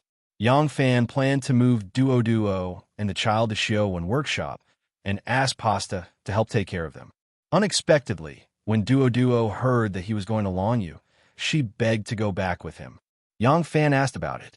Although Blacktooth Chong Ji had no relatives in Longyu, Chun Yu's mother's clan was still in Longyu. Although they had never contacted each other, such a large clan should not have been completely annihilated in the chaos of war. After Blacktooth Chong Ji was captured, Chun Niuer had said that her husband was loyal to the Tang dynasty and had outstanding achievements, but he ended up like this. It would be better for her to return to Longyu to find her mother's clan after clearing her grievances and live a peaceful life with her family. Now that Wu Ziqian had just ascended to the throne and Wu Qingxi was arrogant, it was unknown when the opportunity Di Renge spoke of would come. Besides, the most important thing was the evidence Madame Chun brought to Luo Jing. She was just a servant and had never participated in the military. She was not even a witness, so it was useless to stay in the capital. It was better to return and find Madame's mother's clan so the child could reunite with his family. Yang Fan could only agree after her begging. Wood was pleased, so Yang Fan agreed. She missed Longyu. Although Luoyang was prosperous, to her, it was just a cage that never saw the light of day. She hoped to return to Longyu, where the sky was bluer, the clouds were whiter, the grass was greener, and the wind was freer. She missed the Chong flute and the dong-dong sound of the sheepskin drum. That was her forever home. Her only regret was that she couldn't pay her respects to Madame before she left. Thinking of Madame, Duo's eyes became moist again. She looked at the sleeping Shao Qi and gently stroked his rosy cheeks. She said faintly, "When Ao Lang's injustice is cleared and little Gongzi becomes sensible, Duo will bring you to pay respects to your mother, okay?" Shao Qi giggled in her sleep, and the corners of her mouth twitched as if she was sobbing. The old people said that when little babies were sleeping, they would cry, laugh, or dance. That was because there was an immortal grandma teaching them how to cry, laugh, and use their hands and feet. Duo couldn't help but wonder who was teaching little Seven now. Could it be that Madame was worried about her child? So she came to see her baby in his dream and teach him personally? Thinking of this, Duo's nose turned sour, and she couldn't help but cry again. Her waist was like a willow, and she bent gracefully. Her plump, smooth, and firm round buttocks were faintly discernible in the water. Steam rose from the surface of the water, and beautiful petals rippled on the surface of the water. Against her snow-white skin, she was extremely enchanting. Occasionally, Yang Fan's big hand would attack her vital parts. When Wanner shyly dodged, her buttocks would arch, and she would jump out of the water with a hua sound. In a gentle flash, there would be a dazzling snowy light. Before Yang Fan could see what it looked like, the bright moon would sink back to the bottom of the water. It made Yang Fan's mind go up and down along with its ups and downs. Looking at Wan Er's joyful, satisfied, and happy expression, Yang Fan's worries were quietly put to rest. When Yang Fan was in Nanyang, he had heard many men bragging about their abilities in bed. Yang Fan had thought that he was at least 7 or 8 times better than them, but he didn't expect his first night to end so quickly. According to his own estimation, it was only a quarter of an hour, and that was with him gritting his teeth and persevering. When Wanner gathered her courage and said, "Lang Jun, tonight, take me," it was as if all the bones in her body had been sucked out with her exhausted strength. Her whole body was soft, as if she had no bones. If it wasn't for Yang Fan holding her slender waist, she would have collapsed to the ground. At this moment, She was as soft as a vine wrapped around a tree. Yang Fan carried her into the bedroom and placed her on the bed. He gently undressed her. The insect candles continued to emit an aphrodisiac scent. However, this type of aphrodisiac scent only made people's desires stronger, but it didn't make people lose their minds. Yang Fan's mind was still clear. He wanted to give his beloved a romantic night, not a rough and simple process. However, when Wan Er's clothes were taken off, she buried her head under the blanket with her cheeks burning and refused to raise it again. Yang Fan looked at the bed and was completely lost in it. Wan was lying on the bed. Her body was slender, her limbs were long, and her skin was as white as snow. Usually, Yang Fan only felt that she was tall and slender. Now that she was naked, he realized that her slender shoulders and slender waist were the only things that were slender. Her two jade-like thighs were unusually plump and plump. They were like two egg whites that had been peeled off the shell. Against her slender shoulders, slender waist, and slender thighs, they were delicate and extremely graceful. Yang Fan couldn't hold it in anymore. Thus, a battle between a man and a woman began. Even though Wan Er had already prepared herself to give herself to him, the moment the sword reached her feet, she still felt an indescribable fear. Her hands and legs were like two pincers, one big and one small, immediately and firmly clamped down on his body, unwilling to let him take another step forward. After a contest of strength, Yang Fan won the first battle, but the strange pleasure that followed almost immediately made him fall into the trap. This had nothing to do with the strength of the body. No virgin could resist the ecstasy and extreme pleasure that they had never tasted before. Yang Fan only persevered for a quarter of an hour before his body exploded into millions of pieces. The ideal was very full, but the reality was very harsh. Yang Fan was very depressed. He didn't know that it was already very rare for him to persevere for the first time in his life for so long. He didn't even know that how could a virgin endure this? Even though Wan often practiced martial arts and had a strong body, this kind of love was already extreme for her. It wasn't until the two of them were bathing together and seeing Wan Er's satisfied and happy expression and blissful shyness that the uneasiness in Yang Fan's heart gradually disappeared. Then, he happily found that he was ready to move again. Splash! After bathing together for a long time, Wan Er's shyness gradually disappeared. She gradually liked the feeling of mingling with the man she loved. Her extremely white and graceful body was like a dolphin that playfully jumped out of the water. Suddenly, she sank back down and then slid closer. She wanted to kiss Yang Fan's chest, but she immediately found something strange. There was a pillar under the water that reached the sky. At dawn, Wu Zetian's royal carriage was heading for the divine palace of Wanxiang. Suddenly, a little palace maid walked quickly to her and whispered to her, "Oh, Wan Er is sick. Did she see an imperial doctor?" The little palace maid said, "I just caught a cold occasionally. It's nothing serious. She will be fine after a day or two of rest. I know a little about medicine, and I feel much better after taking a dose of medicine. However, I can't assist the emperor these 2 days, so I specially sent me to ask for leave from the sage." Wu Zetian still valued her left and right hands very much. Hearing this, she nodded and said, "Well, then let her rest in peace for 2 days. Ask Wan Er to get some ginseng supplements from the palace treasury for her. I thank the sage for the reward on behalf of my superior." The palace maid bowed down gracefully. Wu Zetian waved her hand, and the carriage continued to go to the divine palace of Wanxiang. Wan Er waited on Wu Zetian to take a bath, change clothes, have breakfast, and go to the court. Then she rested. At this time, she was eating bird's nest porridge in the room. A tall, white, and fat eunuch with good facial features tiptoed in. The fat eunuch reported in a soft voice, "Sister Tuana, the saint has decreed that the palace treasury will allocate some ginseng to Shangguan Daijiao to help him recover." "Sister, please tell me." This big eunuch was Tuan Er's confidant, named Jingguan. Because he had a thick and flexible tongue, his kung fu often scared Tuan Er out of her wits, so he was most favored by Tuan Er. Tuaner listened to Officer Jing's report and said disapprovingly, "Since it's everyone's order, let's just pick some things and send them over. We don't have to take the best, just show our sincerity. Does Shangguan Daizhao lack these things?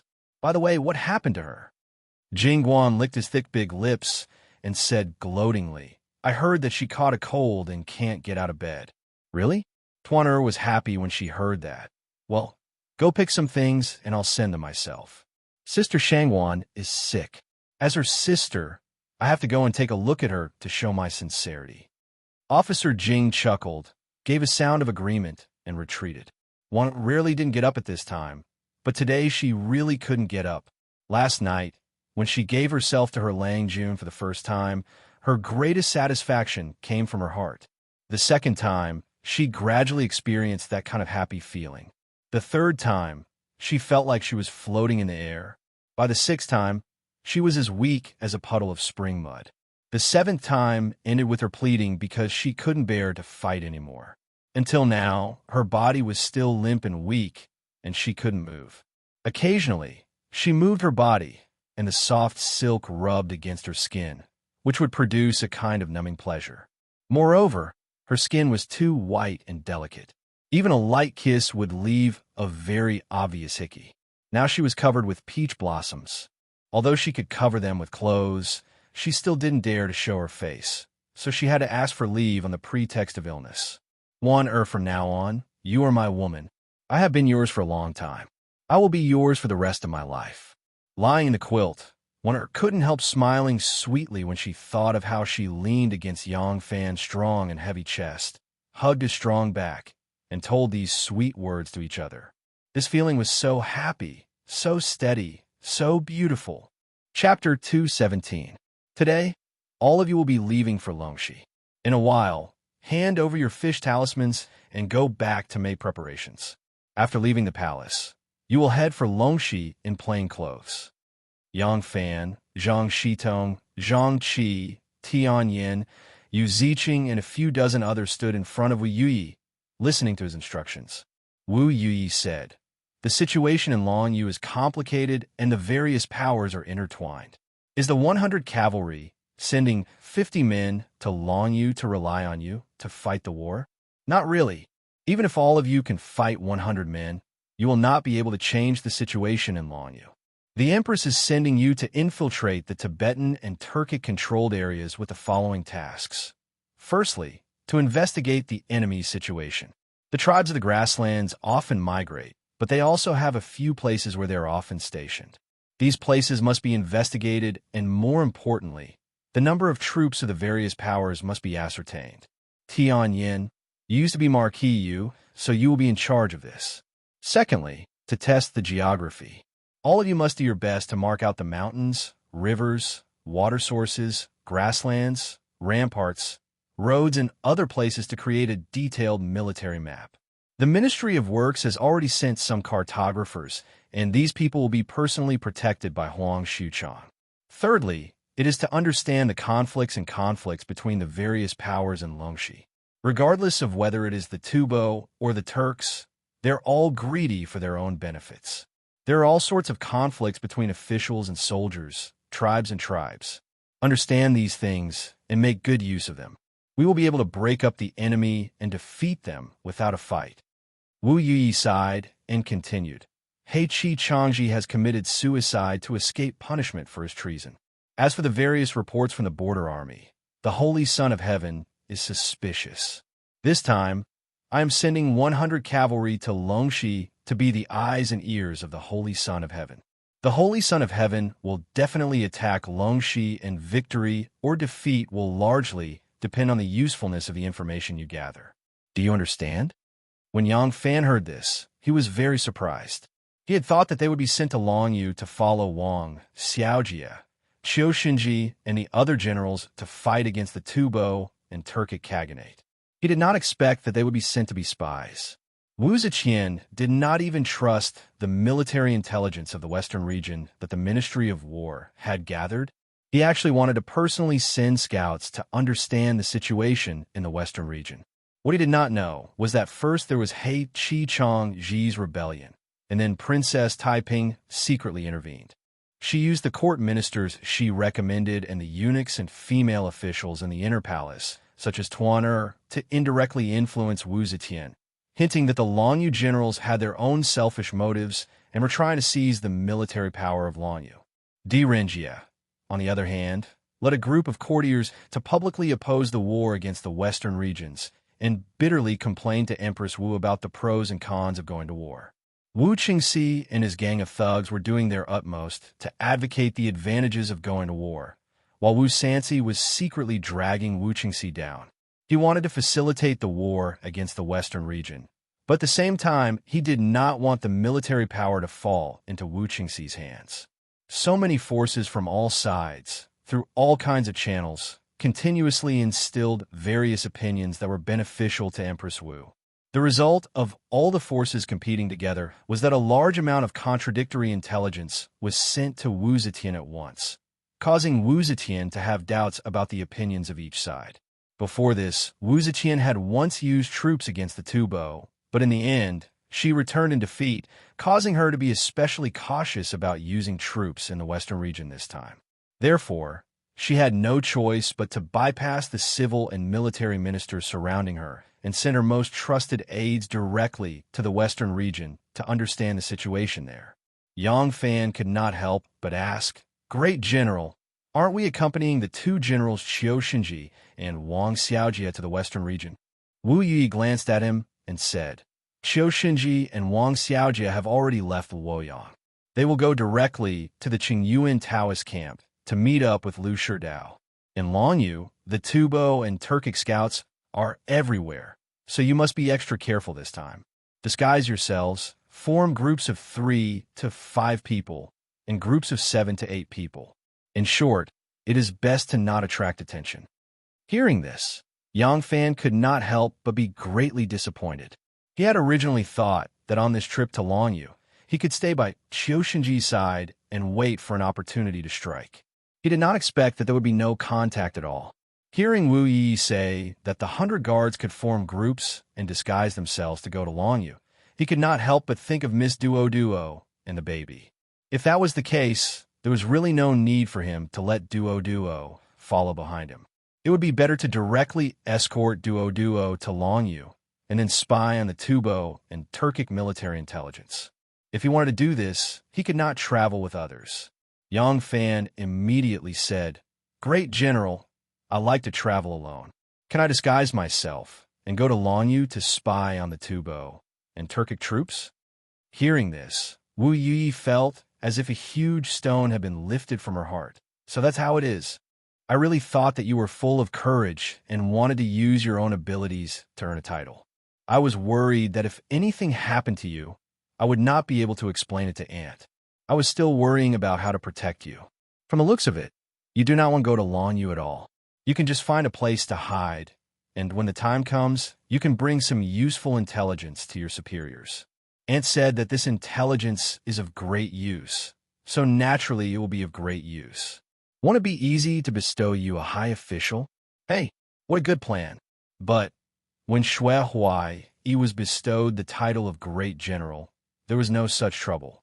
That's right, Aunt has just ascended to the throne, and now that she is the Son of Heaven, she cannot be as unscrupulous as before. If there is a reward, naturally it must be justifiable. Wu Yi automatically thought of countless reasons for Yang Fan, and naturally agreed to all his requests. He nodded and said, "Of course you can. If you like to travel alone, you can naturally go alone. All right. Next, Su Liang will explain to you the detailed arrangements for your trip to Longyu."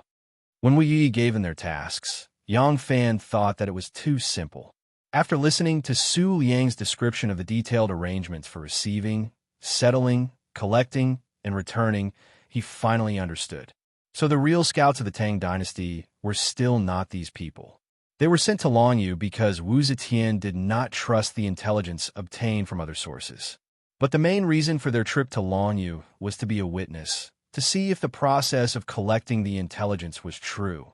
After they arrived at Longyu, they would be assigned with local scouts with rich experience to help them collect intelligence. Su Liang's description lasted for a long time. When they rushed to Black Tortoise Gate to listen to the mission, the sky was still cloudy, and when they left, it was already drizzling. Yang Fan put on his straw raincoat and quickly walked down from the top of Black Tortoise Gate. The other guards who were sent to Longyu did not leave. They gathered together and were discussing who would go with who. Because they had already handed over their waste tokens, they had to leave the palace today to prepare for their journey. The choice of companions had to be decided immediately. The ancient bluestone steps were shiny from the rain. Yang Fan quickly walked down and left Black Tortoise Gate, heading towards the history library. Yang Fan, who was wearing a straw cape, had just left the Black Tortoise Gate when two people hurriedly came from the direction of Jia City. These two people were Xie Xiaoman and Gao Ying. Both of them were also wearing straw raincoats. They saw the back of Yang Fan in the wind and rain, but did not recognize him as Yang Fan. The two of them walked straight towards Black Tortoise Gate. Xie Xiaoman's little face was taut, and she looked very nervous. Gao Ying looked at her and comforted her. "Don't be so nervous. You will see them in a while." Xie Xiaoman suddenly stopped in her tracks. Her lips were pale as she nervously said, "Littling, shopkeeper Yin sent a message saying that he brought back a total of 4 people. Among them, 3 of them must be fake. I'm afraid. What if all 4 of them are fake? I have already rejoiced in vain many times. If this method still cannot find elder brother." As Xiaoman spoke, tears began to well up in her eyes. When she heard that the people that shopkeeper Yin had sent to Guangzhou Prefecture had already returned, and had even brought back 4 child beggars who claimed to be her elder brothers, the string that had been stretched taut in Xiaoman's mind for a long time finally snapped. She very much wanted to find someone to pour out the anxiety and fear in her heart, and wanted this person to accompany her to see shopkeeper Yin on Yinlu Tower, because she no longer dared to bear the blow of disappointment alone. The first person she thought of was Yang Fan. In the end, when she rushed to Yang Fan's camp, she heard that he had been summoned by Great General Wu Yui. So she found her good sister Gao Ying and told her the things that she had suppressed in her heart for many years. At this time, Gao Ying already knew her pain. Gao Ying saw her uneasy look and hurriedly comforted her. "Silly girl, you haven't seen them yet, but you are already scaring yourself. Maybe when you see them in a while, you will immediately find your elder brother. Think about it. Finding 4 at once, even if there are swindlers, can they all be swindlers? This time, you will definitely find your elder brother." "Yes." Xiaoman's crying turned into a smile. Because of this smile, tears finally rolled down her cheeks. Gao Ying wiped her tears and teased her. "Look at this pitiful look. Even I feel sorry for you. Let's go quickly. Your elder brother must be anxiously waiting for us." "Yes, let's go." Xiaoman continued to walk out, nervously hoping to eat another pill of reassurance. "My elder brother must have really found him this time, right?" Gao Ying casually said, "Of course. Definitely. If all 4 of them are fake this time, you can put up notices all over the Tang dynasty. As long as your elder brother is not dead, he will definitely see it." Xiaoman glanced at her, her little mouth flattened, tears glistening, and she was about to cry again. Gao Ying saw this and couldn't help but say awkwardly, "I was talking nonsense. You see, the weather is so good today, your elder brother must have found him. I can even hear the magpies singing. The rain hit the flowers and plants outside the window, making a rustling sound. One sat alone by the window, looking at the flowers that were watered by the rain and became more and more beautiful. She had rested for 2 days. The first day when Tuaner came to see her, she clearly saw that she was lying on the ground and didn't even have the strength to speak, but she insisted on sitting by the bed and chattering endlessly. Tuaner almost saw the kiss mark on her neck. Later, when the stewards of the various departments in the palace, the scholars of Hongwen School, and the inner study came to visit, they only put down the gifts outside and greeted a few words through the screen, so there was no more risk. One lazily lay on the bed for a day, and finally got up today. She only felt that she had been reborn, and her whole person had changed. Looking at the radiant and beautiful appearance in the mirror, she was shocked. She thought that she might be very haggard. What changed was not only the charm of her eyes, but also her state of mind. In the past, every time it rained like this, she always had an inexplicable melancholy in her heart. But now her state of mind suddenly changed. looking at the rain, looking at the beautiful flowers. It seemed that the clear sound of the rain was like a cheerful music. Wonder held her chin, quietly looking at the flowers in the rain. Sometimes there was a smile on her face, and sometimes there was a flash of shyness. Just like the flowers in the rain, she was as beautiful and beautiful. At this time, Yang Fan had just stepped into the door of the history library. Chapter 218. Although it was summer, the pitter-patter of rain felt chilly after a long time, especially in a quiet place like the Hall of History. The main hall was quiet. A few historical scholars were probably annoyed by the prolonged rain and were dozing off with their hands on their chins. As for Master Guan, Yang Fan had not seen him for a long time. The old man cherished his life. Yang Fan did not turn directly to Wan Er's study. He went to the side room where the documents were stored and left through a small door at the back. He came to Wan Er's study, took off his raincoat, and knocked on the door. When the door was opened, Yang Fan walked in and closed the door. Wan Er threw herself into his arms and happily said, "Lang Jun." Yang Fan threw the raincoat to the side and gently held her waist. "The order to go to Longyu has been given. I have to leave in a while." So fast. Wan Er left his arms and said in surprise. She had been resting in the library for the past 2 days and did not ask about the outside news. Even though there were many stewards from various departments and bureaus who came to see her, and many of them were her confidants, they did not think that a 100 cavalry guard would have any connection with the high and mighty Shangguan Daizhao. Naturally, they did not mention this to her. Yang Fan nodded. Seeing her pale face, he could not help but feel sad. Yang Fan softened his voice and said, "Don't be sad. Didn't we agree on this earlier? The earlier I go, the earlier I will return. I will definitely do my best to make a great contribution and marry you in a grand manner. Don't you want us to be together openly?" Wana bit her lips and nodded. "Lang Jun, don't worry. Wana is not an unreasonable woman. Wan only hopes that Lang Jun will take care of his health. It doesn't matter if you make a great contribution or not, but you must be well." Yang Fan said, "Don't worry. I'm only going to be a spy. I will find out that it is a small merchant and gather information. There will be no danger." "Yes." Warner meekly agreed and gently leaned into his arms. The rain outside the window seemed to slow down, and the sound of the rain also softened, rustling their emotions. After a long time, Yang Fan gently pushed her away and said, "I have to go out of the palace to make some preparations. I will be leaving soon. Don't worry, I won't be in Longyu for too long. I'll be back when the plum blossoms." Wan Er's eyes brightened. She asked expectantly, "You promise?" Yang Fan hesitated for a moment before changing his words. "At the latest, when the next peach blossoms bloom." Wana smiled. Her smile was like a blossoming peach blossom. She was like a swallow returning to the forest. She jumped into Yang Fan's embrace and hugged him tightly. Then, she let go and took 2 steps back. She looked at him affectionately and said, "Lang Jun, please go. Forgive me for not being able to see you off. One will be here waiting for you to come back." Yang Fan nodded heavily, picked up the straw raincoat, and walked out. Warner quickly walked to the window and watched as Yang Fan, who had put on the straw raincoat, strode away and disappeared in the rain. The tears that she had been holding back for a long time also fell like the raindrops outside the window.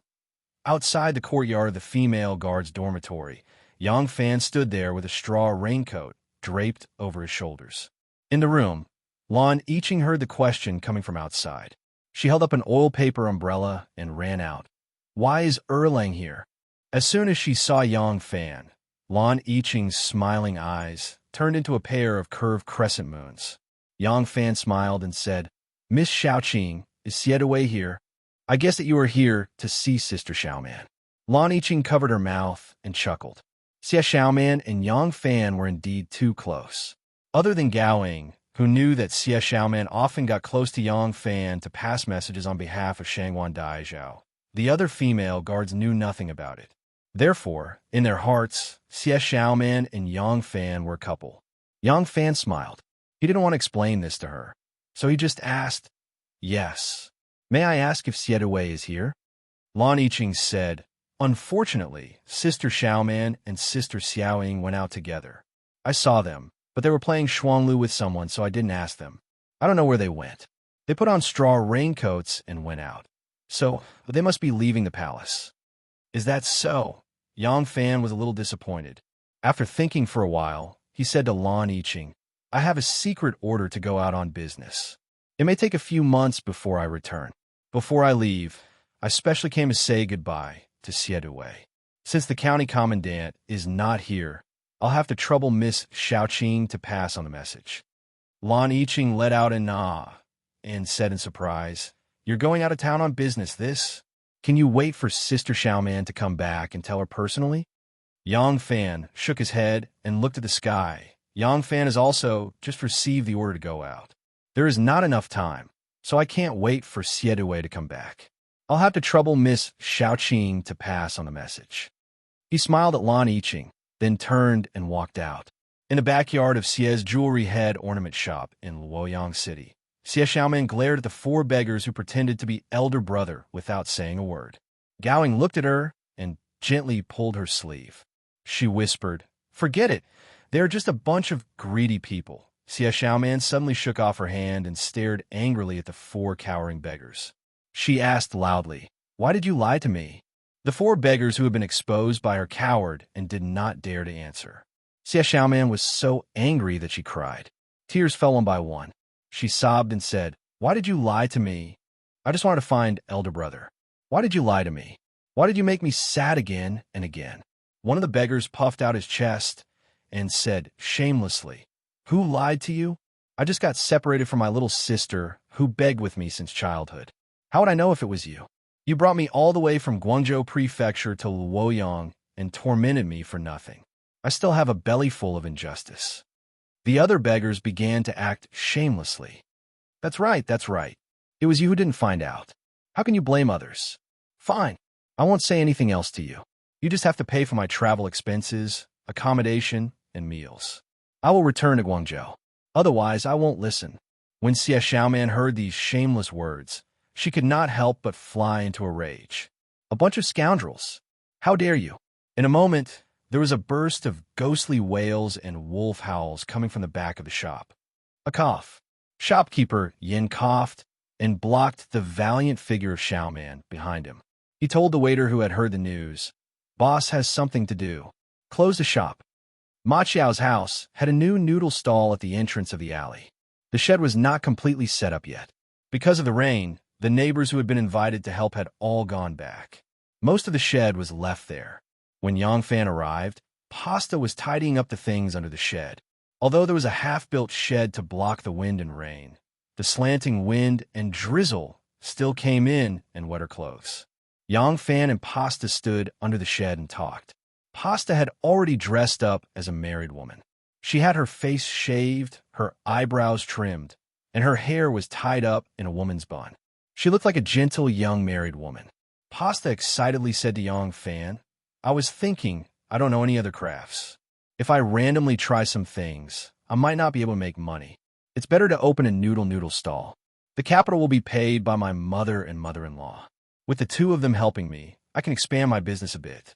The leftovers can be cooked, and we can raise a few more chickens and geese at home. Yang Fan smiled. That's good. I was worried that after you got married, your mother would have no one to rely on. This is the same as two families working together. We can both look after each other. Pasta said, That's right. Fortunately, our two families are close, and the mother-in-law is kind, so I can take care of the two old people. Oh yes, it's raining today. Why did you run out? Yang Fan did not tell her that he was going along you to prevent her from worrying. He only smiled and replied, It's nothing. Tomorrow I will be accompanying a general to Chang, an unofficial business. I'll probably only be back next spring, so I came to see and say hello in advance. If I don't come for a long time, sister will miss me. How often can Brother Qiao come back? Pasta heard that he was escorting a general to Chang, and that there was no danger, so he did not think too much about it. Hearing him ask about Ma Qiao, he said, He can't be counted on at home. He only has one promotion a year, and each time he can only visit his family for half a month. Although he is now a bodyguard of the general and can move freely, he can't leave the army without permission. Hearing this, Yang Fan could not help but sigh. In his opinion, Ning Jieji and Xiao were a good couple, but this kind of husband and wife could only spend 15 days a year together. Ning Jieji originally only needed to take care of one old man, but now she had to take care of two old men. Pasta smiled. What? You think it's hard on sister? Actually, it's not that bad. Mother-in-law and my mother are very healthy, so taking care of them isn't very hard. It's rare that he can be recognized by the general. If he works hard in the army, he will be able to make a name for himself in a few years. It's worth it. Looking at her expression, she was really happy and proud. After all, she had only been in the army for such a short time, but she was able to be recognized by the general and become his bodyguard. This meant that her man was very outstanding. If he worked hard for a few years, Xiao could at least be a cook. If he was lucky, he could even be a squad leader. In this marketplace, how many men had such ability and glory? A man lives with a face, a tree lives with a bark. If Ma Xiao could have such a future as his wife, Jiang Suning would be the proudest and proudest person. No matter how much hard work she had to put in, she would be willing to do it. Looking at Jiang Suning's expression, Yang Fan suddenly thought of Wan Er. Perhaps, even if it wasn't for an identity that was worthy of her, just for the pride she had for him, he should go to Longyu and do a big job. Yang Fan raised his head and looked at the misty sky. A heroic spirit rose in him. In a private room of the Drunken Golden Hairpin restaurant, the informant, Zhao Yu, sat beside Shenmu and explained, "We don't have a complete grasp of the people that the various powers have sent along you. After much effort, we can only get a partial list." He placed the list in front of Shenmu. "This is the list of people that Princess Taiping has sent to Longyu. This is the list of people that Wu Chengxi has sent to Longyu. Wu Sanxi did not want to be left out and also sent people. This is the list of people that he has sent. The last one is absolutely detailed. This is the list of people that the 100 cavalry have sent to Longyu." Shenmu smiled. "So lively? Is everyone going to the market in Longyu?" He casually picked up the list at the top and glanced at it. His eyes suddenly lit up. Yang Fan is also in it. Haha, this is even more lively. Chapter 219. After Yang Fan left Ma Qiao's house, he went to Nanshi City, which was the closest to the Ma family. At this time, the market was not over yet. However, because of the rain, there were not many customers in the market. When Yang Fan arrived at the livestock trading area, there were only a few livestock traders still wearing straw raincoats and holding on. It was just a simple negotiation. Yang Fan was eager to make a deal, and the other party was eager to close the stall. In the end, with a price that both sides could accept, Yang Fan bought 2 horses and a large carriage. The carriage was very simple and old, but the wood and workmanship of the carriage were all very good. For the carriage to still be so sturdy despite its age, it was enough to show the effort that had been put into it. Moreover, the carriage was not extravagant and conspicuous, and was suitable for long-distance travel. The horses were 2 old and skinny horses. By the time Yang Fan arrived, there were no good horses left in the stall. As for driving a carriage, as long as one had the strength to pull the carriage, it would be fine. There were only 2 adults and 1 child. The 3 of them added together did not even weigh 200 pounds. 2 old horses were enough to pull the carriage. Yang Fan paid the money, and with the help of the livestock trader, he hitched the horses to the shafts and drove the carriage out. The carriage was really good, but the wheels were a bit squeaky. After a bit of grease, it would not be a big problem, and the 2 old horses were used to pulling the carriage. Although Yang Fan was not very proficient in driving, he was still able to control it. When Yang Fan drove the carriage toward the south gate of the South Market Square, there were only a few customers left on the spacious main street of the market square. The drum at the entrance of the market square had already begun to beat slowly. After 300 beats, the market square would close. At this time, in the drizzle, Xiao Man was being comforted by Gaoing. She was very sad as she walked towards the north gate of Nanshi City, preparing to rush back to the palace. They stepped out of the workshop almost at the same time on a long street that led from south to north. "Second brother, you're here. I'll heat up something for you to eat." Seeing Yang Fan drive the carriage into the courtyard, Duo, who had long been waiting in the corridor with the child in her arms, was very happy. Yang Fan smiled and said, "There's no hurry. Although it's raining, the sky isn't dark yet. Let's cook after a while." As he spoke, he untied the 2 horses from the shafts of the cart and tied them to the stables at the side. Then he took 2 bags of fodder and beans from the cart and placed them in the stone troughs in front of the 2 horses. Then he patted the horses' rump and walked out. Shao Qi was held in Duoduo's arms. He stared at the 2 horses without blinking with his big black eyes. Ever since he was born, he had never seen such a big monster. Yang Fan took off his raincoat and hung it on the pillar. He clapped his hands and said with a smile, "Come, Shao Qi, let uncle carry you." Because Yang Fan came to see him every few days, he was the person Shao Qi was most familiar with other than Duo. Moreover, Yang Fan liked to tease him, so he was the most fond of him. As soon as he saw Yang Fan open his arms, Shao Qi grinned and leaned into his arms. The little guy didn't know how to open his arms to respond to him. He just arched his little butt and leaned his whole body toward him. Yang Fan took him from Duoduo's arms and kissed him on his tender cheek. He chuckled. Duo, have you packed everything?" "Yes, I've packed everything." Duo looked at Yang Fan with her big eyes. Her eyes were filled with gratitude and kindness. "Second brother, I'll pack up first. I'll leave tomorrow morning. Cook more food tonight." Yang Fan agreed. Duo picked up the bucket and rushed into the drizzle.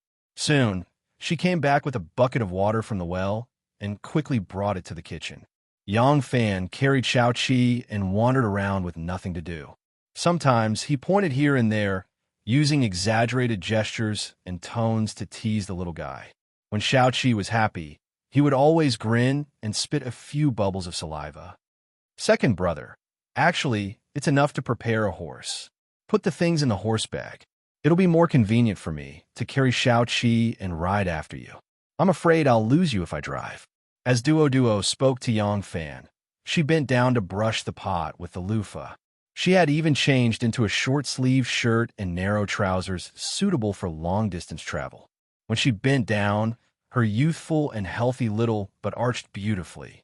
Yang Fan originally followed behind her because he had nothing to do. Seeing that the situation wasn't suitable for him to watch, he turned around and stood under the eaves. He grabbed Shao Qi's little hand to play with the rein and replied, "There's no need. I originally thought that I would go with the army to Longyu. Who knew that we would disguise ourselves and secretly go to the western region? In that case, I won't travel with anyone else. When the time comes, I'll drive the carriage and you can take care of the child. We'll go together. I'll send you back to settle down first before going to do my work." "Really? That's great." Duo jumped for joy. Her wheat-colored face flushed with excitement, and her pair of big eyes glowed like a rose quietly blooming in the dark night, giving off a feeling of beauty in the dark. Although she was a woman from the frontier fortress, riding a horse, riding an archery, and traveling on long journeys, she was much more independent than the women of Luoyang. But after all, she had never traveled such a long distance by herself. It was inevitable that she would feel apprehensive. For the past 2 days, what she was most worried about was whether or not she would lose Yang Fan and get lost. Now that Yang Fan was going with her, the little girl's heart was finally at ease. Dinner was very simple, but for Duo, it was very rich. After dinner, Yang Fan played with Shao Qi on the bed for a while until the little fellow fell asleep from exhaustion. Only then did Yang Fan go to the opposite wing to stay. The night passed uneventfully. Before dawn the next day, Duo was woken up by Shao Qi, who had peed on the bed. She helped the little devil change his diaper and took advantage of the fact that the sky hadn't brightened yet to cook. When a morning bell of the gate of heaven rang and the entire city responded, Yang Fan and Duo had already eaten breakfast and were ready to leave. A carriage drove out of Luoyang and set foot on the road to the west. In the carriage, there was a man, a woman, a sleepy baby, and a bleating sheep. At first, when he saw Duo carrying a bundle of grass and leading the milk sheep to get on the carriage, Yang Fan didn't know whether to laugh or cry. However, Duo was confident. If we don't bring the sheep, what will Shao Qi eat on the way? She grew up in the frontier fortress and was used to seeing the nomadic tribes migrate on the grassland. Not to mention a sheep, she could even drive a flock of sheep. She was very puzzled by Yang Fan's fuss. Yang Fan thought about it carefully and felt that it was indeed fine. There were many people carrying chickens and ducks and pigs into and out of the city. Even if there was a sheep in the carriage, it wouldn't attract much attention. Although the most common beverage in the market was dairy products, it wasn't always possible to buy fresh milk. It was easy to deal with adults, but children's food had to be prepared. In any case, they were dressed very ordinarily. As a result, Yang Fan wore 2 pieces of clothing and disguised himself as a country bumpkin. Duo wore a woman's bun and disguised herself as his wife. Xiaoqi naturally became the crystallization of this newlywed couple's love. Driving the carriage, carrying the milk sheep, pots, bowls, ladles, and a large pile of things, they set foot on their road to the west. A few days later, they passed through Tongguan and set foot on the land of Guangzhou. There were a few bamboo poles on the carriage with pieces of diapers hanging on them. As they traveled, it was like a national flag waving in the wind. The large amount of diapers that Duo had prepared was finally finished. They had to wash and dry them along the way. However, this also happened to be the best camouflage. No one would have thought that this family of 3 were actually secret agents heading to Lanyu. Wu Sanxi's people, Wu Qingxi's people, and Princess Taiping's people passed by them one after another. No one gave them a second glance. Even the comrades who were disguised as horse merchants didn't notice them. Riding alone on a horse, Tin Ano, who was disguised as a handsome young man, also ignored Yang Fan and rode past him. At that time, Yang Fan was bare-chested, wearing a pair of trousers and a bamboo hat to block the sun. His beard was unkempt, and his face was covered in dust. He swayed under the shaft of the carriage with his bare feet, teasing Xiaoqi, who was babbling in his arms. Fortunately, Tin Ano didn't recognize him. Otherwise, he would have fallen off his horse. However, there was someone who had been staring at Yang Fan and leisurely followed behind him. This person was Shunmu. Shunmu was very puzzled. He didn't know where Yang Fan found a woman and a child to act as a cover. He followed behind and didn't meet Yang Fan. He wanted to find out the origins of this woman and child first. It was a pity that even though his men were omnipotent, they couldn't find out the truth. Only Di Renjin knew about this matter. Even Steward Shu, who was guarding outside the door, didn't know the details. Although Shenmu had a beautiful woman in Di Renjin's residence, he naturally didn't know about this matter. In the end, Shenmu almost suspected that this woman and child were really Yang Fan's wife and child. However, if that was the case, there was no reason for Yang Fan to bring his wife and child to Lanyu to take the risk. Shenmu followed them all the way from Luoyang, but he still couldn't find out the identity of this woman and child. Shenmu didn't want to wait any longer. Lanyu was his biggest base, and this crisis was a great opportunity for him. Moreover, Yang Fan's involvement gave him hope. As the saying goes, although a urine bubble is big, it doesn't weigh much. Although a weight is small, it can weigh 1,000 caddies. With Yang Fan's involvement, he quickly revised his plan. He wanted to reap the greatest benefits from Longzhong, and Yang Fan would become an extremely important part of his plan. In order to achieve this, he couldn't use trickery and schemes to achieve his goal. He had to be honest with Yang Fan and obtain Yang Fan's understanding and support. The journey to the west was long. Wasn't this a good opportunity to open up to him? Shenmu made up his mind. He waved the fan in his hand and ordered, "Hurry up and catch up." Miss Chi-Chi snorted softly. Along the way, Shenmu only had Yang Fan in his heart and didn't even look at her. However, it was fortunate that Shenmu finally took her into consideration and sent the vixen back to Chang'an. With this thought, Miss Chi-Chi didn't flare up. She was already seen as a vinegar jar. Could it be that not only was she jealous of the vixen, but she was also competing with a man? The road ahead was smooth, and there was only one path. When Yang Fan saw this, he stuck the big whip on the shaft of the carriage and let the old horse move on its own. He turned back to look at Duo. Due to the hot weather, the ventilation in the shed was not smooth, and the sun was blazing outside. Duo was sitting in the shade of the shed, hugging Xiaoqi and looking a little drowsy. Yang Fan couldn't help but laugh. "Come, let me hold the child for a while. You can rest." Yang Fan stretched out his hand, and just as he took the child, the carriage suddenly jolted. Dwoodwa's body leaned forward, and Yang Fan felt the edge of his palm touch a tender, bouncy, and soft place. Dwoodwa's pretty face turned red, and she felt a little embarrassed. At this moment, a few strong horses galloped over and overtook Yang Fan's carriage. They reined in and blocked their path,